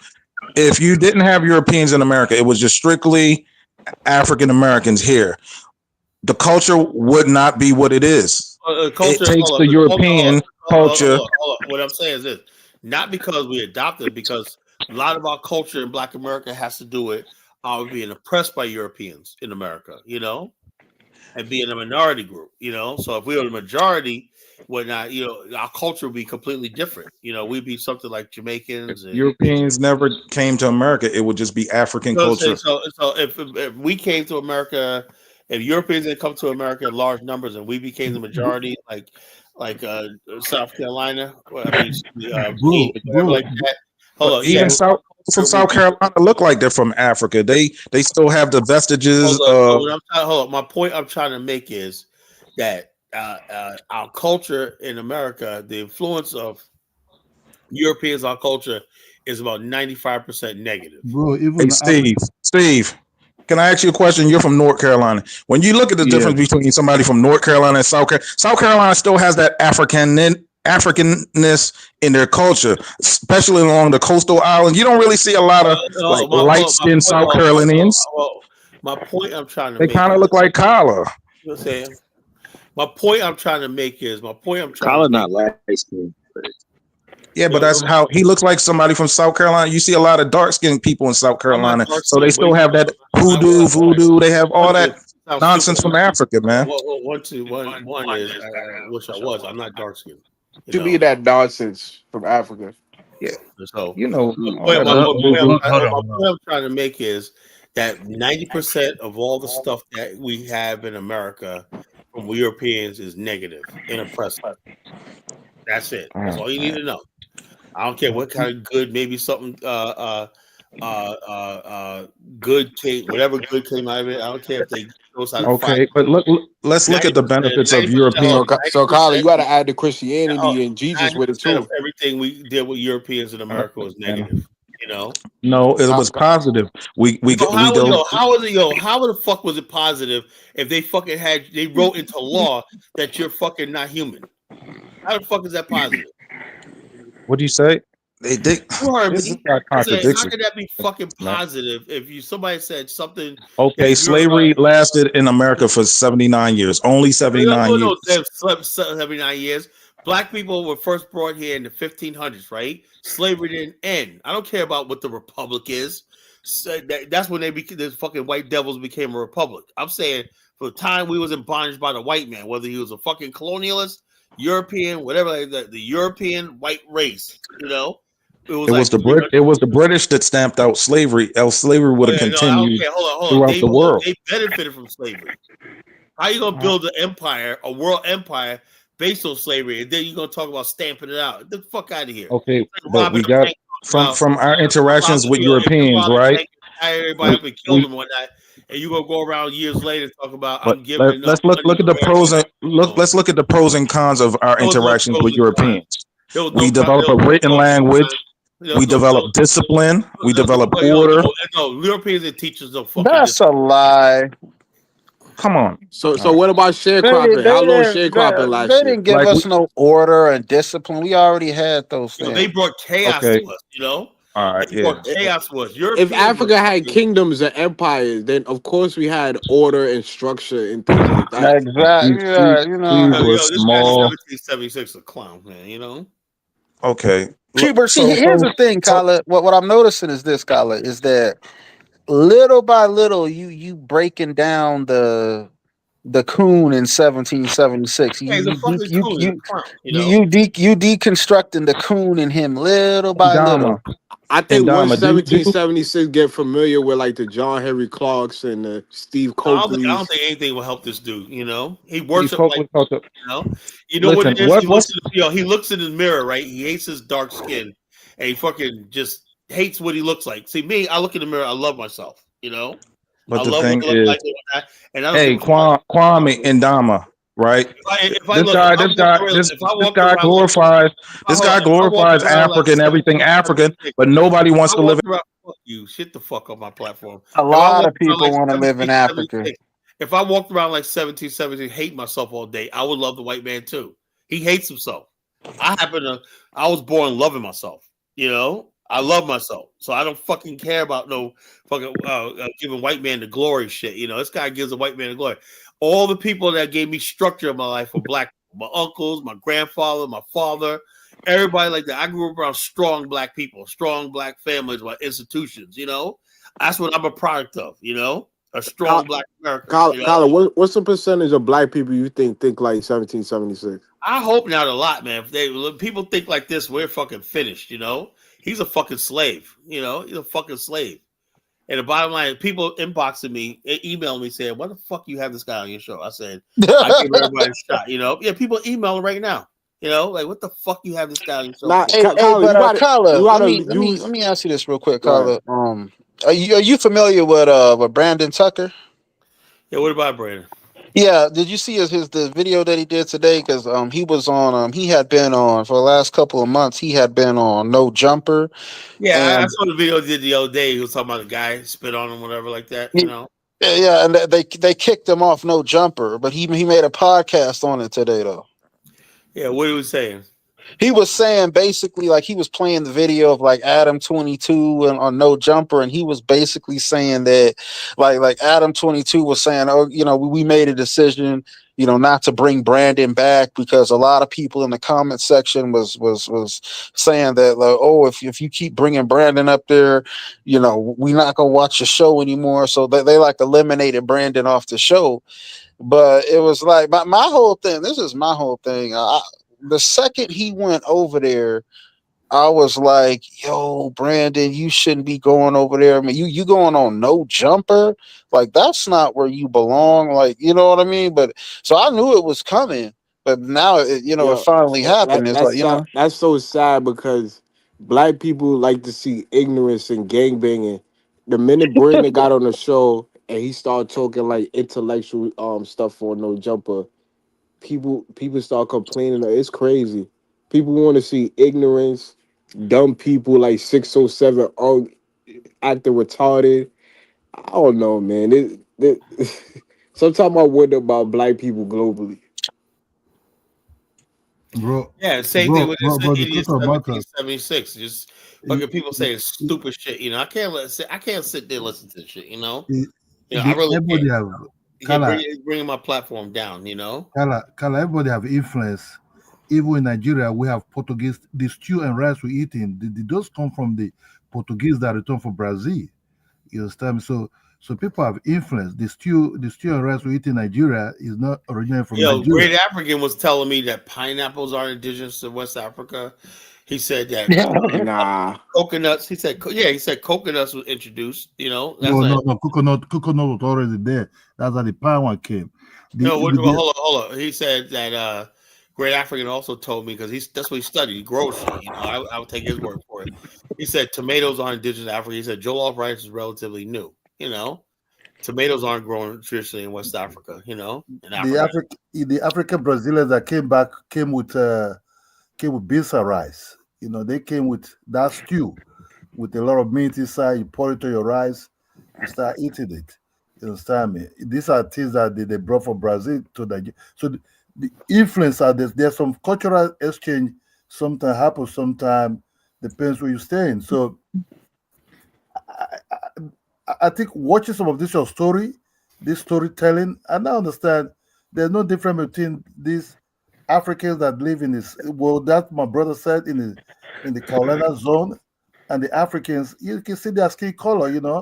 I met a lot of South Carolina Black American chicks. They just look like Sierra Leoneans, Nigerians, or Ghana. If they tell you they're from Not really. no, really, man. Can I tell you this? I swear to God, I met some girls from South Carolina. They were playing in my brain. I said, I said, hey, where you from? You from Africa? They said yes. Later they started laughing. They looking at me laughing. I left. They come back again. They asked me, Yes, some people in the deep south they look like they're really aboriginal. In the deep south. So Aboriginal for what? What? What you say Aboriginal for what? From the United States? Aboriginal African, like Yeah. That's what I mean. There's but the people from New York, these Africans that moved to New York, they're the one that just flip the host. These are the ones you hear most of the time making noise. You don't hear the ones from the Geechee community, that downside Georgia and another side. You don't hear much about them too much. But the ones you hear in the ones that say, "Oh, we live differently, we're different," and all these things, But let's just be honest. The food you eat, if you bring that food to Africa, I mean the traditional food that you call soul food and everything. If you bring those food and start cooking into African person in Africa, they would taste and say, "Whoa, it look nice," because they have already tasted such a thing before, and it's already in their DNA. You understand me? So that's why Akara was being brought from Nigeria to Brazil. You understand? That's what they're making it there too. So there's some connections, but the more you leave that community, you're not really, dancing salsa now with other race. The more you started Let changing me your get let me get Kwame on. Kwame, you agree with 1776? About what? Man, we need white people's guidance and shit like that. Hell no. God damn, I, man. I was I wondering I that don't for a think second. I don't think we need white. I mean, it's been Yeah, some pro. he's trying to argue me about Liberia. And I'm telling him, he said, "Oh, Mary, these guys really think Liberia is just some extension of America. Get the fuck out of here." He doesn't know. And I said, "Just shut up because you don't know what the hell you're talking about. I don't think you know the history of Liberia. You don't know the history of Liberia. There's a lot of bad blood between Liberia and the United States. A lot of ugly bad blood. Liberians really don't like America. Yeah, and Kyla, here's the thing: is like, but that girl was saying this. The second one you played, she was saying that when the Europeans tried to trade with the Igbo, that the Igbo didn't really need anything from them. There was nothing that the Europeans could give them. Well, that's what they did in the Opium War in China.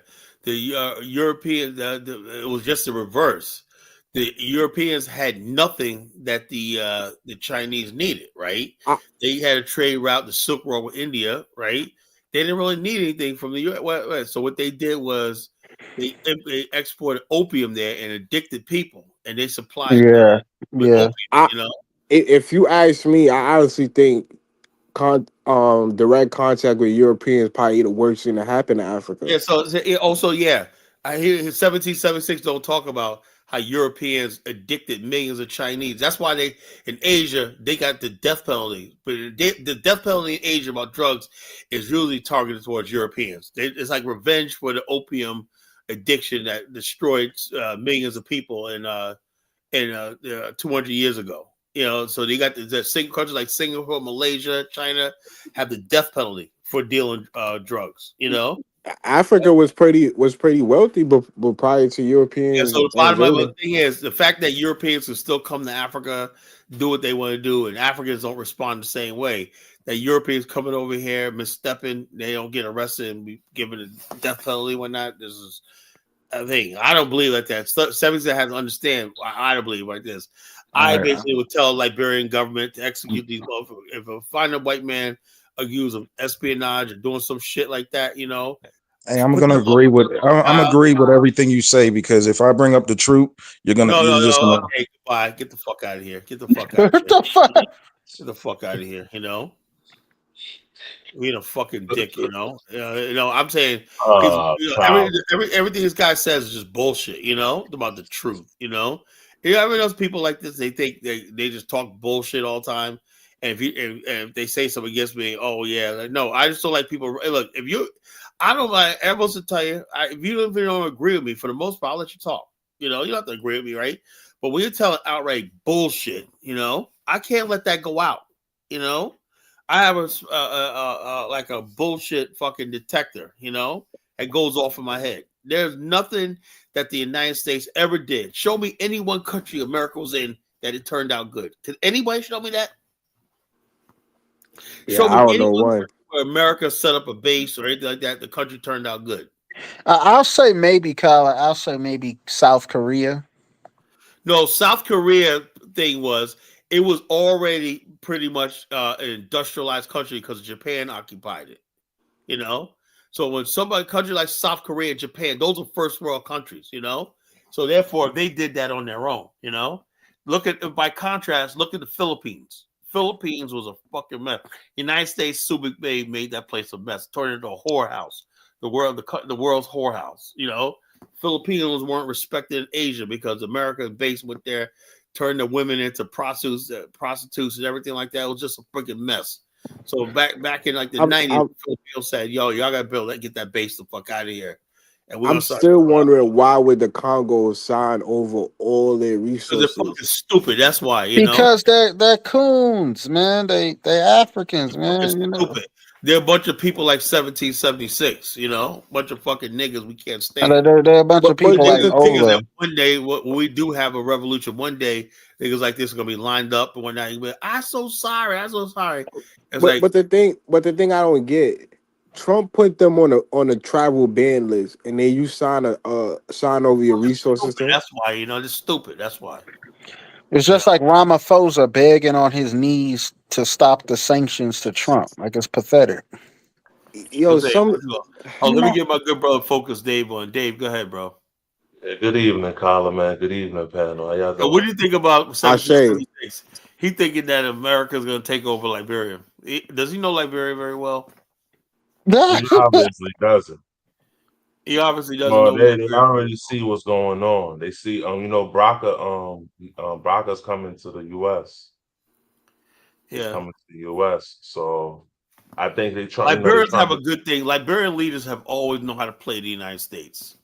You know, they're gonna buy and say, yeah, you know, that so how just like they did with the Cold War. I don't know, Kyla. I don't know. Racked up so much shit playing America. I don't know, Kyla. This is a new group here, so we don't know. I just think, look, I just think the fact that if they ever like this, I just can't see white American men walking around Liberia freely like that. I just can't see it. You know, I just don't see that. Liberia is not that type of country. Also, you know how you know Liberia? I watch how people treat each other. They act like when they look at Liberia, they all, like white people in Liberia, they always got their nose up, like, what the fuck are these people doing here? That's the attitude I get when I look at. At least they got that attitude. At least they picked. Yeah, that's what I'm saying. So they're not like they picked that up from the coming here and whatnot. You know, I don't know what 17. They picked up that attitude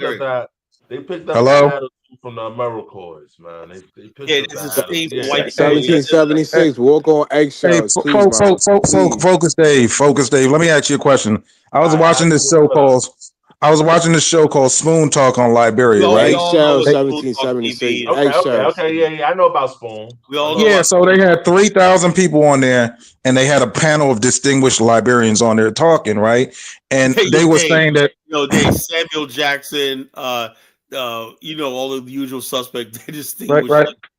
Like Fembala and all those guys, they were talking and they were saying that the Liberian president needs to be prepared with requests. They said they don't want to see him replicate what happened to the South African president. So they was basically, one of the guys said that he wants to terraform Monrovia into Miami because Liberia has beachfront property, right? They was talking about having African Americans invest in the country and Americans invest in. Hold on. Liberia already have Liberians coming back home building fucking 5-star hotels and everything like that. The hell we need fucking United States. I'm just telling you what they said. And they was talking about a naval base. That's the major. About what's going on in the country. Yo, some of the top hotels, and these are young Liberians coming back to Liberia in their 20s and 30s, opening up fucking bed and breakfasts, fucking hotels. Nice. You go up to Nimba. Dave, right? Young Liberians, right? That freaking got operating their own hotels and everything. Dave, what they want is major investments from the United States in factories that will employ the citizens. So they had a list of a lot of stuff. So I'm not lying. I'm not making it up. Well, even if they did that, here's the thing, right? The United States has never, right, shown that it really, the United States could have did so much for Liberia. It could have made such a difference in its history, right? But America has shown, because what it is this. Traditionally, America, it has a disdain for the settled those guys. They really hated the fact that Liberia was settled by black people, the worst enemies, black people from America. And then when they go over there, they couldn't contain their jealousy, their contempt, the hatred for Liberia. It oozes out of them, you know. It really oozes out of them. Even when you see white Americans now. I 1776. I want you to try this with a white guy one day. Tell him your descendants from Liberia. Why? See his reaction. Yeah. Oh yeah. That's where you got slave the natives. White Americans have done everything that is created in Liberia for years. They've always had our ancestors built. How dare we build a country? But Dave, Dave, like what I was saying, everybody on that panel was optimistic about America intervention in Liberia. They said, like I said, the thing is, a lot. Say you got to say something about a lot of native Liberians, right? Dave will tell you, right? So I Back told in the you. day, I remember. I told you not to cut you off, Kyle, but I told you got the Rebel Tom Liberian, and right? then you got the Rally Tom. The Rally Tom, that's the people that came before, coming to school, doing. Right, They and didn't really say a lot too of those much. people, a lot of those people really believe. Like Samuel Doe, his revolution was all about saving Liberia for America. He said the Congo people were disobeying America. Remember that? but a lot of the people on that show was they talk high of African Americans. They were saying that Oh they yeah, have the thing is though, yeah, they have a we kinship with America. we understand too, but the whole thing is you gotta say something. Trump and all these other people. Look, let me say something, right? There's never. I like I said, I don't know how Trump would do in Africa. I'm just looking at America's track record in Africa, right? China, for all its faults and whatnot, everything like that, puts major infrastructure on the ground. They build railways, they build highways, they build stuff like ports, airports, and everything like that. They built the whole city in Angola. Okay, I mean, for the last 20 years, China's been helping. America's not going to do that, man. But America a lot of the people on the show was excited about American intervention. They was basically saying that Monrovia can be the new Miami, and tourism needs to increase in Liberia. And they was talking how Ghana is getting the tourism. I'm a member of the Liberian Tourist Association, and those same Liberians, right? If they were really serious about tourism, they would get with people like me, my brother Amani, and my brother Ross, that's BIL chapter head in Liberia. And they're like this: I can't get on Spoon TV, and we promote Liberian tourism, so it's hypocrisy. They talk all that stuff like that. Like some Liberians really do believe America's thing, but most Liberians got sense and whatnot. They said America's always made promises to them for years, and nothing's ever came out of it. So like I said, back in the days, Tolbert came to America and spoke before a joint session of Congress, and he was basically telling America that y'all haven't did what y'all supposed to do. We've been your friend, ally, and everything. Y'all haven't done what y'all supposed to do.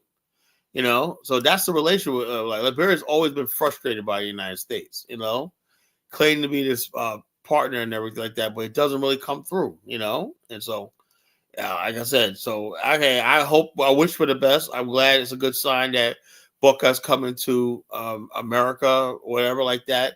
Let's see what happens. But if Donald Trump thinks he's going to have a U.S. military base there and whatnot and all this kind of stupid stuff like that, that's not going to happen, That's simply because one thing Liberians pride themselves on is that they were never anybody's colony.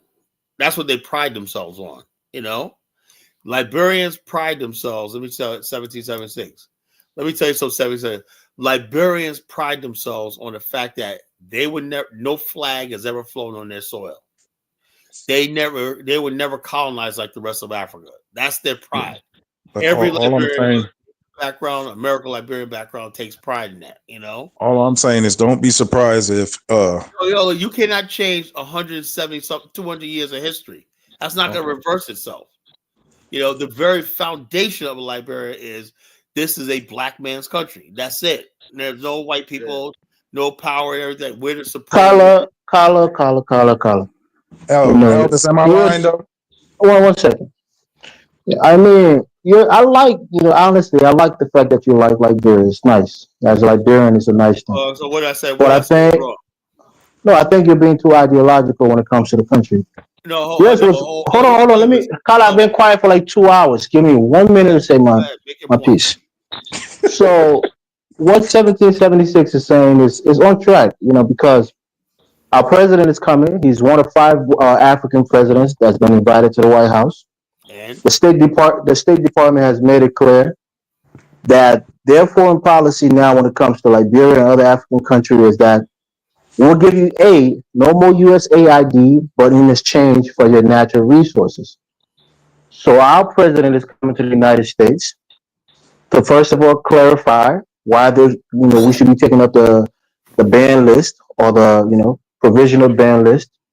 And second of all, he has a developmental agenda and he's going to present on how the United States can help him with that, and the United States is going to make, an appeal for what they want in terms of natural resources. Remember when I told you about this mining company called HPX, which is an American company that has some ties to President Trump, and they want to build a railroad through Liberia from Guinea and be able to transport iron ore through the country. I guarantee you, it's not going to go through.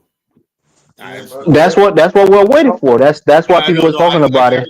Look, I guarantee you that if Boca does that, all these people suddenly going to become all the CDC people.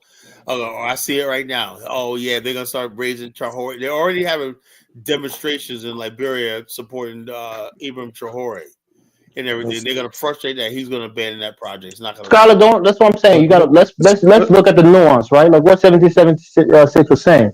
Now, reputable Liberians, we are all talking about this. Do you really think that, Elvis? Let me ask you seriously. You really think that 1770 thinks that America will park a U.S. naval base on Liberian shores? Liberia. One thing, Liberia. Carla, that's a conversation that's going on. I don't think you really are into what's going on in the country. Hold up. No, and nobody, the Constitution. Carla, we are hosting AFRICOM, I think, later this month. Hold on. Yeah, this is the conversation that we're having. That's what I'm saying. Like I do a lot of reading, man. AFRICOM is done for peacekeeping, stuff like that. That's not somebody's military base.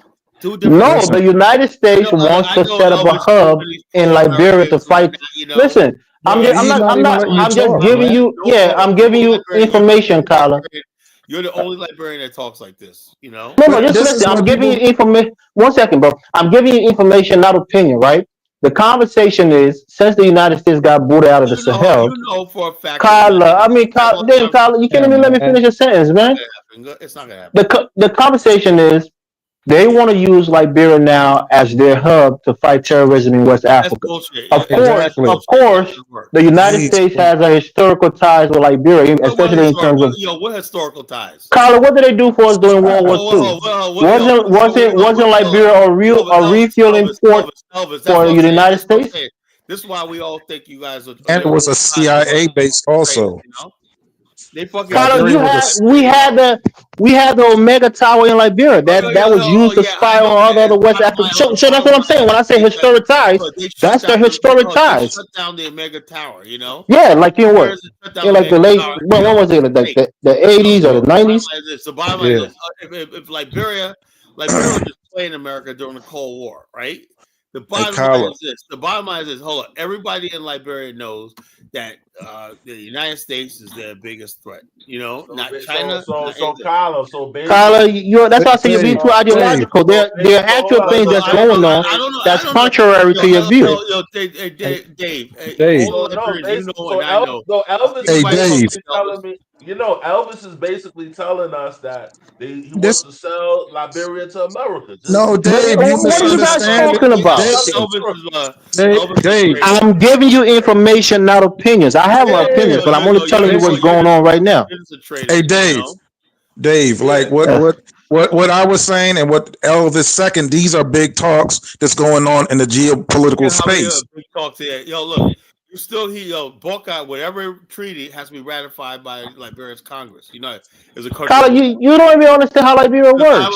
I do know how it goes. No, you don't. Any sort of agreement got to be ratified. You can't just make a fucking agreement. That's not how it works. That's not how it works in Liberia. To be a law. Hey, I'm about to leave. I'm about to leave. He can fundamentally change something that's basically written in the Constitution that Carla, let me tell you this, right? Let me tell you this. And 1 second, Dave. Let me say this, Carla. What's going on in the country right now, right? It's like Carla, you just give me the mic to speak and I can't even say anything. Go ahead. Before the elections, right? I told you this. There's this company called HPX. They brought forth a proposal that it was. Oh my gosh, Carla. Listen, what Dave, what you gotta understand, right?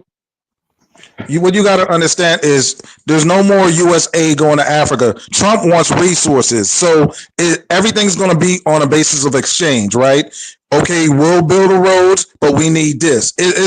Trump is transactional, and a lot of the Liberians are, I would say, excited for modernization, right? So Yeah, not even that. 1776, not even that. We're excited because now it's not a beggar and a giver relationship. It's going to be a mutual relationship where I'm not coming, hat in hand to beg you for aid for nothing. You're gonna bring something to me, and I'm going to give you what we have. What we have that's Elvis, do you tangible know is our about natural resources. Oh, what exactly? Elvis? Do you know about Spoon Talk? It's a real good show on Liberia, man. No, They help you I understand. know about Spoon Talks. I'm on other shows with Hold some on. of the panelists Let on me that ask you a show. question, Elvis. Elvis, name the resources that America wants from Liberia. Palm Number oil, one, they have not just palm rubber. oil. There's iron ore. That HPS company is an First of iron all, ore company. I mean, Colin, you just asked hold me a question and you can't even on. let me say two sentences. RCL controls the iron ore, and so is all that. That's the point. HPX is another big company in Guinea. All right, they're in Guinea where there's a lot of iron ore in the mountains that's bordering Liberia. But one of the issues is they can't. Guinea is not a sea. Doesn't have ports. It's a landlocked country, so they want to use Liberia to get to the seaports. And they offered the country, I think, like $2.3 billion in investments, and they supported Boakai, and he promised that he would let them build that railroad through Liberia when he becomes I have president. no problem with that railroad being built. That's the issue. But then he did a U-turn. He did a U-turn and gave it to ArcelorMittal. That's the issue. That negotiation been going on since Ellen Sirleaf, the railway through Guinea. That's been going on for a decade or more, But I'm saying That's the thing. So now Trump wants to back an American company to get that thing done. Exactly, and they're ready to go. Liberia always had those things vested in the thing without being military occupied. I don't think Liberian culture is going to tolerate friggin' the U.S. military base on the continent. But Kyla, like that Trump is all about kickbacks. Those companies are related to Trump, dude, man, and they're ready to go. They're ready to go. You don't understand Liberia. That's what it is. You don't have no respect for the country. When you go there, you're gonna see how serious they take their laws. Yeah, I'm learning about the country through you. Kyla, that is not true. That is empirically false, Kyla. Liberia don't take the law seriously. They strict the LSCC. Liberia is not just simply up for grabs. Trust me. It is. No, it's not. It's not the people up for grabs. Anybody, the people were even talking about.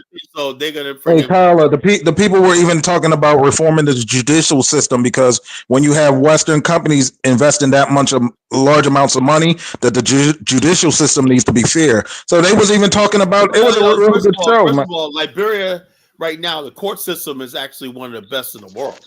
That's not true, Kyla. What are you talking about, man? I don't know where Elvis comes from. Whatnot. Our country is incredibly corrupt. Liberia's court system. Our laws are not adhered to, Kyla. There's people winning court cases and everything all the time in Liberia. And there's a lot of corruption going through the judiciary. What are you talking about, man? The Lebanese are there. They basically got the day in court one night. And they got Kyla, it's not true, I know brother. a law firm in Liberia. Liberia laws are Kyla, you got to go read the investment report on Liberia. You got to read the Millennium Compact report on Liberia. There's a lot of I'm telling you the truth. Kyla, all the people on that panel was kind of excited for the future of Liberia. DK, you're right. It's not the old Liberia, Kyla. That's new. Dave. I know. Kyla sound like my mom. Yeah, Kyla, I actually can see that point to you, right? Like I said, look, I can't like if Liberians decide to do they that, ready to Kyla. They ready to sell. Hey, Kyla, but this that's the end of Liberia. Hey, Kyla, like if it's not America, But if they build if they build a Navy base, that's going to employ a lot of people, man, and it's going to be a lot of. Look, you gotta go the fuck out of here. Don't ever mention no fucking Navy base, the U.S. on Liberian fucking soil on my show. Never mention that. That's blasphemy. Elvis, you want to go too? What did I say? I said, "Oh, Kyla, what did I do?" Say. Don't say. I don't want nobody talking about a fucking U.S. military on fucking Liberian soil. That's fucking blasphemy, you know? It's blasphemy, bro. That's blasphemy. That's first in history. That's a sellout. That go That against means you everything just Liberia was built yeah. on. Fine, Carla. Yeah, ideally we don't want it. Yeah, right. Nobody, none of us want it. Fine. I mean, that's fine. You know? Fine. You It's know, not to be talked about, you know. I don't want nobody coming past the show thinking that it's going to be cool, you know, having a U.S. military base. I want to let Liberians know your relationship with Black America is going to be jeopardized by something like that. That's what I need to get across the Liberians. Carla, who has the power to make it happen or not? Do I have the power? I don't have the power. Liberians are only excited because they think American investment is going to bring African Americans there. That's all. Carla, the regular Liberian don't have the power. It's about the government. If the government does it, what can we do? Thinking Liberians think that, oh, we got Liberia, we could turn Liberia like Ghana. But I tell you what ruin it is, you got to choose. You're going to bring white Americans over there, the U.S. military, or us. It's simple. I mean, Carla, who you talking to? We don't have the power to choose. The president is going to make that decision. I'm just saying, all I'm saying is that Liberians have a choice, right? A choice. Don't stop saying Liberians. We don't make that choice. We have a choice, right? We have a president who's going to negotiate for the entire country. They don't have to do that. Liberia, I was trying to get Liberia to form a relationship with a country like Angola, even South Africa, you know, strong country, black countries. You know, they don't have to go to the United States, you know. Like what it is a lot of African countries. Like I said, I introduced. Carla, what do you think Angola can offer us? Angola gave Portugal $35 billion. You know. Yeah, that's their former colonial master. You think they can give Liberia $35 billion? Did you listen to what I just said? Angola's sovereign wealth. It gave its former colonizer $35 billion. That was 10 years ago. Have they given any other country $1 billion? Hold on. But I'm saying, why? Because none of these countries have formal relationships with each other. That's not true. Angola is right next to Congo. There's Congolese that goes back and forth to Nigeria. Look, I got Angolans, right? I'm gonna set it up. Me and Val Thomas will set it up.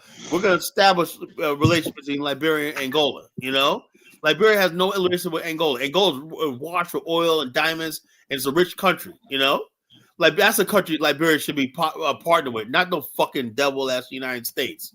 You know, So Elvis, your type is gone, Elvis. You know, you America worshiping Liberians who don't want to do nothing but sell Liberia to the white man. You know. No, you know, I agree. I agree with you on certain points on that. That land and built it. You know, built it for. Carla, I agree with you on certain points, but the United States has also helped us. This idea that you're gonna have white fucking people coming over. Carla. Have you seen our budget? Do you know what percentage of our budget is subsidized by the United States government? If Liberia invested in just its own black African infrastructure and businesses, and if it basically put faith in their Liberians, you got a lot of Liberians who young people who are entrepreneurs and whatnot. Liberia hasn't even looked at the building of stock exchange. Liberia, everything you're saying is true.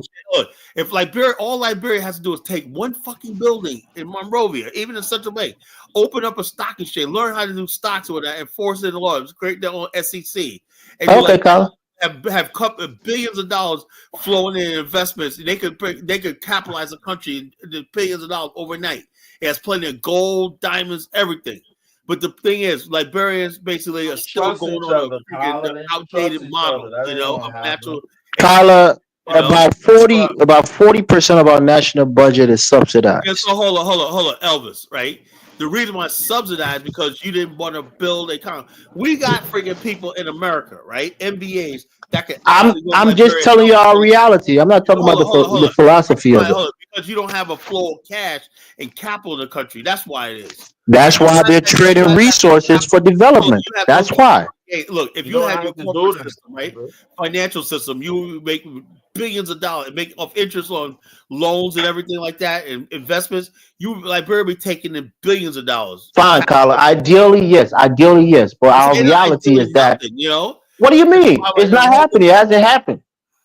So what are we going to do now? Are we just going to wait until somebody develops a stock exchange? or are we going to trade our natural resources for development? That's the question. If you go that route with the United States or not, you're always going to be a friggin' extraction third world fucking country. You'll never. That's usually our only tangible asset that we have. That's our tangible asset. We don't have the money. We have the resources. Why do my ancestors who went to Liberia didn't think like that? They built the country on the only investment in Liberia was Firestone. You know, they went over there and made the country work. Not true, Carla. There was Lamco. There was bomb mines. Yeah, hold it, after the fact, you know. But I'm talking about in the early days of the history, they were like, we're on our own. E.J. Roy, they had a merchant fleet that sailed around the world, you know. So the bottom line is this: yeah, they had concessionary and stuff like that, but the bulk of everything was done by the Liberians themselves. You know, that was back in the day. Carla, you get too worked up about Liberia. The United States, like DK said, this is not the same Liberia, bro. Things are different now. Hold up. Yeah. The Liberia have to have a U.S. base. You know what a U.S. base means? That means you lose your sovereignty. Carla, when the Omega Tower was built, was it built under the native or the American Liberia?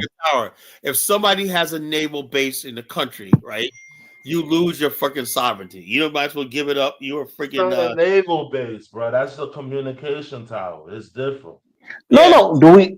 What I'm telling you is that about a communication tower. I'm not in favor of anything. Dave, you don't know. You don't know what. I'm trying to get at. The point here is, I'm not telling you that I'm for or against a naval, a naval base. That's the president's, right to choose. Oh no, Are you for a naval base being there? I don't know. I don't know what they're offering. I don't know because this is something that's been talked about. Hold on. US You're shouting. I'm not even hearing what Colin's saying, Dave. What are you saying, Colin? I'm responding to 1776. The U.S. Navy had a ship, the USS Chester, like miles off the coast, right? Liberia had its own Navy, that President Howard commissioned patrolling the coast and its own Coast Guard, right? The United States Navy was way out to sea, and patrolled the waters off the sea, kept like British warships and everything at bay, way out to sea. But Liberia usually took care of its own coast. No, Colin, Liberia used the American Navy to fight. Yeah, but hold on, American Navy was way out to sea. Liberia had its own Navy, its own Navy for. You know who stopped the war in Liberia? The United States Navy when they came on the ship. Yeah, that was because. Hold up, let me tell you something about the crew story, right? And Elvis don't tell you this, right? He don't tell you this. Oh, Colin. Let me break it down to you. For this is my Liberian history. I would see. I'm gonna go for African American wars in Liberia, right? Get this: the war between the crew coast right there. People don't understand something, right? What was unlike other tribes in Africa, right? The conflicts in Africa, right? It was tribal war between the Golas and the Mandingos and this one and that one, different tribal stuff. What was different about the Crew Coast was the conflict in the Crew Coast at destabilized coast was a conflict among Crew themselves. Mainly Crew people. People don't know this. Crew people were all over the coast of West Africa, right? A lot of them were educated. A lot of them lived in England. A lot of them lived in Sierra Leone, right? And they were also British Anglophiles, right? And they basically, the Crew people in England, Freetown, Sierra Leone, place like that, had made contact with their local chiefs on the coast of Liberia. And they were working in tandem with the British Army and the British Navy to try to seize the Crew coast in Liberia. That's what the conflict was all about. They hoisted the Union Jack British flag on the coast, right? They were engaging in human trafficking of Fernando Po for 100 years, right? So therefore, that was the genesis of the conflict. And plus, they were waging war on weaker tribes, their own people, in the region. That was it. That's why the troops, Howard sent the troops down there and whatnot, and to quell the troops, because the Crew chiefs, not even the Crew chiefs, it was those Crew that came from Freetown that urged them to raise the friggin'. They were British loyalists, Crew loyalists for the British Crown, that they raised a Crew flag on Liberian soil. That's what the conflict came in. That's why there was war. That's why people were hung. It wasn't like they were just mean. They decided to hang the friggin' Crew people. That was treason right there. Big caller, your caller. Yeah. Next week Trump's having his first Africa summit, and he only invited 5 countries. I think Yeah, Senegal, I'm worried about that. Guinea-Bissau, Mauritania, and Liberia. So you never know if once he gets Burka in that Oval Office and turns up the temperature like he did the Cyril, he could sign anything I don't Trump know. wants. This guy, Bokai is a military guy. This guy is like he was an old guy, but this guy's not no fool. He has a resolve of steel. I heard him speak. We're gonna find out next week. We'll find out next week. I know he wants the best for his country. He's not a military guy, Colin. But look, Liberians have a thing of knowing how to play the United States. They've been doing this for a long time. That's how they got the JFK I hope bill. so, Colin. Yeah, I hope so. he probably knows. Somebody probably tell him. Well, what did Barkley? Barkley went there with Roosevelt, right? Said what Roosevelt wanted to hear. Barkley was the first black man who slept in the White House. He was the first black man. Liberian President Barkley was the first black man who stayed in the White House in history. So therefore, he met with Roosevelt when that said what they wanted to hear. Okay, we got to win the war. Blah blah blah. He came back with money from the Lend-Lease agreement, right, and got the Freeport of Monrovia, but it didn't really do nothing but station some African American troops. That was easy. All they did was station some troops there, and let Liberia use it. They built the airport so they could have a theater to supply the North African theater through Liberia, like leapfrogging across the Atlantic, to avoid German. You and Elvis, you guys know Liberia much better than I do. All I know is I know Trump. He's not one to concede anything, especially to Africans.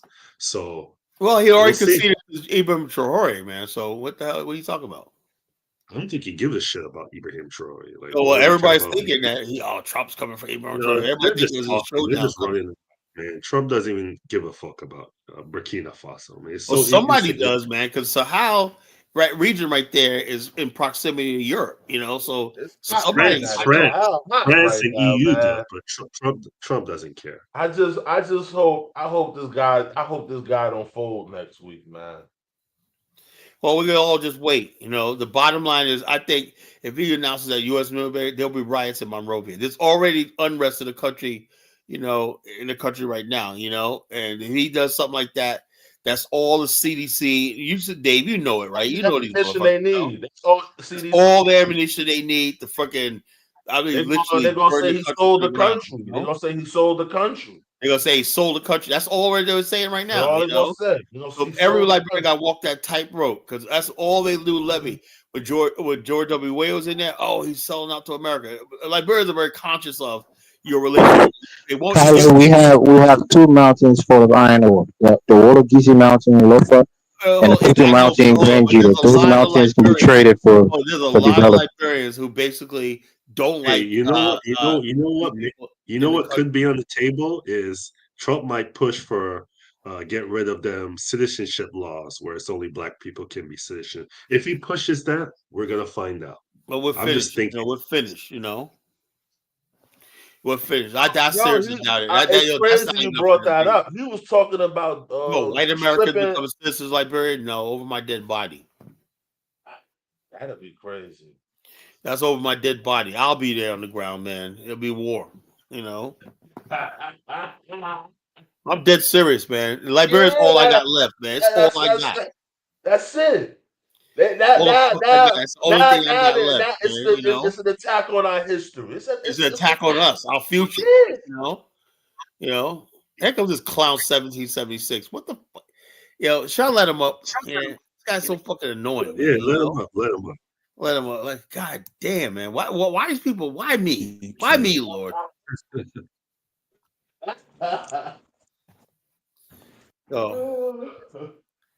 So what? Like I said, the bottom line is this: we gotta I got faith in Liberia. You know what I got faith in, Dave? Remember a couple of years ago they did a referendum where they should change the law, let Lebanese. Man, it was like every corner of Liberia said hell. And Dave, they said hell no. Hell no. Hey, Dave, you saw how Trump pushed South Africa's back against the wall. That's what I'm saying. Listen. Hey, DK. man. You don't know I Liberians very well. understand it, but I don't want DK, I don't. Yo, what's up? DK, can you hear me? I can Trump hear is you. 2 for Can you hear 2 me? against African countries. Yeah, I can hear you. Yeah. Trump is 2 for 2 against African countries, right? Congo just gave him Christmas. Congo Congo just gave him all their Christmas and mirrors. summer. You might as well call Congo. Hey, Congo just gave up all their murals without one gun Congo, being you can shot, call Congo without one bullet being fired. So Congo is Hey. a country rooted in being exploited. You know, that's all they know. Liberia, You have till December 1076, man. what you gotta understand, Liberia is not a colonial country. It doesn't have a Kyla, you get real upset with me, but I'm just telling you what I've read. I'm telling you that Liberia is not a colonial country. Liberia, the one thing Liberians pride themselves, even the poorest Liberians, is the fact that they don't have a colonial master or colonial history. That's what they pride themselves on. And they don't care how much money I know Liberians, they would rather suffer than give up their sovereignty and their independence. But Trump only has to convince one man, it doesn't and work that's like the that in president. Liberia. It doesn't work like Okay. you can't just it does not work like that in Liberia, right? They can impeach So that guy, so Kyla, how did America get all of Congo's resources through one man? I told you that's a different country. The Congo is a country that was always exploited, it's always weak. Liberia is the oldest country in Africa. You know, it's not gonna happen, bro. Trump shooting from the free throw line. He's 2 for 2. Yeah, so he's gonna be 2 for 3 when it's that's a Liberia. Trust me, I know. I know Liberia. I know everything. The presidents of Liberia, you know, they look back and stuff like that, and they know the future of their country and everything like that. Kyla, if you was going to DC, Kyla, I would believe that it wouldn't happen. But you're not going to DC. This president is going to DC, and he's going to be in that room by himself. I'm going to be in Liberia. And you notice he only invited. There's only 5 countries going. Only it's not 5. Egypt. It's not Algeria. It's not actually. And they always do strong. And plus, it's only vulnerable. It's only these small countries like Gabon. They Liberia, always do pre-screenings. Like they always do pre-negotiations. America wants a foothold in Africa, in West Africa, right? Solomon says America didn't get all common resources. Where do you get this from? That's what I say. I didn't hear about that. Man, he got all the resources. You know, they got some. They got more than they gave. You know, the bottom line is that Congo. What I'm hearing is getting $7 trillion. So I guess they're desperate. You know, Liberia's not going to give that. And we're in this situation because we don't have any infrastructure. Yeah, but Kyla, what I've heard through the grapevine is American tractors and everything is ready to go. So that's what I've heard through the years, man. You know, if anybody's gonna get tractors, it's gonna be China. America doesn't. I don't know what you guys have this faith in America for. America has not built anything in Africa. You know, never has since like the 1940s when they built the Freeport of Monrovia. It's China that does all the mega projects in Africa. You know, Turkey does mega projects in Africa. You know, but Liberia is mineral rich, though. Oh yeah, hold on. It does, yeah. But the whole thing is Liberia is moving away from extraction. You know. Okay. What big infrastructure projects has America done in America? I can't think. America has built the Transcontinental Railway. They built New York City. You know, major. I'm talking about recently. No, they're building a high-speed rail from New York to Florida. That's what you call it. America's building a lot of infrastructure around the eastern coast of America. 2025. America still doesn't have high-speed Virginia, we just have a new rail. Tunnel system. The Chesapeake Bay Bridge now has 4 lanes. You know, 2 tunnels of both sides. You know, with Trump in office, with all the kickbacks that he want to get, like he's only giving it to his friend Kushner, and you know his man. They're about building, man. The whole thing is, like I said, you know, if I know Liberians, right? If one thing Liberians will do, they'll take investment, right? If it doesn't mean they're like Lebanese. They let minor Lebanese because the Lebanese ain't pushing for citizenship. You know, they let the Lebanese make their money, blah blah blah blah blah. You know, but Lebanese can't hold office, or they can't have anything. They can't settle in their affairs and everything like that. Hey, Dave, let me tell you something. The presence of a U.S. military means essentially, de facto, automatically. This is what I'm telling you. You got to understand something. And like Boca is not stupid. He knows, right? What made the coup of Liberia possible was the fact that Tolbert and Tubman and Tolbert let the United States do the Peace Corps and train their Liberian military. So what happens is when you let a foreign country train your military right now and they're influencing your military.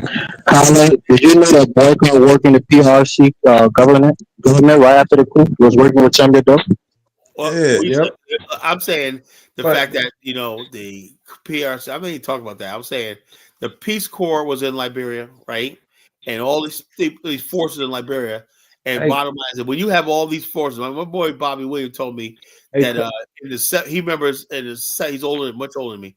He said in the 70s, late 70s, he said, "Dude, man, Kala, I remember out of nowhere, like around 1978, when he was a kid, he was like a teenager." He says, "Man, in the Farmington River," he said, all these white guys showed up. Start doing boating, jet skiing. We don't know who they were, but they were going to Fancy Island. They were going. America has always had CIA bases in Liberia, but they don't have no CIA base. No, they fuck them. They had no CIA bases in Liberia, man. Who the hell you get that from? Usually they have spies in it. May have spies in the country, but get caught doing espionage and see what the hell happened. This guy goes around Liberia and shows like old. The United States has a heavy CIA presence in Liberia. What street was it on? Yeah, it was this guy. He goes around and shows like old, overrun buildings. I want Elvis in there like this. I know His name is Emmanuel Cueto. Elvis, what building was street? And were they operating out of a hotel room? Nah, they had a base. What base? Where? I know the whole country, but where? You don't know. That's why I say you run your mouth. You don't know what you're talking about. In World War II, they had an army. Where at? Where the hell at? They had where was this base? They had in World War II. They had an army base within Liberia. They had an army base in Robertsport. That's what African Americans. Right. Without the U.S. Navy, the settlers would have. You're smart enough to understand that question is a ridiculous question. The CIA is a covert espionage agency. They're not going to have bases where you can go and visit college. You know that. I'm sure the CIA was in South Africa. The CIA has people all over the world. They have spies all over the world. Yeah, then they have it in Liberia. So what make you think Liberia is special? I'm probably in Liberia, but this clown acts like they had an office there with a secretary. No, CIA don't have those things, and you know that, Colin. That's why I'm saying why you ask that question. They had a small. In the World War II, they had a small base in Liberia. They didn't have no damn base in Liberia, bro. Okay, man. All right, man. You don't know what the fuck you're talking about. 1776, they don't have a base, an official base where you can go to.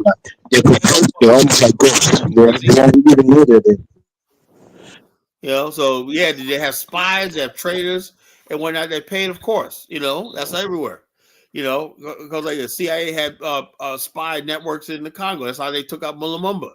All they operate with front agencies, right? Like business, and they're operating in the background. They have computers, typewriters, and guns and everything like that, walking freely around Liberia, man, flashing badges.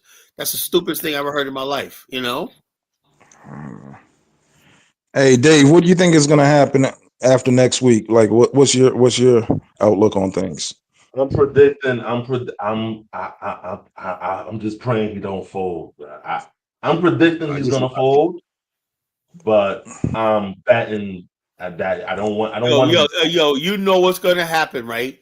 I don't want. I'm predicting because Kala is a different Liberia. Let Dave speak. He ain't speak. I mean, Kala, it's a different Liberia. These guys are willing to sell out.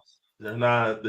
It's not the same. Yeah, hey, Dave, give me a percentage. Like, what do you think? Like 50%, 60%? The first time somebody sells out, that person's gonna be a political pariah. Nobody wants that. Nobody wants to put their hand on. Like right now, you know who's big in Liberia? Traore. You got young people out there, praise singing, marching, and everything like that. Whatnot. So if it comes out that this guy Buckeye understands that. A lot of these people, basically, that Yeke, they're using that. They linked up with pseudo black nationalist groups in Liberia and causing a lot of problems, Dave. And so Booker got to think, man, if I freaking do something that they like these guys, and next thing you know, I'm gonna be condemned all over West Africa. What ECOWAS is gonna condemn me. The AES is gonna condemn me. Or not, I'm gonna be a pariah in West Africa. Nobody wants to be a pariah in West Africa. Trust me. Okay. Hey DK, what do you think might happen? Like, what do you think might happen? I just looked up. Booker's 80 years old, man. He old as hell, man. You think he ready for that? Once they put him in that room with all them white people grilling him. Oh, this guy has a result. I tell you, he may be old. That's what I'm saying, bro. This guy got a resolve of steel, bro. He's like a steel and resolve. I'll see. I'll believe it when I see it. I'll believe it when I see it. Man, I hope so, man. I need to see. Let me that's not true. He doesn't have resolve. The guy has a pacemaker in his heart. He has a pacemaker in his heart. He had to have heart surgery. No, he has. He's very fragile. Elvis. He has a resolve to go after Claire Ware and George Ware for all that for $6 million they spent on that city of hope. Colin, can I ask you a question? What? Oh, my man Steve is back. Yeah, what happened if he does fold? Well, they could. I know the opposition in Liberia. If he folds, I'm predicting civil unrest. There'll be a civil unrest in the country. Trust me. Okay. He knows it too. He knows it. You could. It'll be immediate. What will happen is, I think the military might even mutiny. But Kyler, you always make America sound bad, and there's a big Liberian diaspora in America. Liberia has a lot. Liberia has a lot of fucking people who listen to people like Malcolm X, Julius Malema, and stuff like that. There's a very radical element of Liberia that's out there. It's serious. They know it too. Where Black do they nationalism is big in Liberia. Where do they find these dudes? This dude old as hell with a pacemaker. Like, where do they find? Oh, he's the only one that could be. Should have won was that Cummings guy, but he's American Liberian. You don't have a middle class, and when you don't have DK. The question to answer your question, he has political cachet. He was our vice president for 12 years. George Weah became president. No, he's still corrupt. It doesn't matter. All of these guys are corrupt. The problem with Liberia, they don't want to get in. They don't want to see a new face. But Dave, you just said Dave. Yeah. You just said everybody's corrupt. You said everybody's corrupt, but you're believing they're not going to fold. But Pete Gang. You put the same people that fought war in the country for 14 years, and you gave them political positions. You think anything's going to run right?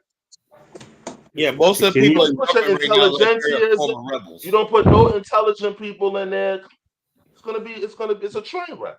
And then you got people, and then you got people that just vote on tribal lines. Come on, it's a train wreck. DK, if people for the best person. And if now people are corrupt, do you know what Parker expertise is? You know what his expertise is? Then voting on tribal lines. Now the people say the CDC is now a tribe and a cult. These political parties have now become the new tribes and cults. It's like a cult. A UP people, they do ceremonies, rituals. CDC got all rituals and everything like that. Hey, DK. Fucking government,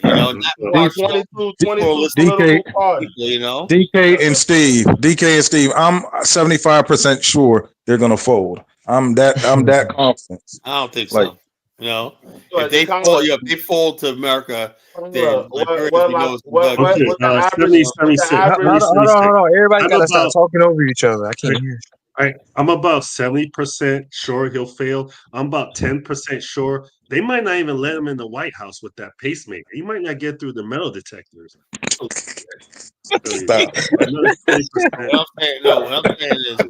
I'm saying is people don't understand the culture of the country.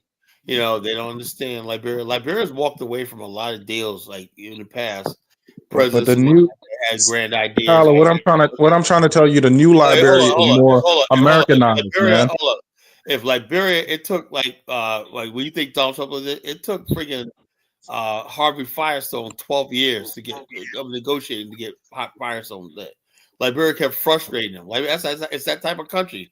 They don't make it That's easy the for white Liberia. people in the country. It's That's not the that easy. Liberia vote, Carla. That's the Liberia That's a vote. long time Not ago, Liberia. man. No, I believe it's the same country. I believe it's the same country. Because I used to think that too. But the people right now, they're like this. If you talk to a young Liberian, they're very intelligent.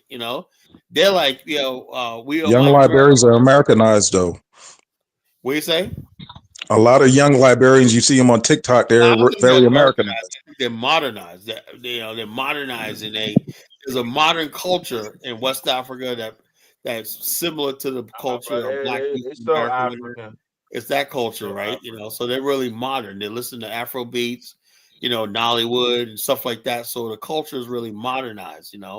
I don't think they're Americanized. They're modernized. Just that because we have the same sort of taste and whatnot. They seem like they're American. I mean, Afrobeats itself looks kind of Americanized. Yeah, I don't think so. No, I don't think so. When I'm in Liberia, all I listen to is Afro beats. And I feel Hey, like Steve, but you have a big Liberian diaspora that's pro-America. So the bridge is going to be built.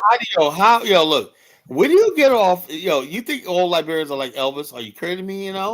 If you listen to Spoon Talk and what do you mean by pro-America? what you said, they're pro-America, they're Americanized in their mind. Pro-America how? A lot of Liberians support Chahori and AES. A lot of Liberians are Black nationalists. The AES is just a fictional force, Oh, like okay, the AES really doesn't. No, They really AES don't have. is a real thing.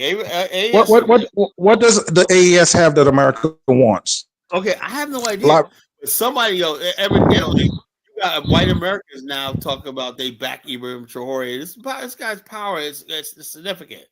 I know you think that the white man's John Wayne riding in on a horse.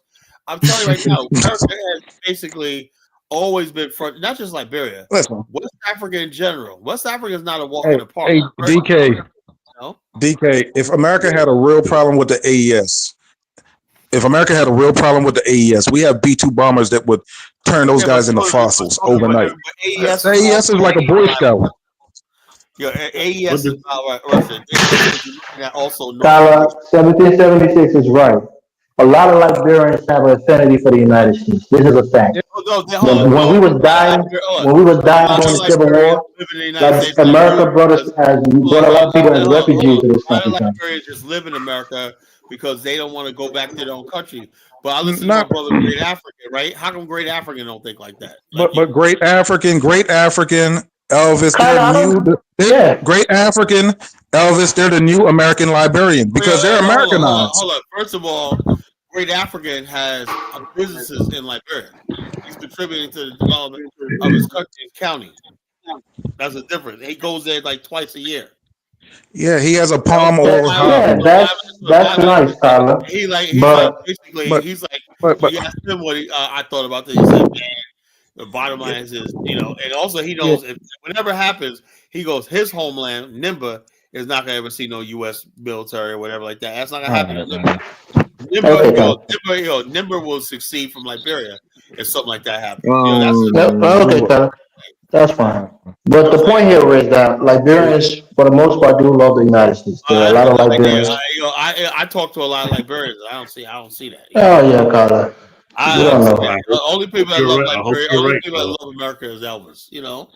Listen, if 50 Cent had a concert in Liberia, the whole country would go see it, man. Bottom line is this, there's a difference between America and Black America. Liberians know the difference, No, America.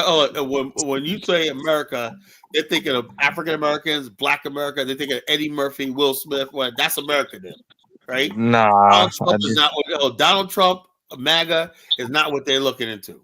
Trust me. You know what was shocking about watching Spoon TV? I was shocked how many people support Donald Trump on that channel. I tell Liberians, man, you guys can love us, but you don't have to love America. I tell them all the time, you can love us, and we'll say, "Oh, we love America." We're not. A lot of Africans love Donald Trump. You love Black America, yeah. Yeah, that's what I was watching. Yeah, but we're not backing the fucking Trump. Well, I'm not backing no damn Donald Trump in Africa. A lot of Africans love Donald Trump, Colin. Colin, you got What bamboozled. You thought Africa Trump was like going right to be now? hands off in Africa. He's not hands off. You got You say bamboozled. Africans are loving Donald Trump? Okay, I'm gonna Man, find you guys a video. Trump is about making money, man. Colin, you He's can about find making any money, man. videos about any group, but a lot of Colin, can you Africans. admit that you got bamboozled by Trump? You thought he was going to be anti, he was going to leave Africa alone, but now he's really deep in the continent. I'm not Steve, bamboozling. Trump is a radical capitalist. He's all about making money, I man. know he's gonna fail in Africa. Right, So right. this is what it is. But yeah, Colin, you were All saying Trump that on sees is Diners. dollar bill. Trump doesn't even see race. He just sees dollar bills, man. That's it. Right. Diners was the same way. They were like, "Oh man, you got to vote for Trump because Trump gonna, Trump not. They're not gonna do nothing to Africa. See, the Democrats Yeah, are that's what gonna." I say. These guys are so naive. They don't even understand geopolitics. They think that Trump is transactional. He wants to get the resources. He has companies that's probably going to give him some kickback in the private capacity. Colin and them was just voting on superficial things that really doesn't impact their life. Trump is Transgenderism America or first. LGBT, things that doesn't tangibly impact their life. Impact my life. How does it impact your life, Colin? That does impact my life. How does it impact your life? Because I don't Because agree with we want our sons and daughters to be straight, Elvis. Oh, okay, yeah, because the government tells your son whether or not to be straight. Hold up, yo. No, they was pushing a lot of stuff, man. Look, Elvis, That it's like impacts this. my life too. It's bro. simply I don't like that. this. It doesn't impact my life, but if you ask me, That's the wonderful thing you said. Doesn't impact my life. Listen to that, Colin. The things that impact your life, you vote against it. The thing that doesn't, you vote for it. Elvis, all it is yay and nay. Elvis, I got a quick question. Do you think America would be a force of good in Liberia, or will it be negative? What do you think? Look, let me tell you this, right? On August 12th, 2003, I was in Liberia, right?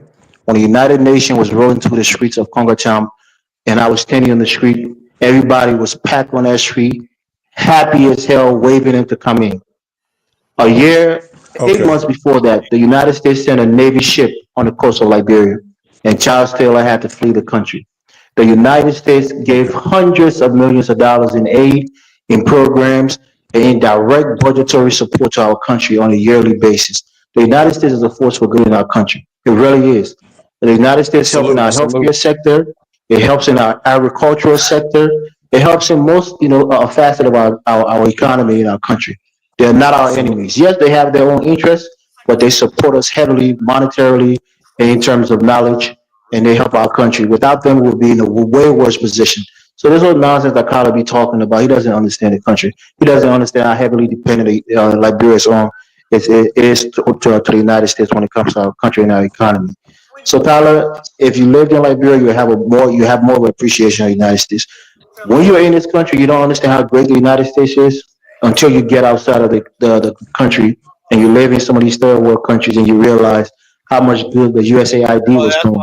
That's why I say you I got guys a lot of respect for you. At least you that tell the believe truth, that man. nonsense or not, you guys are never going to develop. You guys because you have no pride. Carla, I said it before. That America is the best thing for any black group in the How's world America as the of best? right now. America's taking away All the opportunity you have in this country. Okay, there's a lot of opportunity in this country, Carla. It doesn't look. This is what I tell you. You didn't listen to my show the other night, right? I'm not going to argue that America has opportunity, right? But the whole thing is, what the hell?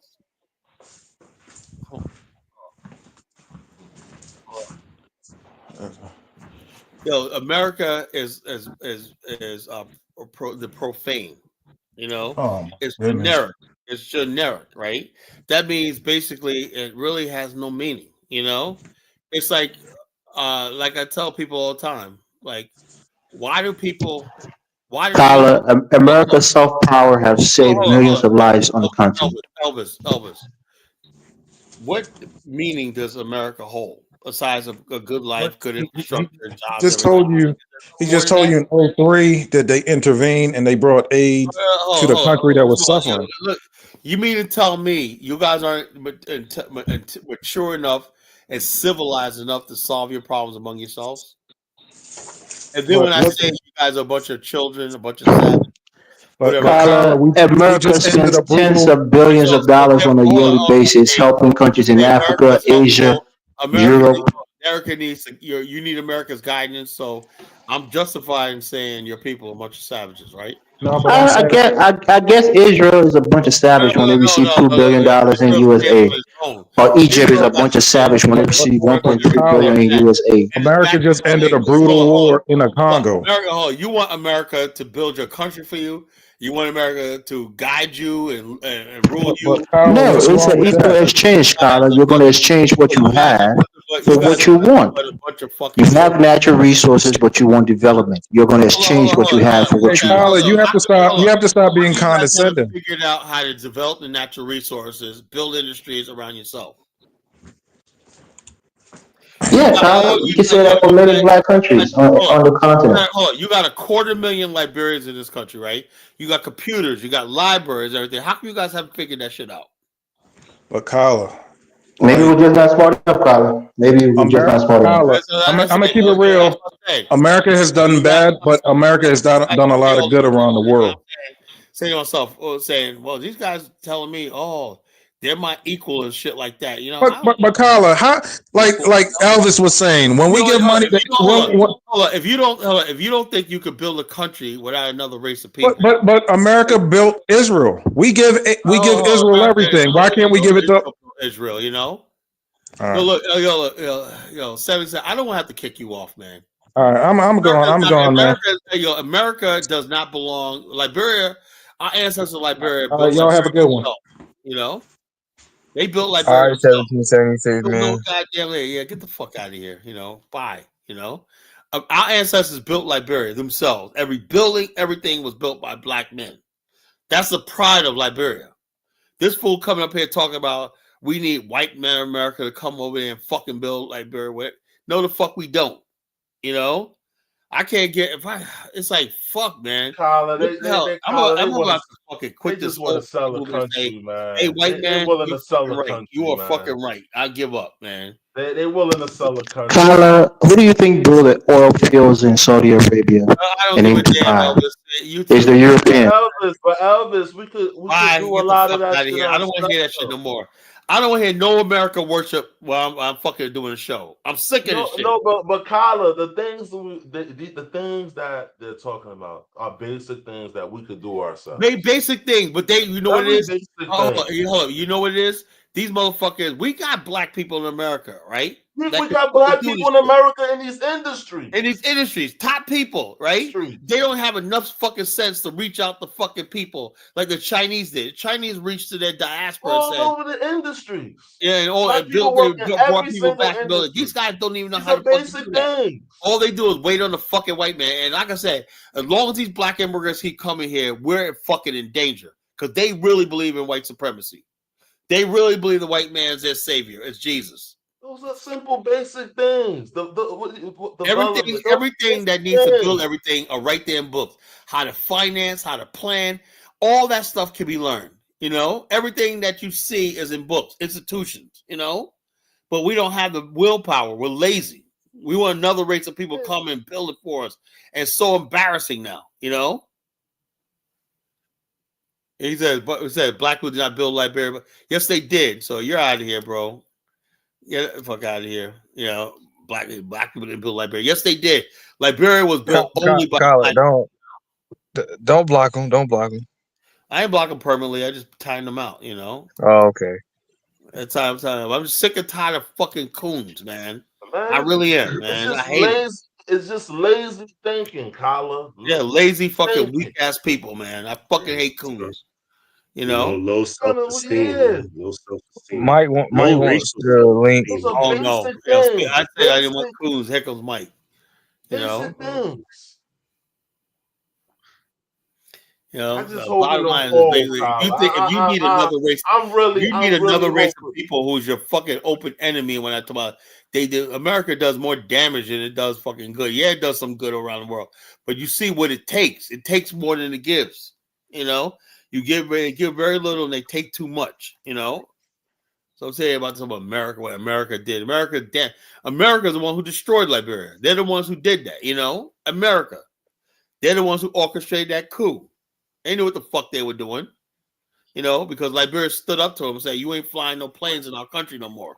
We are opening up diplomatic relations with Russia, China, Libya. What the fuck you gonna do about it? So they staged that fucking coup. You know, America's always been behind the destruction of Liberia.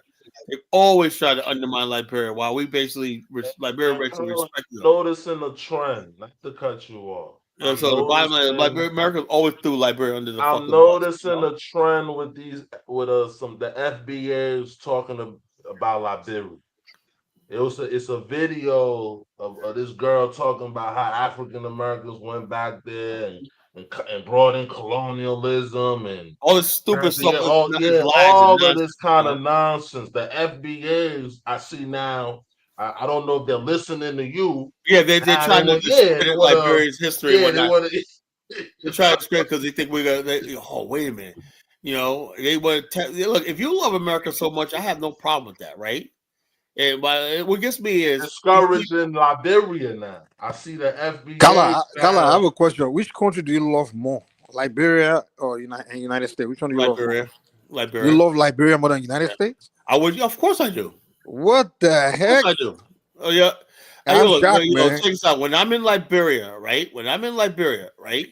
I feel like I'm at home. I feel like this is my country. This is my land. Hold on, Carl. Let me ask Mike that same question.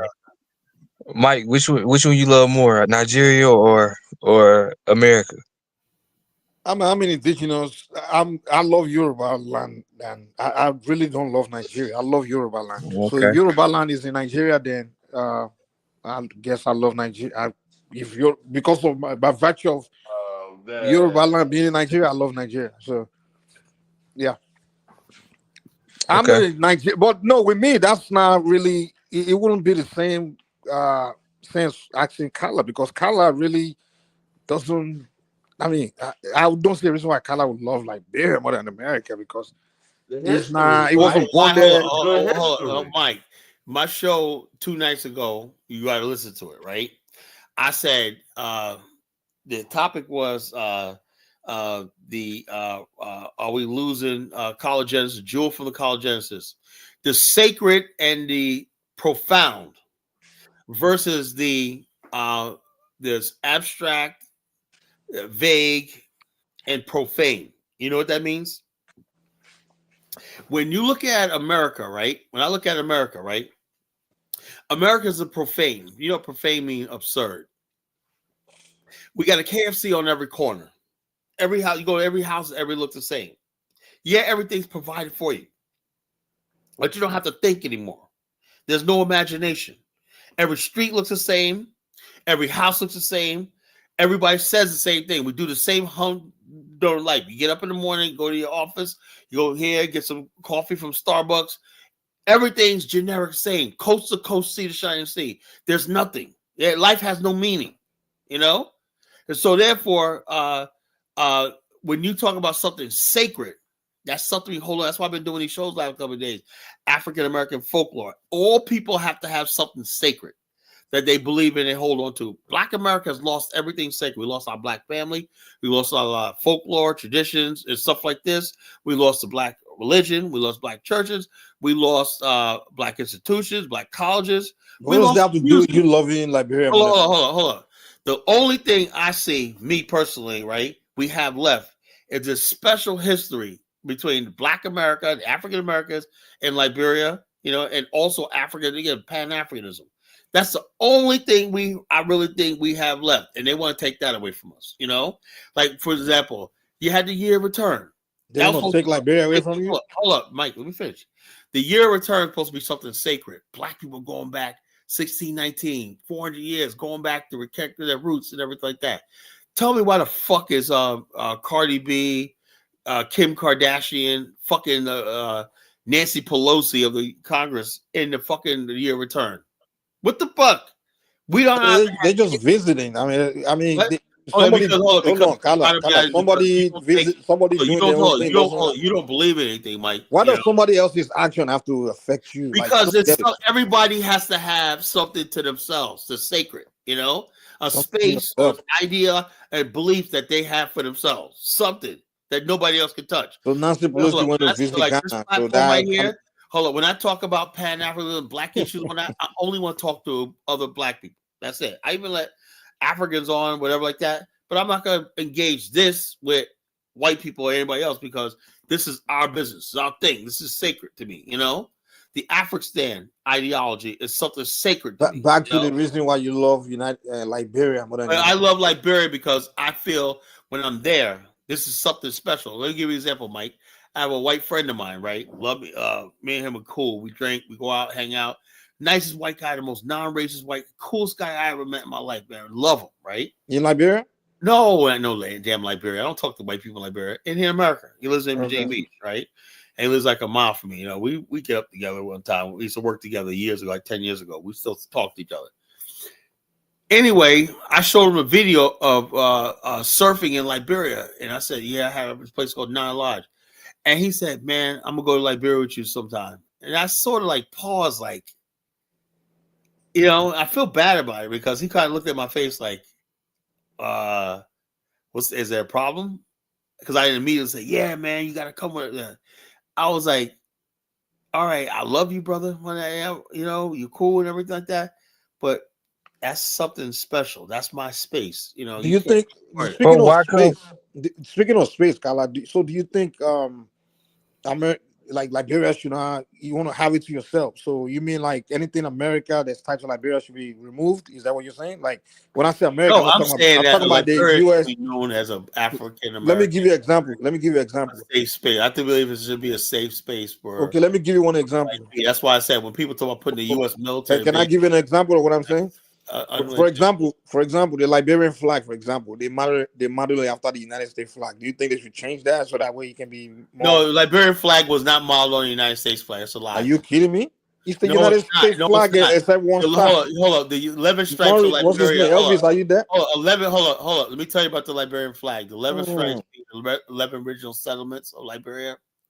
Red stands for the blood that was shed. White stands for purity. Blue stands for Africa. The star stands blue stands for Africa. Africans are no blue. The star, the one star called the Lone Star, meant Liberia was a light in darkness, and it means the African. Come on, stop it, man. Where did you read this from? That had nothing to do with America. In fact, America's flag, American flag wasn't the official flag until like the 20th century. You know, the American flag you see right now is only flown on U.S. Navy ships, and military used it, but it wasn't a national flag like Liberia was from day one. You know, it wasn't like a symbol. But aren't there places in Liberia named after like America? Cities in America. First of all, after the U.S. president. People, hold up. This is the problem. Like I said, I like educating people, right? Mm-hmm. At the time Liberia was founded, there was no real concept of America, right? You were Virginian, you were New Yorker, you were Texan, you were Louisianan, you were Kentuckian, you're Virginian, whatever like that. So therefore, when people settled in Liberia, they took these place names of the people they came from, right? Like you have a Virginian Liberia, you have a Maryland Liberia, you have a thing. These are just a place because there was also, because they want to distinguish themselves from other parts, people from other parts of the United States. There's a culture of Maryland and Liberia is different from the culture of Mississippi and Liberia, reflecting on two different black cultures. Virginia and Liberia is different from, let's say, Brewerville. You know, or Corsaville was a Caribbean settlement. That was different from all the other settlements. New Georgia was a settlement settled by Congo people that were captured at ICs. You know, do you know all that these places were different settlements? Okay, we get your point. Came together and formed the republic. So it has nothing to do. When I see Liberia's flag, I see Liberia. Do you know that the Liberian dollar was being pegged and was being printed in the United States until 1907? Yeah, it was. Yeah, like I'm not gonna deny there's some sort of connection with Liberia with America, but the connection that Liberia had, like the U.S. government. Hold up. The connection with Liberia mostly had that helped it develop the most was Germany. You know, Germany. No. You know, I don't think you heard what I said. Germany. I said the Liberian currency, the Liberian dollar. Hold up. Germany with the U.S. dollar was being printed by the United States government. In your country, that couldn't get.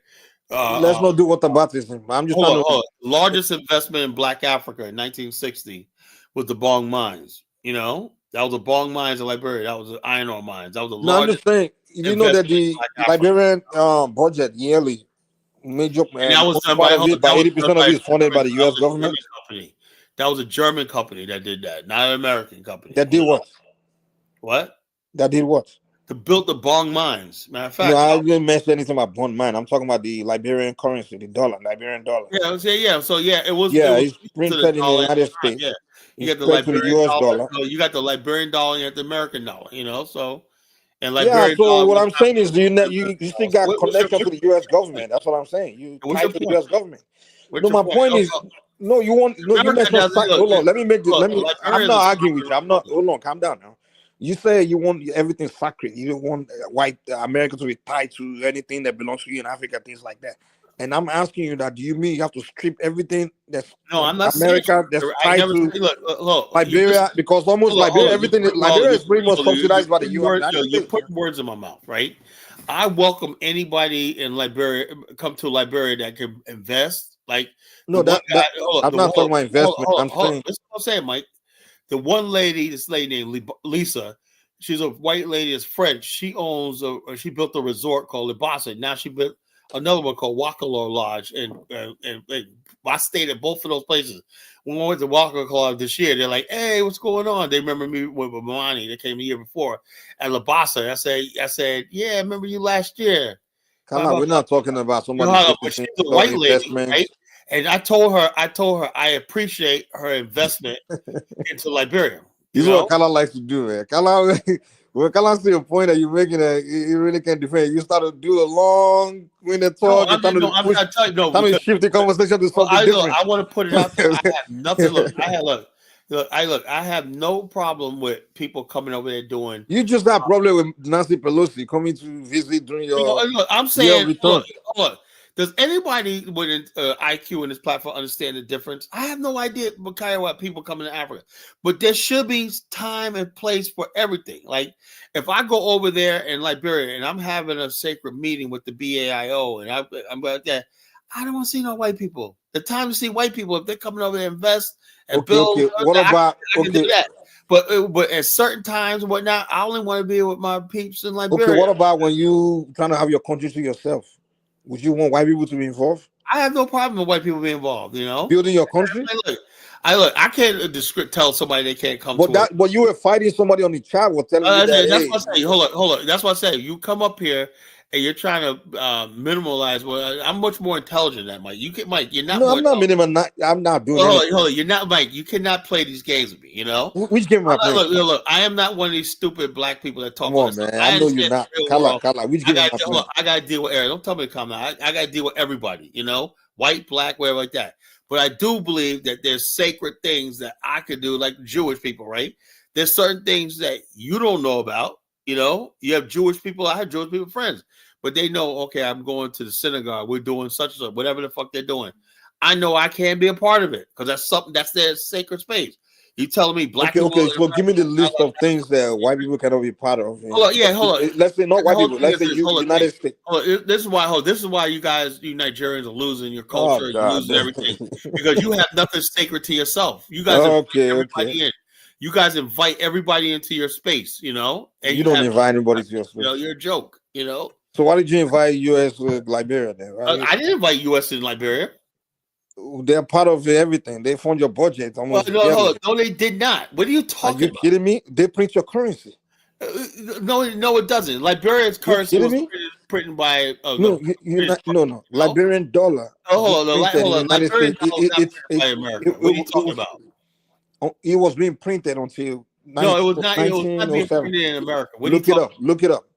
Oh, what are you talking about? Look it up. What are you talking about? It was not being printed in America. Hold on now. When Liberia was created, the currency. Hold on now. That's the thing. What's that got to do anything? If they did, what's that got to do anything? Okay, so you agree that they did. Oh, so I know. I'm not saying they did. But exactly. They did. So what's? You have to do with what you're saying that you They didn't. But what's the point? They did it. What do you mean they didn't? Is there anybody? I don't believe they did. I don't believe they did. Just look up I never heard that before. Well, you should learn more about it. Look. The bottom line is this. What is your point? Read more about your country that you. I do know about my country. You I said do you know love more Liberia about more than the Liberia USA, and than you don't know too much about Liberia. So the bottom line is that's what I believe. You know, I believe that when that, and you can't change my opinion. I just believe black people should have something for ourselves, and I But then believe. you said you solely build Liberia Hey, by yourself. hey, Mike, I'll give Kyler that. He knows a lot about Liberia. He knows like 80%. And you didn't even Still know a few where the things that he currency was doesn't being know, printed. but he knows a lot. I know The he thing knows is, Kyler, you can't lies. just think that Liberia was so independent from the United States. There was a lot of help that Liberians got from the United Exactly. States, He's and we have making to it look concede like that they point, just went Kyler. there. They have no ties to the United States. They just went and built a country No, on what their I'm own. saying, hold up, what you're making it seem like Liberia is America's colony. It and is. we were a colony. Yeah, it was. No, it wasn't. Your Liberia was not currency America's literally colony, was bro. back to the dollar. It's being printed in the United That States. doesn't mean anything. Liberia was It not. means a lot. Look. In fact, the During currency every African country. traditionally, Hold Liberia, on. hold up. Liberia traditionally have used a British pound. No. It was the US dollar. No, actually, it was a British pound. It was No, the US dollar until 19. we use the British pounds to what is his name? Later. Mike. No. In the Before beginning, we got our own currency, until we used the 19. British pounds. We traded in the British pounds. It was replaced with the British pound in 1907. And we From the also even beginning, used the US dollar for a short time as our official not currency. short time. No. Until 1907, which is almost 100 years after the creation. It was the US dollar. It was pegged to the US dollar. Liberia struck its first coin in 1833. What are you talking about? No, your money, your currency. Yeah, Liberia's currency. We had a dual currency system, Mike. We still have a dual currency system in the country. The US dollars is official tender in Liberia. So I mean, you're doing some research, but there's a lot of nuance to it, Mike, that you don't understand. Also, Elvis, would you agree that the US government fund your budgets? No, I mean, right now, maybe more so right now than before. Before Liberians were really independent. They were more independent, than what we have now, because it was a pride thing. It was from the beginning. I don't know if they funded it. I'm sure they helped. Liberia funded its own self. It was able to look. Liberia, the Cape Massarato County, Monrovia County, began bringing in revenue in its early years. They said, "Well, we're bringing in revenue, paying stuff. What do we need to ACS?" That's when they started independent. Same thing with the Maryland colony. Maryland colony, John Brown Russell made that a prosperous colony. It turned profit almost, it's collect tax revenues and tariffs and everything. And so they said, well, so Liberia has a long history of being independent. They would never, no. I know Liberia very well, man. Because you guys were colonized. Liberia was colonized. Liberia was colonized. Liberia, no foreign flag or no military. Nigeria was the only military that ever was in Liberia was the UN. He was a UN peacekeeper. Kala. Nigeria was created in 1960. You bullshitter. Nigeria is crazy. It was created in 1912, something like that, No, Nigeria got its independence in the 1960s, Tyler. So Liberia, again, I love my country, but we wasn't competing with other countries. Most of those countries were colonized. Incorporated in 1912, Nigeria was not created. No, Nigeria had territories that were protectorates of the British.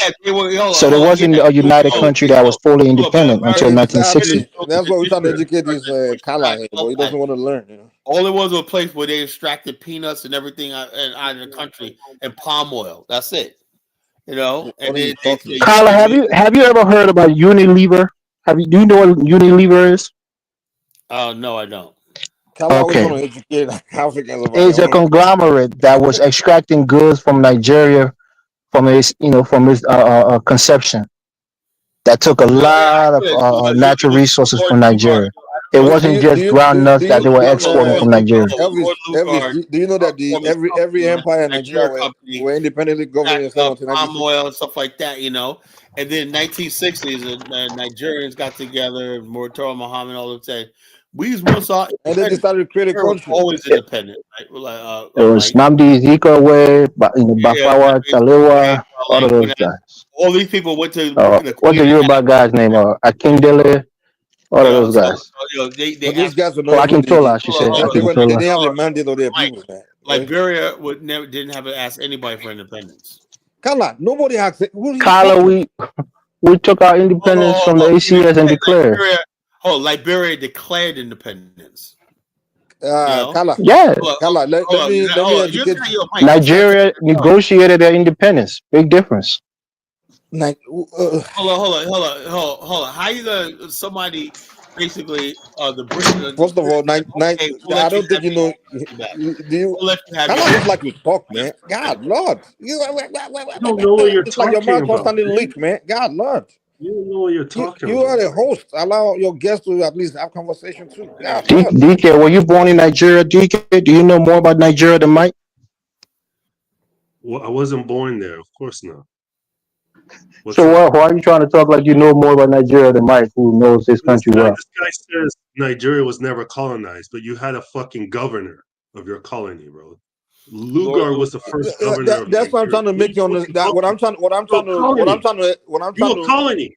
You Calm only down, the dude. British man's nutsack. The Yoruba was only the British man's nutsack. Okay, that's fine. Good. Okay. Yeah, admit it. Stop All right, so that bullshitting. makes you happy. Okay, good. You can have that No, nice beer. you need to admit it. Stop All right, fooling cool. yourself. Okay, so here's the deal. When the British, whatever, they were there, or so-called, there was no occupation. They were just they were there. Man. Can you calm down? Oh, Lord have mercy, Hey, man. they murdered the Yorubas, man. Kala, you need to go to psychiatrist. And maybe they can diagnose your. I think you have some type of Mike don't like when I play these videos. Kala, you have a mental illness called can't stop talking. Like it's like your mouth just constantly leak. Like it's like you can't help it, man. Then the white man conquered you. Okay, fine, thank you. Anyway, if you ask people alive during that time, they will tell you that they didn't know. We don't give a fuck. We don't give a who fuck. Who cares what you give a fuck about, man? Who cares? We don't give a fuck what Who you cares? think. You think I care what you think? Well, I don't give a shit. I know okay, the I facts. don't need that. I'm here to correct you. So why you butt hurt, man? I'm not butt hurt. I'm just here to correct you. Well, you need to. Well, okay, fine. Yeah, correct yourself. Anyway, let's not give our opinion. Let me talk my nonsense. You talk your nonsense. Well, there's every sense in every nonsense. After you talk, Mike, I'm gonna play a video. Say it again. I said after you talk, I'm gonna play a video. Okay. Don't play a video, Makoko. No, I'm not gonna play a video with Makoko. No. Okay, so what I can say is, Nigeria today is a nation. It's a country of different nations. So the idea of different nations coming together to be a country was the idea of the British people. And these nations never agreed to that.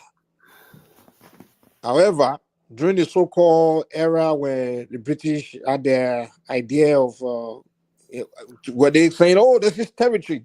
Just like Nigeria would say, Nigeria is a mere geographical expression. During that time when the British were calling this territory Nigeria, it was just a geographical expression. It wasn't a country. During that time, the empire was still governing themselves independently until 1960, where they now saw the idea like, hey, we already have this geographical expression. Why don't you guys make it a country? And then various individuals from these different empires got together and like, okay, should we buy this idea? Should we not?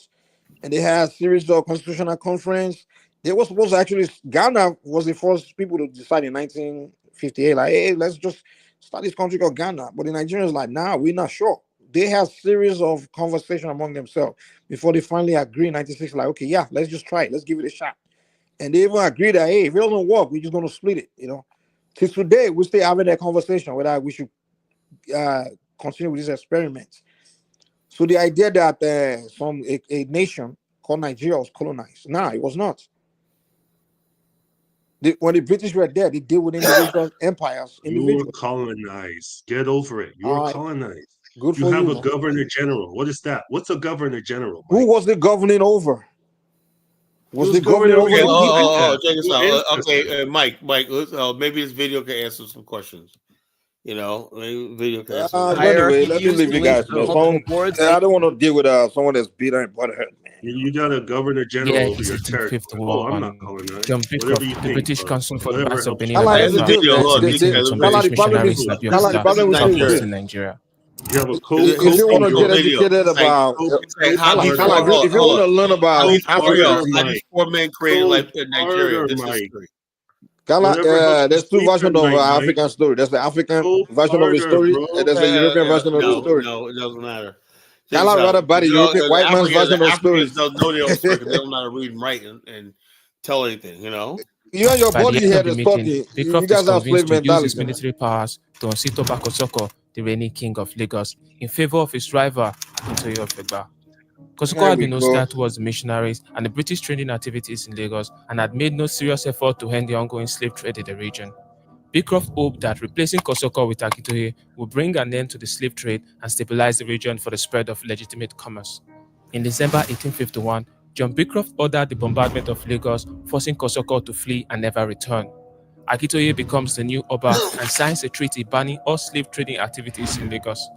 But over the next 10 years, Akintoye and his successors were unable to bring the stability the British had hoped for.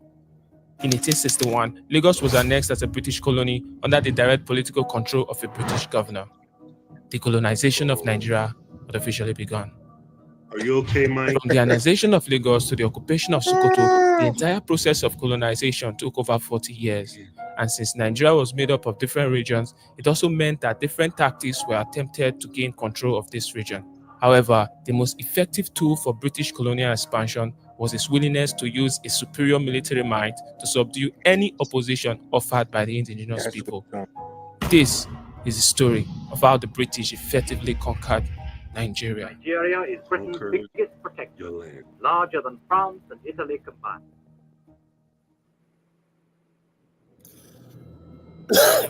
Kala, I don't have time for a long video, man. But anyway, In the early 19th century, the country we now know today as Nigeria was made up of several regions around two predominant rivers, the River Niger from the west and the River Benue from the east.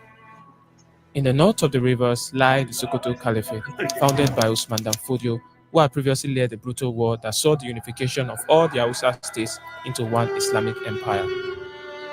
The once great but now crumbling Oyo Empire and various other Yoruba states lie in the west. In the east were various decentralized tribes, the predominant of which were the Igbos. And in the south and the middle regions were various distinct tribes and kingdoms that were largely autonomous.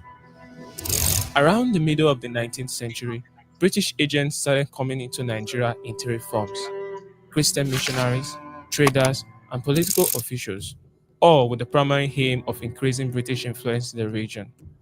In 1842, a group from the Church Missionary Society in Britain landed in Badagry, Lagos, and spread to Abeokuta in 1846, and by 1890, they had established themselves as far north as Ilorin. A similar situation occurred around the south and the southeast, with the Roman Catholic organization becoming quite successful. But Christianity did not spread significantly in the Islamic territories of the Sokoto Caliphate. The missionaries established schools focused on teaching English to the locals and also encouraged Christianized Africans who knew the local languages to go into communities and preach the gospel to their countrymen. One of such men, and perhaps the most famous of them all, was Samuel Ajayi Crowther, a former slave captured during the Yoruba wars that accompanied the fall of the Oyo Empire. Crowther became a major force for the spread of Christianity, becoming the first indigenous African bishop of the Anglican Church in 1862. While the rulers of the region sought the Europeans as political allies, the missionaries were more concerned about spreading their religion and ending slavery. They believed that the cultures of the indigenous people were far inferior to theirs and therefore needed a complete overhaul. This was the primary motivating factor for the annexation of Lagos in 1861. Want a career in audio engineering? First Institute gives you the tools to enter the industry in less than a year through hands-on. From Lagos, the British made their way inland, slowly bringing Yoruba land under British rule. In 1886, the British ended the terrible Ekiti-Parapo War, which had been ongoing for 15 years. All sides were weary of fighting this war and welcomed the British as peacemakers. The British ended the war, but in return, they issued treaties declaring that all signatories direct future disputes with each other to the British governor in Lagos for resolution. But this was not met without resistance. The king of Ijebuland, Suspicious of the motives of the British, outlawed them entirely for most of the 19th century. But when he refused to discuss trade terms with the British governor of Lagos, the British used this as an excuse to forcibly occupy the territory. British troops subdued the entire Ijebu land for 4 days, sending a message to the rest of Yoruba land that a new supreme power in the region had arrived. The people of the reconstituted Oyo Empire also offered significant resistance to the British. On the 12th of November 1894, the town of New Oyo was bombarded and brought forcibly under British colonial rule. In the south, the Niger Delta area and Calabar had been an important region for the sale of slaves. But as a result of the decline in slave trade around the 1850s, the trade in palm products became the most important source of wealth to the region, as it offered fewer barriers to entry. Tensions were so high between the British traders and the coastal middlemen in the region because of the business model of palm oil trade known as the trust system. Under the trust system, the British firms to the coast would pay a certain amount to the coastal middlemen to procure a specific amount of palm oil. The middlemen will use part of the money to purchase palm oil from the interland dealers and bring the palm oil back to the British firms in completion of the bargain. But there were only a select few middlemen doing this, thus giving them a huge monopoly in the market and making them lots of profits in the process. Seeing the problems with the trust system, British traders wanted to bypass the middlemen and trade directly with the interland dealers. But two things held them back. First, malaria threatened to cut short the life of any European who ventured beyond the coast. And secondly, the British trader didn't know how to get from the coast to their interland suppliers. But with the emergence of some British explorers, things were soon to be changed. Originally coming from the Niger to the west, the British explorer Mungo Park, who journeyed from Timbuktu to the Niger in 1805, was the first European to discover that the river Niger flowed to the east. Killed at the rapids of Boza, Park was unable to follow the river to its termination. But in the 1820s, another explorer by the name of Hugh Carpentin revealed that the Niger flowed through Hausa land. After Clapperton's death, his servants, Richard and John Lander, followed the Niger to its confluence with the Benue. In 1854, Dr. William Belfort Beckey led a successful expedition to the interior of the Niger Delta. His expedition made use of quinine, a preventive measure against malaria, and proved that the Europeans could survive the interior. And now that the British firms could bypass the coastal middlemen, the local economies of big trading port cities in Nigeria, as well as other established British firms that relied on the trust system, felt threatened. Both local traders and British firms looked to the British Council to settle disputes and negotiate balance to the trust system. Through the position of a mediator, the Council achieved a status of great power. The growing power of Beecroft, the consul for the Bight of Benin and Biafra, can be seen in the case of Calabar. The kings of Calabar's two most powerful towns, Eyo Oneste II of Creektown and Eyamba V of Duketown, both welcomed the missionaries in 1846, believing that this would... Oh, we got the general idea. The British came in there, they kicked ass. Took names. It's funny when the British Kala, what's the soldiers name of trade. the guy that's presenting his documentary? What? What's the name of the guy? Here you go. It's like about a year ago. I said, what's the name of the guy? Okay, let's see. Let's look at. So you don't even know who's presenting something to you? Yeah, okay. No, this is all documented, Mike. This is all documented. Okay, good for you, man. Why are you so hurt, man? Why are you so? It's like you bitter. No, I'm not bitter. Where are you from? I'm checking you. Where are you from? Yeah, like I said, this is why I said most African cultures. Kala, where's this guy from, man? This guy that's talking. You guys think you guys could erase history and make it up? I guess you guys. Give me a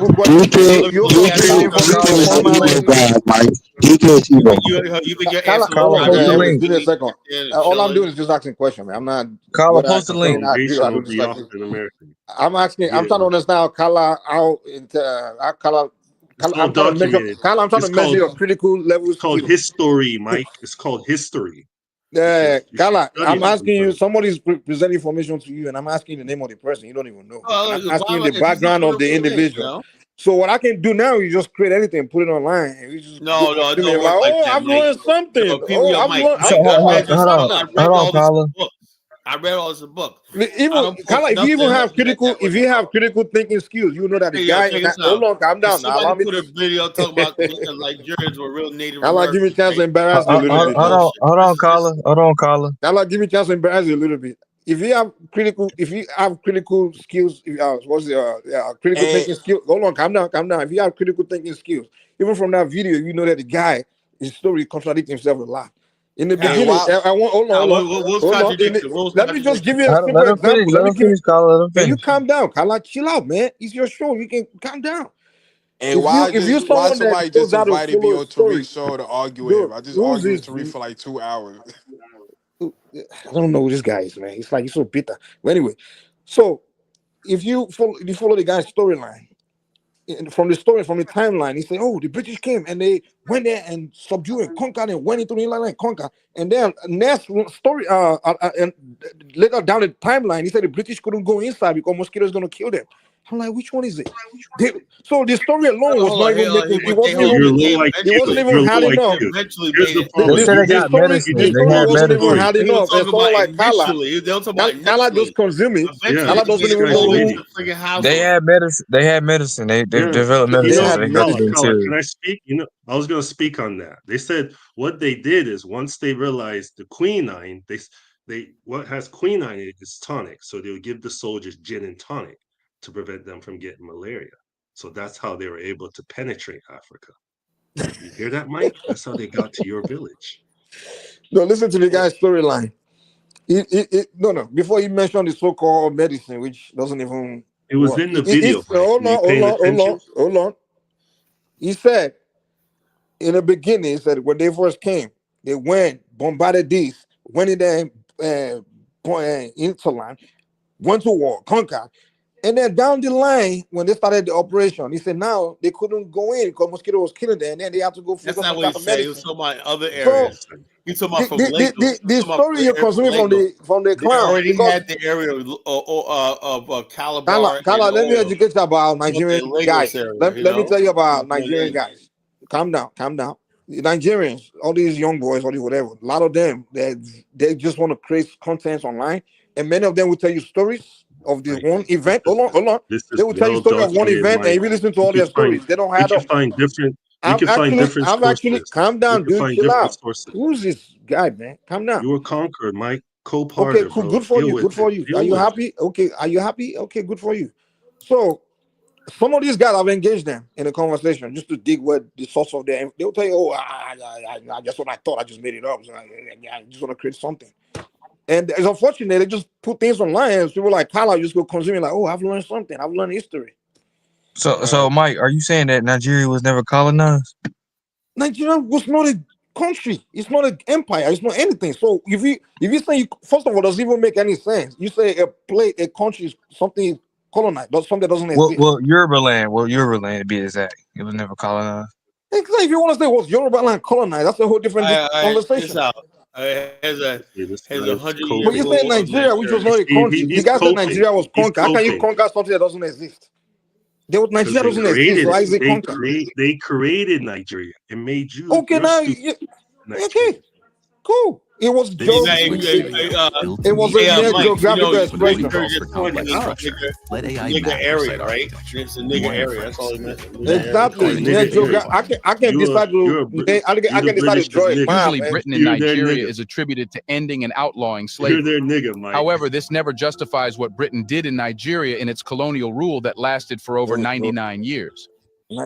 Sweet cover of ending slavery, it wreaked havoc in Nigeria. From cynical resource exploitation, extreme violence, altering culture and social values, to molding laws, Britain did unthinkable to Nigeria. Companies and armies were established to safeguard Britain's interests, gathering and sending valuable resources like gold, palm oil, cotton, tin, cocoa, and much more. However, not everyone knows about this, which is rather unfair. But what are the details of the structural exploitation of Nigeria which people don't know about? Welcome to a new episode of Black Culture Diary, a channel where we talk about less known and hidden Black history, culture, arts, and lost civilization. We scrutinize history here to bring the Black culture back on the surface again. We encourage you to join our community in supporting and building a strong Black history education medium. In this episode, we will expose what Britain did to Nigeria, by slowly strengthening its roots and becoming colonial master. Let's get started.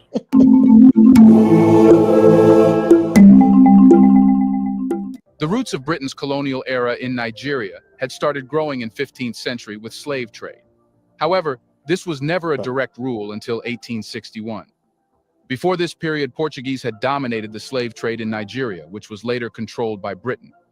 Gradually, from 1861, Britain would fight and defeat local Nigerian powers, expanding their rule. Since Nigeria was not united, it was easier for Britain to control it, without using the strategy of divide and rule. In 1851, Britain initiated their arrival with a forceful attack on Lagos. I think Mike's point is that at that time, Nigeria didn't exist until a lot later. So these were just independent territories. Look, his people, the Yoruba people, the Nigerians didn't unite. Are they one people? Are they his people was colonized, and it was. But yeah, that's just semantics, because the people that was in the area what is now Nigeria. His people were personal. Yeah, there were independent battles that was fought by the British, and they conquered, and they ruled by proxy through some of these lands. They didn't rule by proxy, man. Look, they were personal possession of the Queen of England, the whole country, people and everything. It wasn't a country then, Carla. It was just territories that was I don't know why by the you're British. It was a territory, yeah. It was a colony of British. The British. How can you? Yeah, I mean, Mike, you know, in the essence, yeah, it was colonized in the classic sense that it was a vassal of the British Empire. But again, not all of them. They were conquered. That was 100 Yeah, years. not all of them was in unity, and they were colonized. You know. Let me bust your bubble. Do you know that? By 1960, do you know even to today, more than 90% of Nigerians never see a white man face to face. Even my grandparents never saw a white man. Like but they ruled by proxy, Mike. They probably didn't come there directly, but they had chiefs. White man face to face. They had chiefs and vassals who were governing on their behalf, Mike. Carla, Elvis, do you know that most Africans, they learned that they were colonized from school? They didn't even know. Their parents didn't even know there was some kind of colonization going on in their continent. Yeah, we understand that. Yeah, your occupation or your colonization, your colonization wasn't as bad as the Congos, but it was still a form of colonization. Elvis, what I'm trying to say is this. Everybody look at things from different contexts, right? The Europeans, their operation in Africa, the way they describe, the way they understand it in Europe is different from the way the Africans understood it. You understand? So the Europeans among themselves, like, hey, I'm gonna go among themselves, meaning the French, English, German, among themselves, they will claim that, hey, if I get to this is my territory, not yours. So among themselves, they were sharing territory. But the Africans are not. That's not their understanding of it. But when they get to the Africans, what they're doing is, hey, we want to share culture, we want to do cultural exchange, we want to team up with you to do something. So are you saying, Mike, that the European? So you're saying that the European, in their mind, they have colonized the Africans in what is now Nigeria. Let me just make the Africans didn't know that they were colonized. They just thought that these guys was coming for business and cultural exchange. Is that what you're saying? Making my point, Elvis. Exactly. So like, that's just his way. The point I'm trying to make is this. Don't let him off the hook. Maybe this is what the people's Deacon. Maybe this is what their understanding is. Mike is a Yoruba. You live amongst Yoruba in Nigeria. Maybe that's how they saw it. Maybe that's how they saw it. And that's what I'm saying, because if you go to the, I don't know for a fact. I'm gonna take his word for it. Maybe that's what his family told him. Maybe that's what he learned growing up as a kid. I can't deny it. Elvis, if you go to the various kingdoms, they tell you their own story. What they're gonna tell you, Nigeria are the only people that will deny that they were enslaved. You could put a chain on their neck and say, "Oh, thanks for the nice collar you bought me." He's coping. You got a governor general ruling you in Nigeria. He wasn't governing anybody. What are you talking about? He was governing you. He was governing you. Okay, explain how he was governing. Since you know so much about the place. He told you what to do. He taxed you without giving you representation. You know, taxing who? They took the people. Which currency? They took. I think what Mike is saying, that the common people didn't feel it. the most common people didn't feel, was around. they didn't feel it. Maybe they had these chiefs who was governing them, and things just kind of continue. Because what the British did, people were still in their rural villages, doing farming, living their lives. You were part of the British Empire. My grandfather didn't even know anything about colonization. The British had a thing of as you were. They did a thing of as you were. Meaning you're governed the same way you used to govern, or you just got to pay us tribute, and you got to concede that we have the ultimate authority now. So the common people probably didn't know that they had higher authority. They tell me how the Shell oil, Royal Dutch Shell get a hold of Nigerian oil.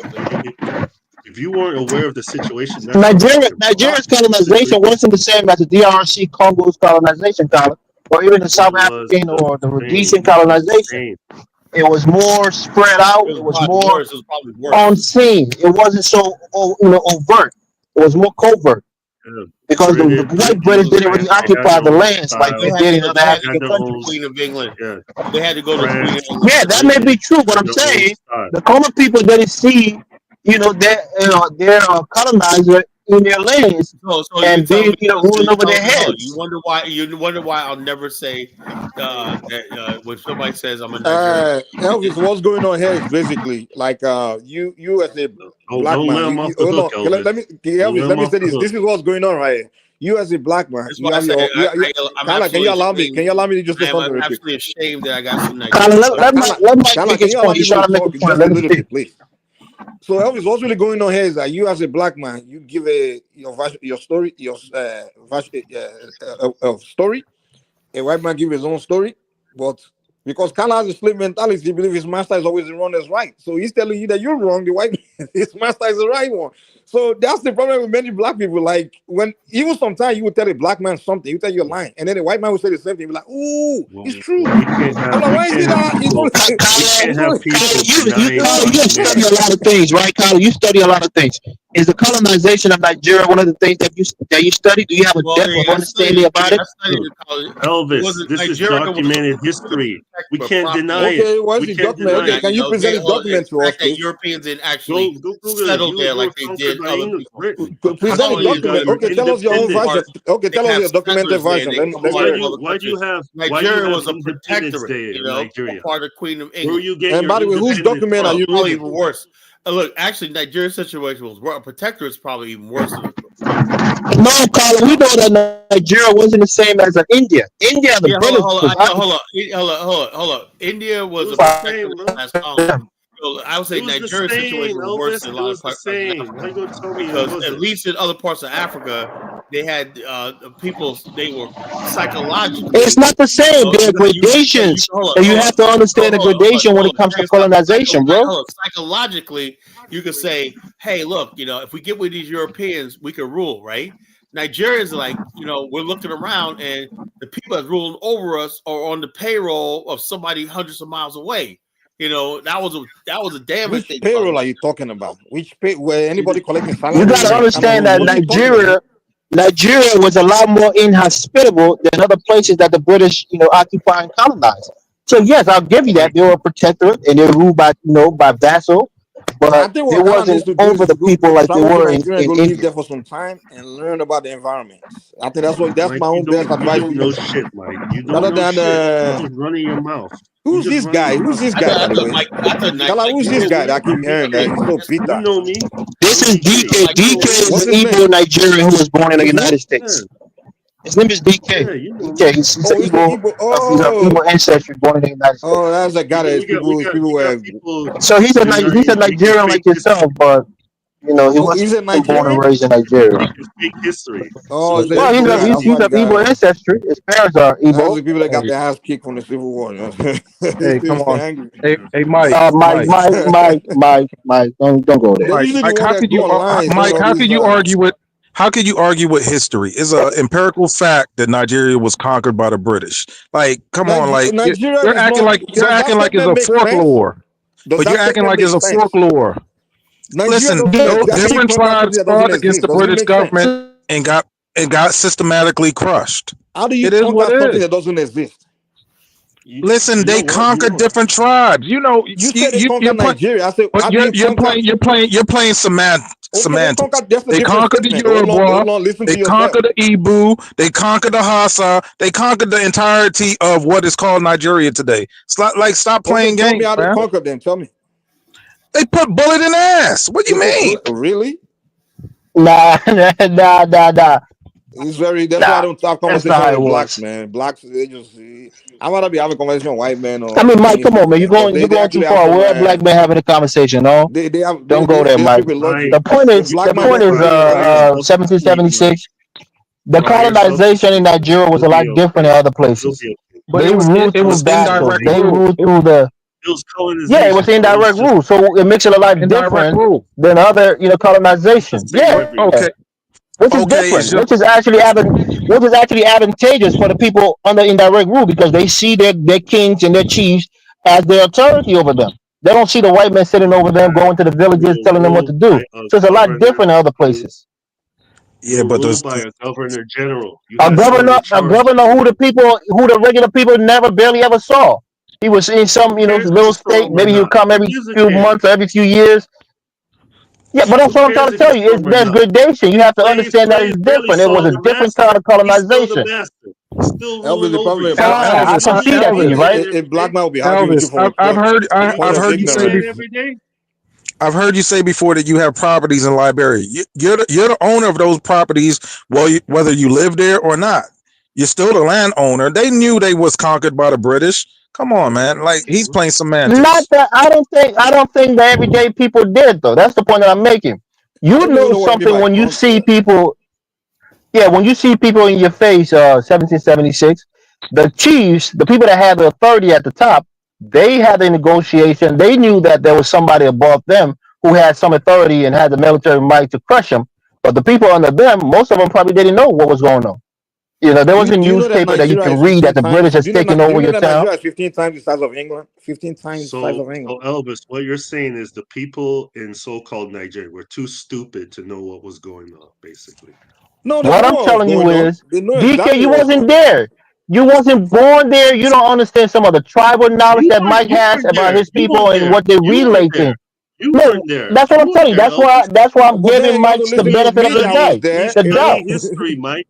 We can read. We study history. Okay, you Maybe sure you Mike read? doesn't, Okay, give me but the one rest It's book of you us read. do. Okay, different give me when you one book have you read. lived experience. Hold When on. you This have guy lived didn't Hey, read. experience and hey, passed You Elvis. down don't have to knowledge, Sound live like it's he there. read a book different. in his life. Hey, Do I have to Elvis. live during the Roman Elvis. Empire to know about it? Did the, Can you name We one Elvis? book Did study. the, you've We read, read. please? Can you name one book you've read?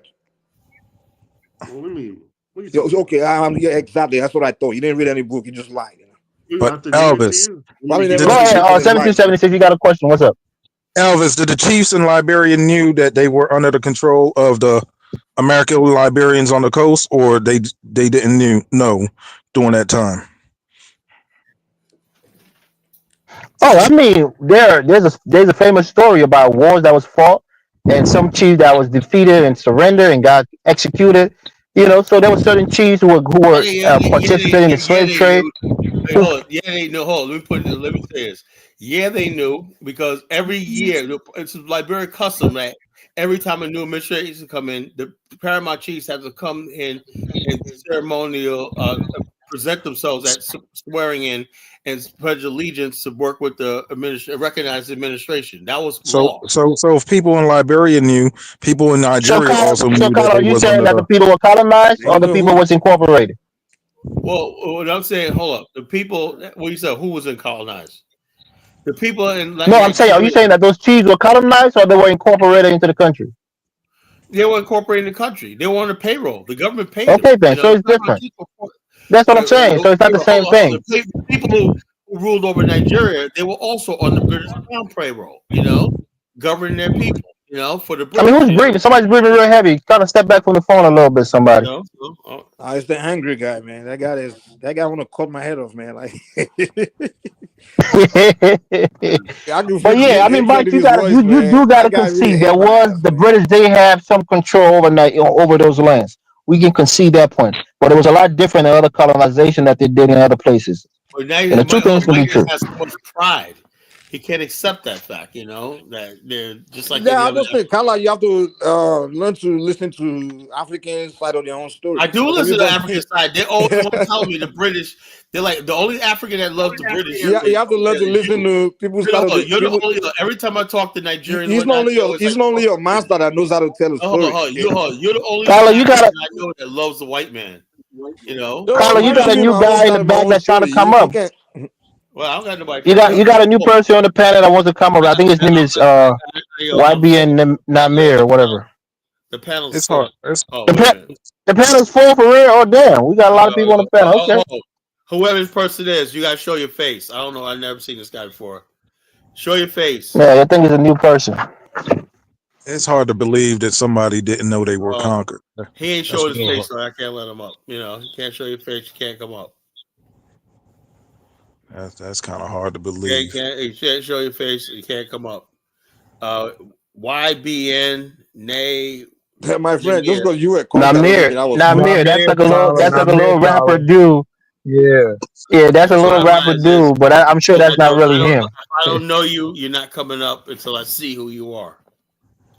Just show your face, little bro, and see. Let's see if you're black. If you're black, you can come up. Yeah. I guess he's black, whatever, like that. Let's see. Let me let him to the stage. Okay, so I hope. All What's up, man? You're new to the panel. What you got to say? Hold on. Let me introduce myself. This is College Genesis. What's on your mind?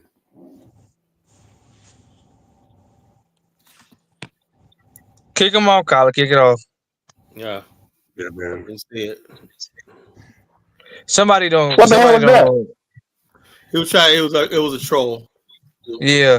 Somebody they don't evolve their techniques out here now. Yeah, that's what I'm saying. Yeah. Now they actually showing Was it a black videos. dude? I thought it was a black dude. No, it was, but it was just a cover of the. They put a black face up there now with AI, and then they do that stupid shit, you know. But it didn't show because it never. See, I got the good thing. I got the screen sharing up here, you know, that blocked it. You know. That's crazy. What the fuck? I said so. Yeah. Colin, you keep getting bamboozled. Who the fuck? Who really wants to jeopardize the? Who really wants to compromise your show, man? It has people do it. They do it all the channels. You know, you guys go around. Colin, how do you pass the exam? Did you go to college, Colin? Yeah, I went to college. Don't lie, you didn't, man. You did not. I did go to college. Because they would have taught you how to. Colin has some college, bro. He got some college. And sites, Wikipedia, or site, Bible. I read a lot of books in my life, right? Colin, you didn't go to school, man. I got encyclopedias and whatnot. You know, I'm well read. The way you like critical thinking and the way you comprehend information. No, I got my comprehension is good. Just that you are plausible deniability. You're kind of guys one can brainwash, man, easily. All the stuff you see videos I'm playing you is I read this before. Somebody can brainwash you easily, very easily. Mike, this is the thing about Africans. If you ask them about the slavery, they don't know. You don't consume information from reliable sources, man. You ask them about colonization, they don't know. Colin is the kind of guy you just go online. Let me get information about this. So I guess you're gonna tell me that while the British were there, or whatever like that, you guys were doing equal trade like business partners, and whatnot, and it was no problem. Yeah. Right? Yeah. No, Mike, that's not what happened. Hold on. Hold on, Carla. They enslaved you. They made the British. Okay, Carla, 1 second.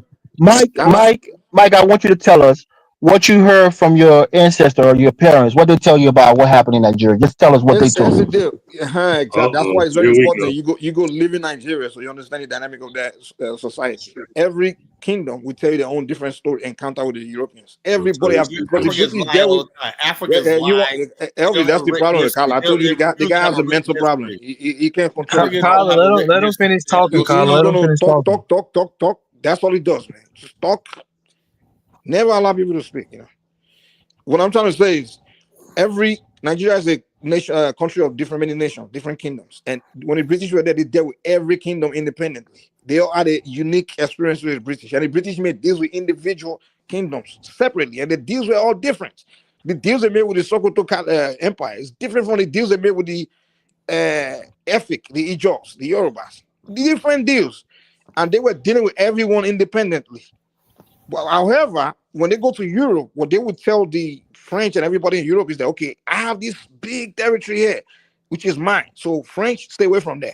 So they will now say, oh, this area, I give it a name called Nigeria. But that's not what they're telling the empires or the kingdoms in Africa. That, hey, this is my mission here. I'm here to create. I have this whole territory called Nigeria. They don't. That's not what they were doing. They were dealing with each kingdom independently. Now let me go to where, if he asks me about my experience, did I get a good end of the deal or a bad end of the deal? I can tell you, some empires got a bad end of the deal at the end of the day, like the Ijos, those that own the Hoi.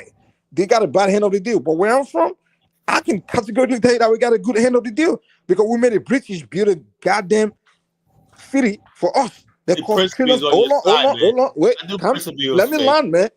How much did the Yorubas pay the British to build goddamn huge infrastructure that cost trillions of dollars? How much? It didn't cost us. We didn't pay them anything. So at the end of the day, I got a good end of the deal. And we have cultural exchanges, which were they brought the knowledge that we didn't have. We took it. We incorporated with ours. So at the end of the day, I don't see what we lost. And if you can name one minerals, if you can name one minerals from my kingdom that the British took, nothing. They may have taken minerals from other kingdoms. They got rich off your palm oil. No, not from my kingdom. See, you lack listening comprehension. I told you they dealt with each kingdom separately. My kingdom dealt with them. We had the oil doesn't come from Yoruba land. The oil doesn't come from Yoruba land. British came in there and massacred you guys in Benin City. Kala, we didn't produce goddamn palm oil. So Benin City is the Edo people, Kala. It's not the Yoruba people. Exactly. It was they're related, but they're not the same people. And whatever deal they deal with them, that's with them. So everybody have their own story. So colonization was a net positive for the Yoruba, you were saying?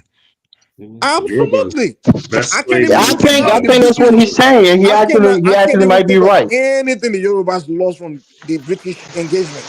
Because when the British left, they did leave a lot of infrastructure. That's how Nigeria kind of had a foot. Mike, you have a 1770. You know what's even funny? They built more schools in Yoruba land than any other part of Nigeria. We literally had a good deal with them. Like the Yoruba are notorious for loving education. So yeah, I mean, we got a fantastic deal out of the British, the Yoruba people. So if you're gonna look at, if you ask me about my story, I don't see myself as someone that got. I played the British. I didn't lose. That's what I'm saying. Look, I think you got to look at it relatively, and I think relatively the Nigerian colonization was a lot better. Some worse in certain areas, like Mike said, but it was a lot better than other places, man. We can agree on that. I don't kind of want to think that the Nigerians got their ass handed to them and it was just brutalized. It's just not the case. I never said that. I'm saying the fact that when you really look at the situation, at least South Africa, they knew because the Boers were there and settled there, they had a target, and they said at least people got to go. But Nigeria, the whites are not there, but they still have their operatives. Nigeria is a coon making factory, I said something and you kicked me off earlier. Let me say this, right? Kala, if you go to Nigeria, Nigerians are not going to tell you Nigerians. Everybody will tell you they're from different. Nigeria is a Mike is happy he was colonized. For example, let me say this, right? There's one thing I thought about today. Maybe Nigeria is proof that the black race don't need Pan-African. Nigeria is very successful. Oh, we don't need that crap, man. Hold on. No, but Nigeria is succeeding. I wouldn't want to have no unity with you at all. Hold on. I know. See, that's what I'm saying. That's the average Nigerian thinking. They don't need dude, it'll be a failure for me to have unity with you, Carl. I don't believe in that crap. So they're basically doing their own thing. Wherever they go. Yeah, I'd rather do my own thing, dude. Hold up. They go to the UK. I'd rather unite with the Chinese man than unite with you, dude. I know that. I know you. The Chinese man can actually get somewhere with the Chinese man. I can't get somewhere with you. That's why I say I don't believe in. I don't believe in all that black. But I agree with Mike. I don't believe in it. I don't believe in it. I agree with Mike working with the West for cultural exchange and uplift. I agree with Mike. We got a good deal. My kingdom got a fantastic deal out of Nigeria. Mike, but look at Nigeria. And we getting fantastic deal out of Nigeria. Ask the Igbos and the Igbo, they will tell you that the Yorubas we get a huge cut out of the Nigerian resources. Mike, tell me why Nigeria has the highest concentration of poverty in the world. Well, go to Kala, travel to Nigeria. you understand that Nigerians don't see themselves as Nigerian. We're different people, different kingdoms. If you but want to talk to me, the overall thing, the part of Nigeria where I'm from, the part of Nigeria where I'm from, we have the highest wealth. Khaled, the Yoruba are the most prosperous people in Nigeria, not the most educated and the most wealthy people in the country. I don't care about that. All I know is I look at Nigeria, I see fucking. You keep But saying Mike, Nigeria. in that vein, you guys are one country. You can't separate yourself from other people. So collectively, as a country, I can't speak for Nigeria because I don't believe in Nigeria. I don't represent Nigeria. I'm from a nation. So you and DK and Chuku, you guys all agree. You guys don't believe in the idea of We don't Nigeria. believe in Nigeria. You guys all think you're separate nations within a nation. We're separate nations in Nigeria. Nigeria is it's kind of like the Native American tribes. It's like they're nations within nations. You got the Cherokees. You have exactly. They're different people. So Nigeria is an experiment. In fact, Nigeria can split any day. We're still negotiating. Like, in fact, we're just hanging. We're still negotiating whether we should be one country or not. Some people already checked out. Some people are saying, "Oh, let's keep." So people that benefiting, like for example, Yoruba people, we really getting a lot from Nigeria because from other kingdoms. So I guess you're in solidarity with the IPOP and the Biafra. You want you guys to separate. No. But kind of like just see us all as one. Well, you don't understand. Like they're different. Hold on. Let's hear DK. DK wants to speak. What's up, DK? Mike is happy because he has his race trader Yoruba brother, man, Tinubu, who's selling out. So he's happy with one Nigeria. No, he just said he's not happy with it. He just said he don't look at the entire country as one people. He wants it's one country on paper. It's one country on paper, but de facto is several different countries within the nation. Exactly. So. Do you know that Yoruba land is bigger than England? Do you know that? And the population is also bigger than English population. So you guys don't understand Africa. You don't understand this. We're a nation that existed for thousands of years. It's a nation of people. This Nigeria is just something new. It's something from just less than 100 years ago. And I could tell from the world. Do you know that in Nigeria, if you're not Yoruba, you cannot be a governor or hold a political position in Yoruba land? Do you know that? It's the same with other kingdoms. A Yoruba person cannot go to the northern Nigeria and become a governor or anything like that. You cannot. We operate as separate people. In Nigeria, I can tell from the World Cup and the Olympics, like you don't see Nigerians really get emotional when they play the anthem. It's just like they're tying their shoes and stuff like that. It ain't really no. Okay. Yeah, just like sometimes United Kingdom, they go to Olympics as United Kingdom, but they're different countries. England, Scotland. Liberia is profane. There's nothing sacred to these people. That's why they have no sense of nationalism or pride.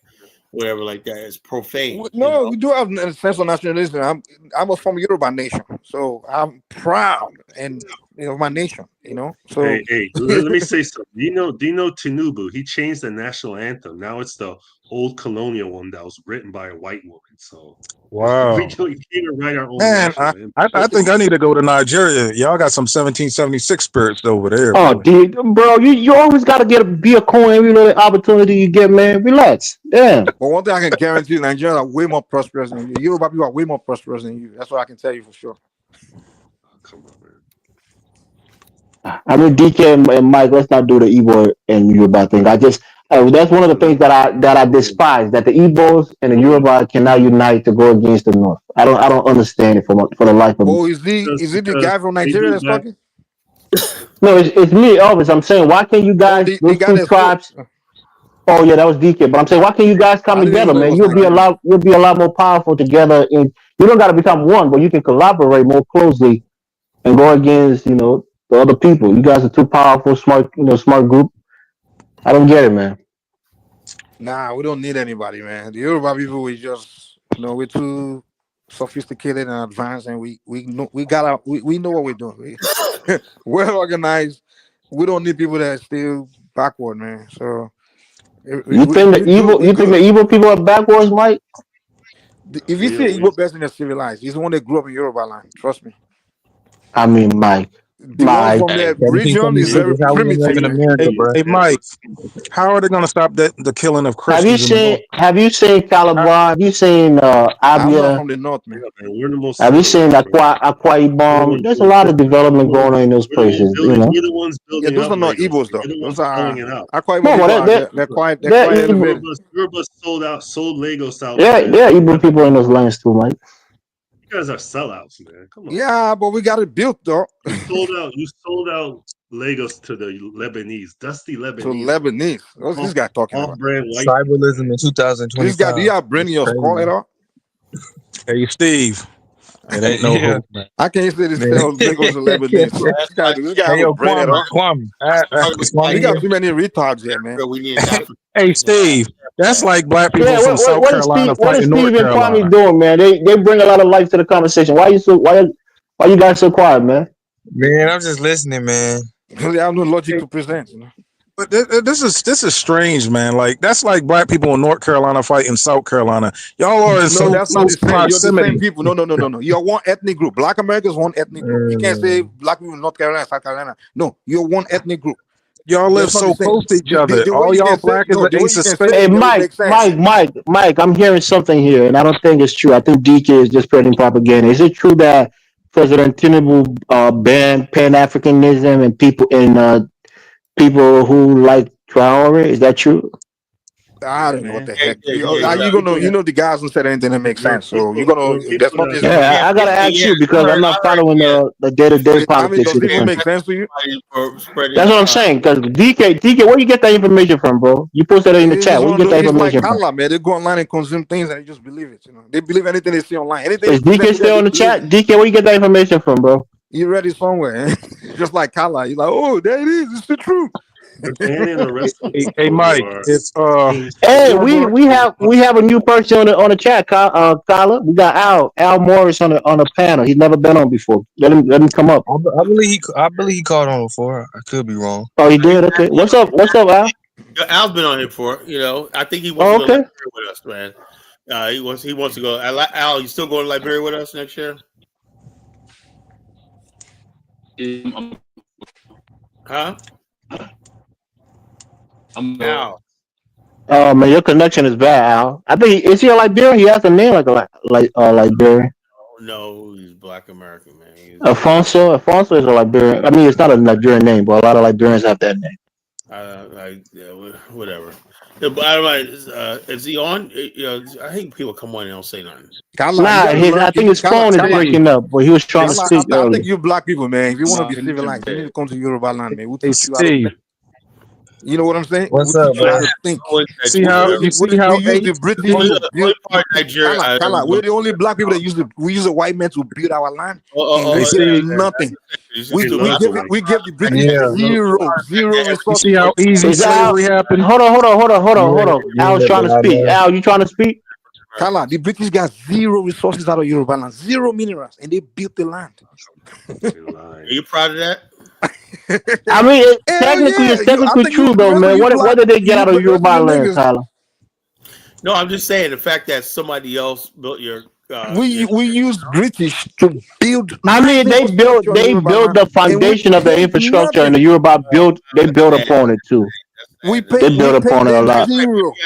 Maybe look, maybe my suspicion. All right, maybe Africans are stupid. I don't know. No, we built a lot of our own stuff, but we made them. We used them to build some fantastic structure. I tried for years to be like, something. Kala, you can't build nothing. Kala, what have you built in your life? Tyler, you're so anti-white, Tyler, and you live in a white country. You use the infrastructure of a white man. Why are you so anti-white infrastructure in Africa? Hold on, African God is bad. In that shit, Kala, you told me you love Liberia more than the United States, but you refuse to go to Liberia. Yeah, I do. So why you not in Liberia? African goddess is correcting you, Mike. She said that the British took palm oil and rubber from your land.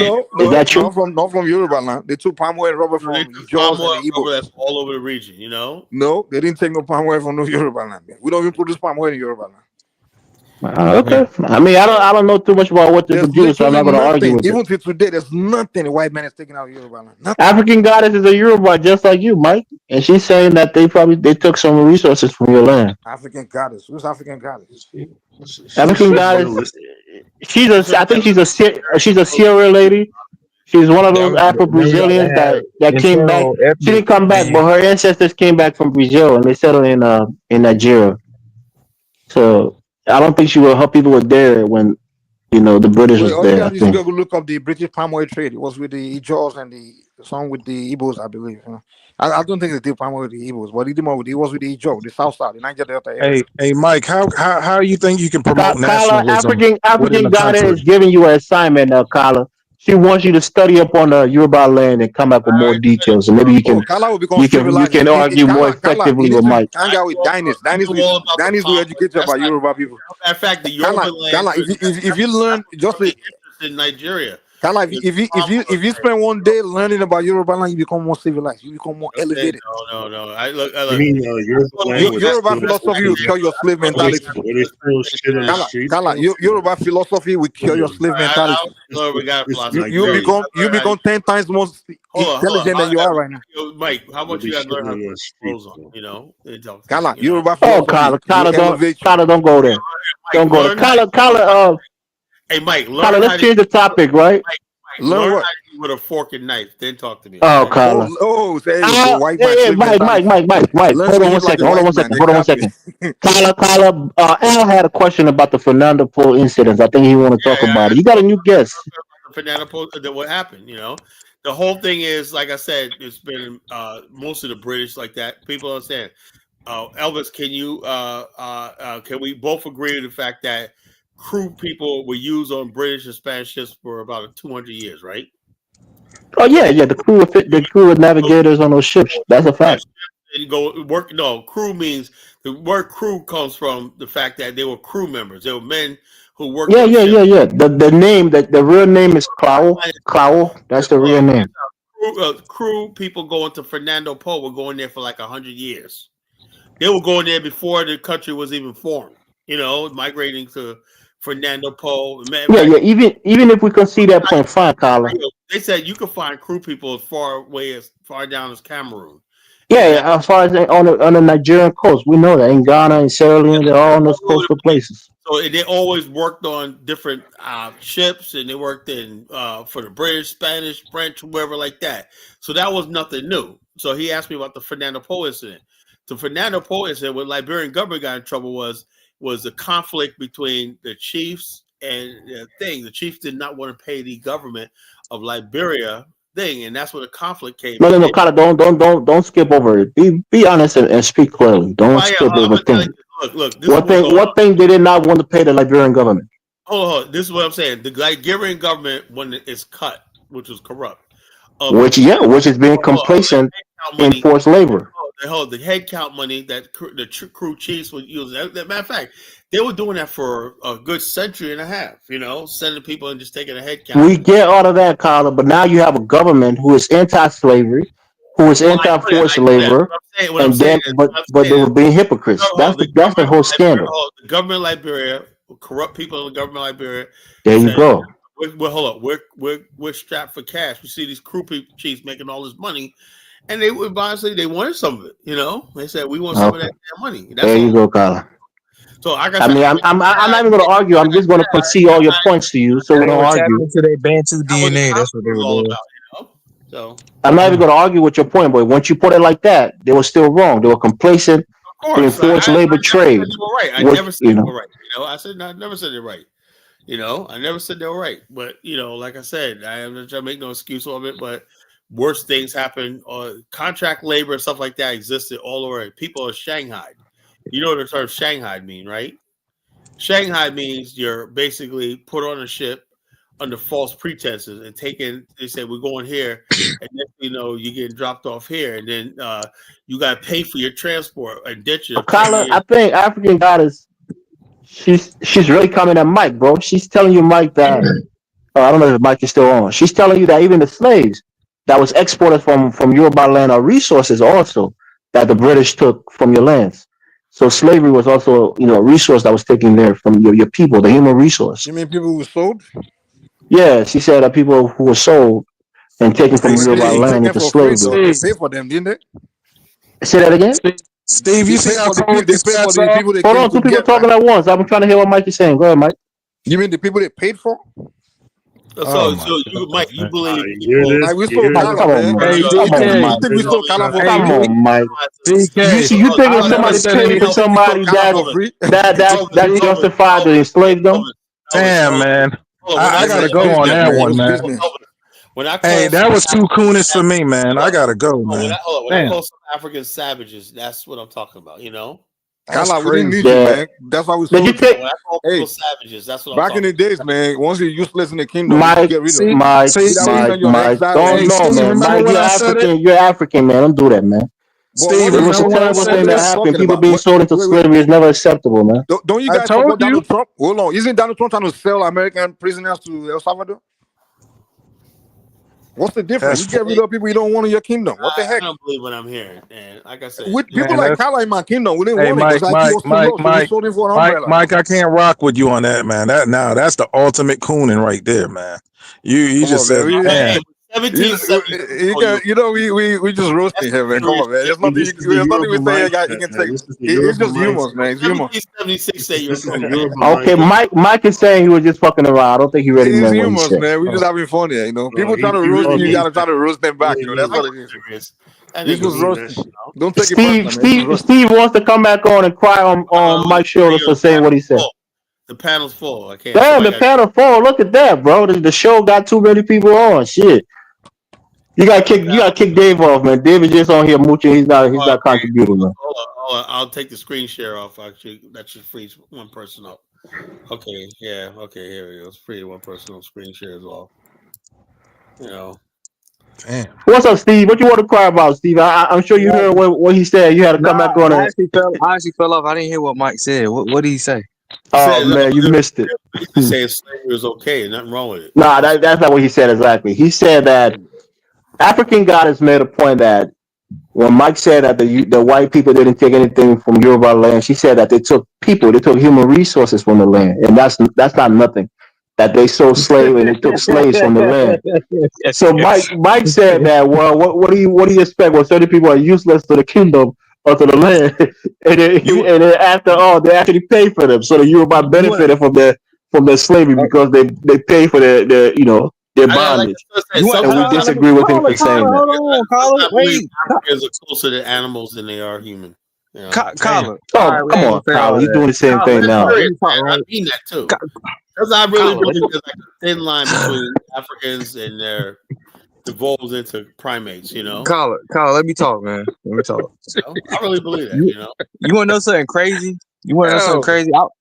I was reading this. I read the book by Cujo Lewis, right? The Barracoon, right? And he was talking about how they had slaves in the Yoruba land.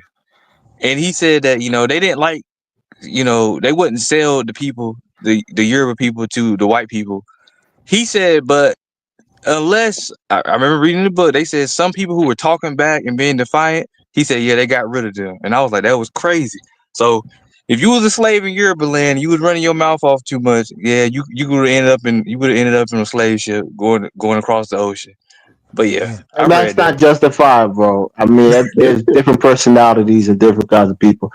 You think if Colin was there today, you think he would be the slave because he's outspoken? Absolutely. Colin would have said one thing. Get this Negro out of here.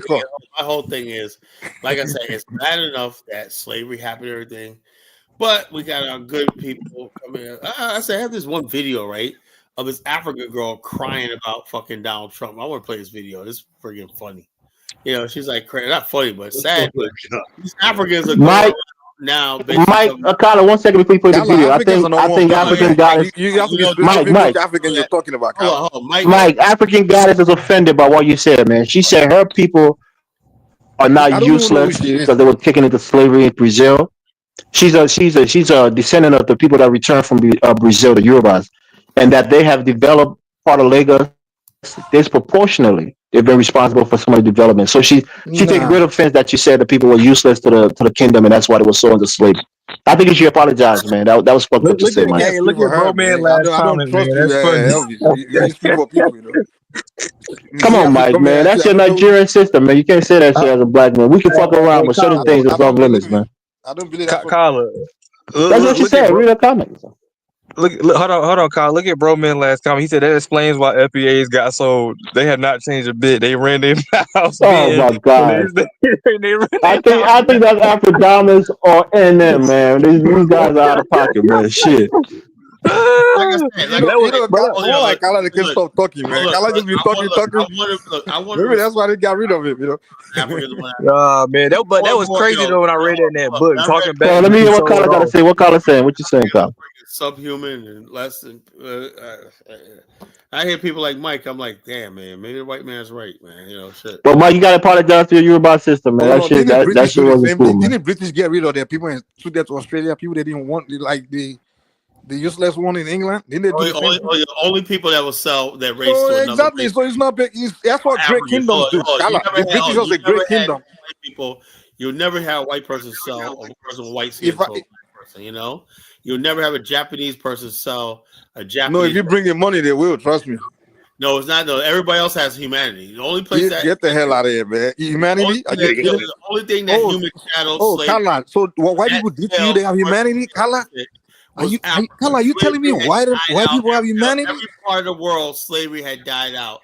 But now, like I said, what's sad about it is these motherfuckers are now coming to America. God damn, bringing their savage ways to America. Bro. That's why I try to tell you to adopt a new culture. But Mike, wait, hold on. So America bringing a Mike, are you really saying that Yorubas were sold for just being mouthy and being loudmouth, or you just joking? Most of the people we saw were people that came to our kingdom to set to work and realized they were, no longer welcome, so we got rid of them.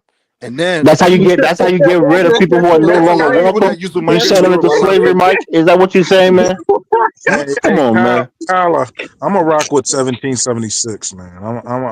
That's my culture, man. I can't. You know what? Like, we should go be Do you know there's so many West African, many people that migrate to Yoruba land today just constituting nuisance. We want to get rid of them, honestly.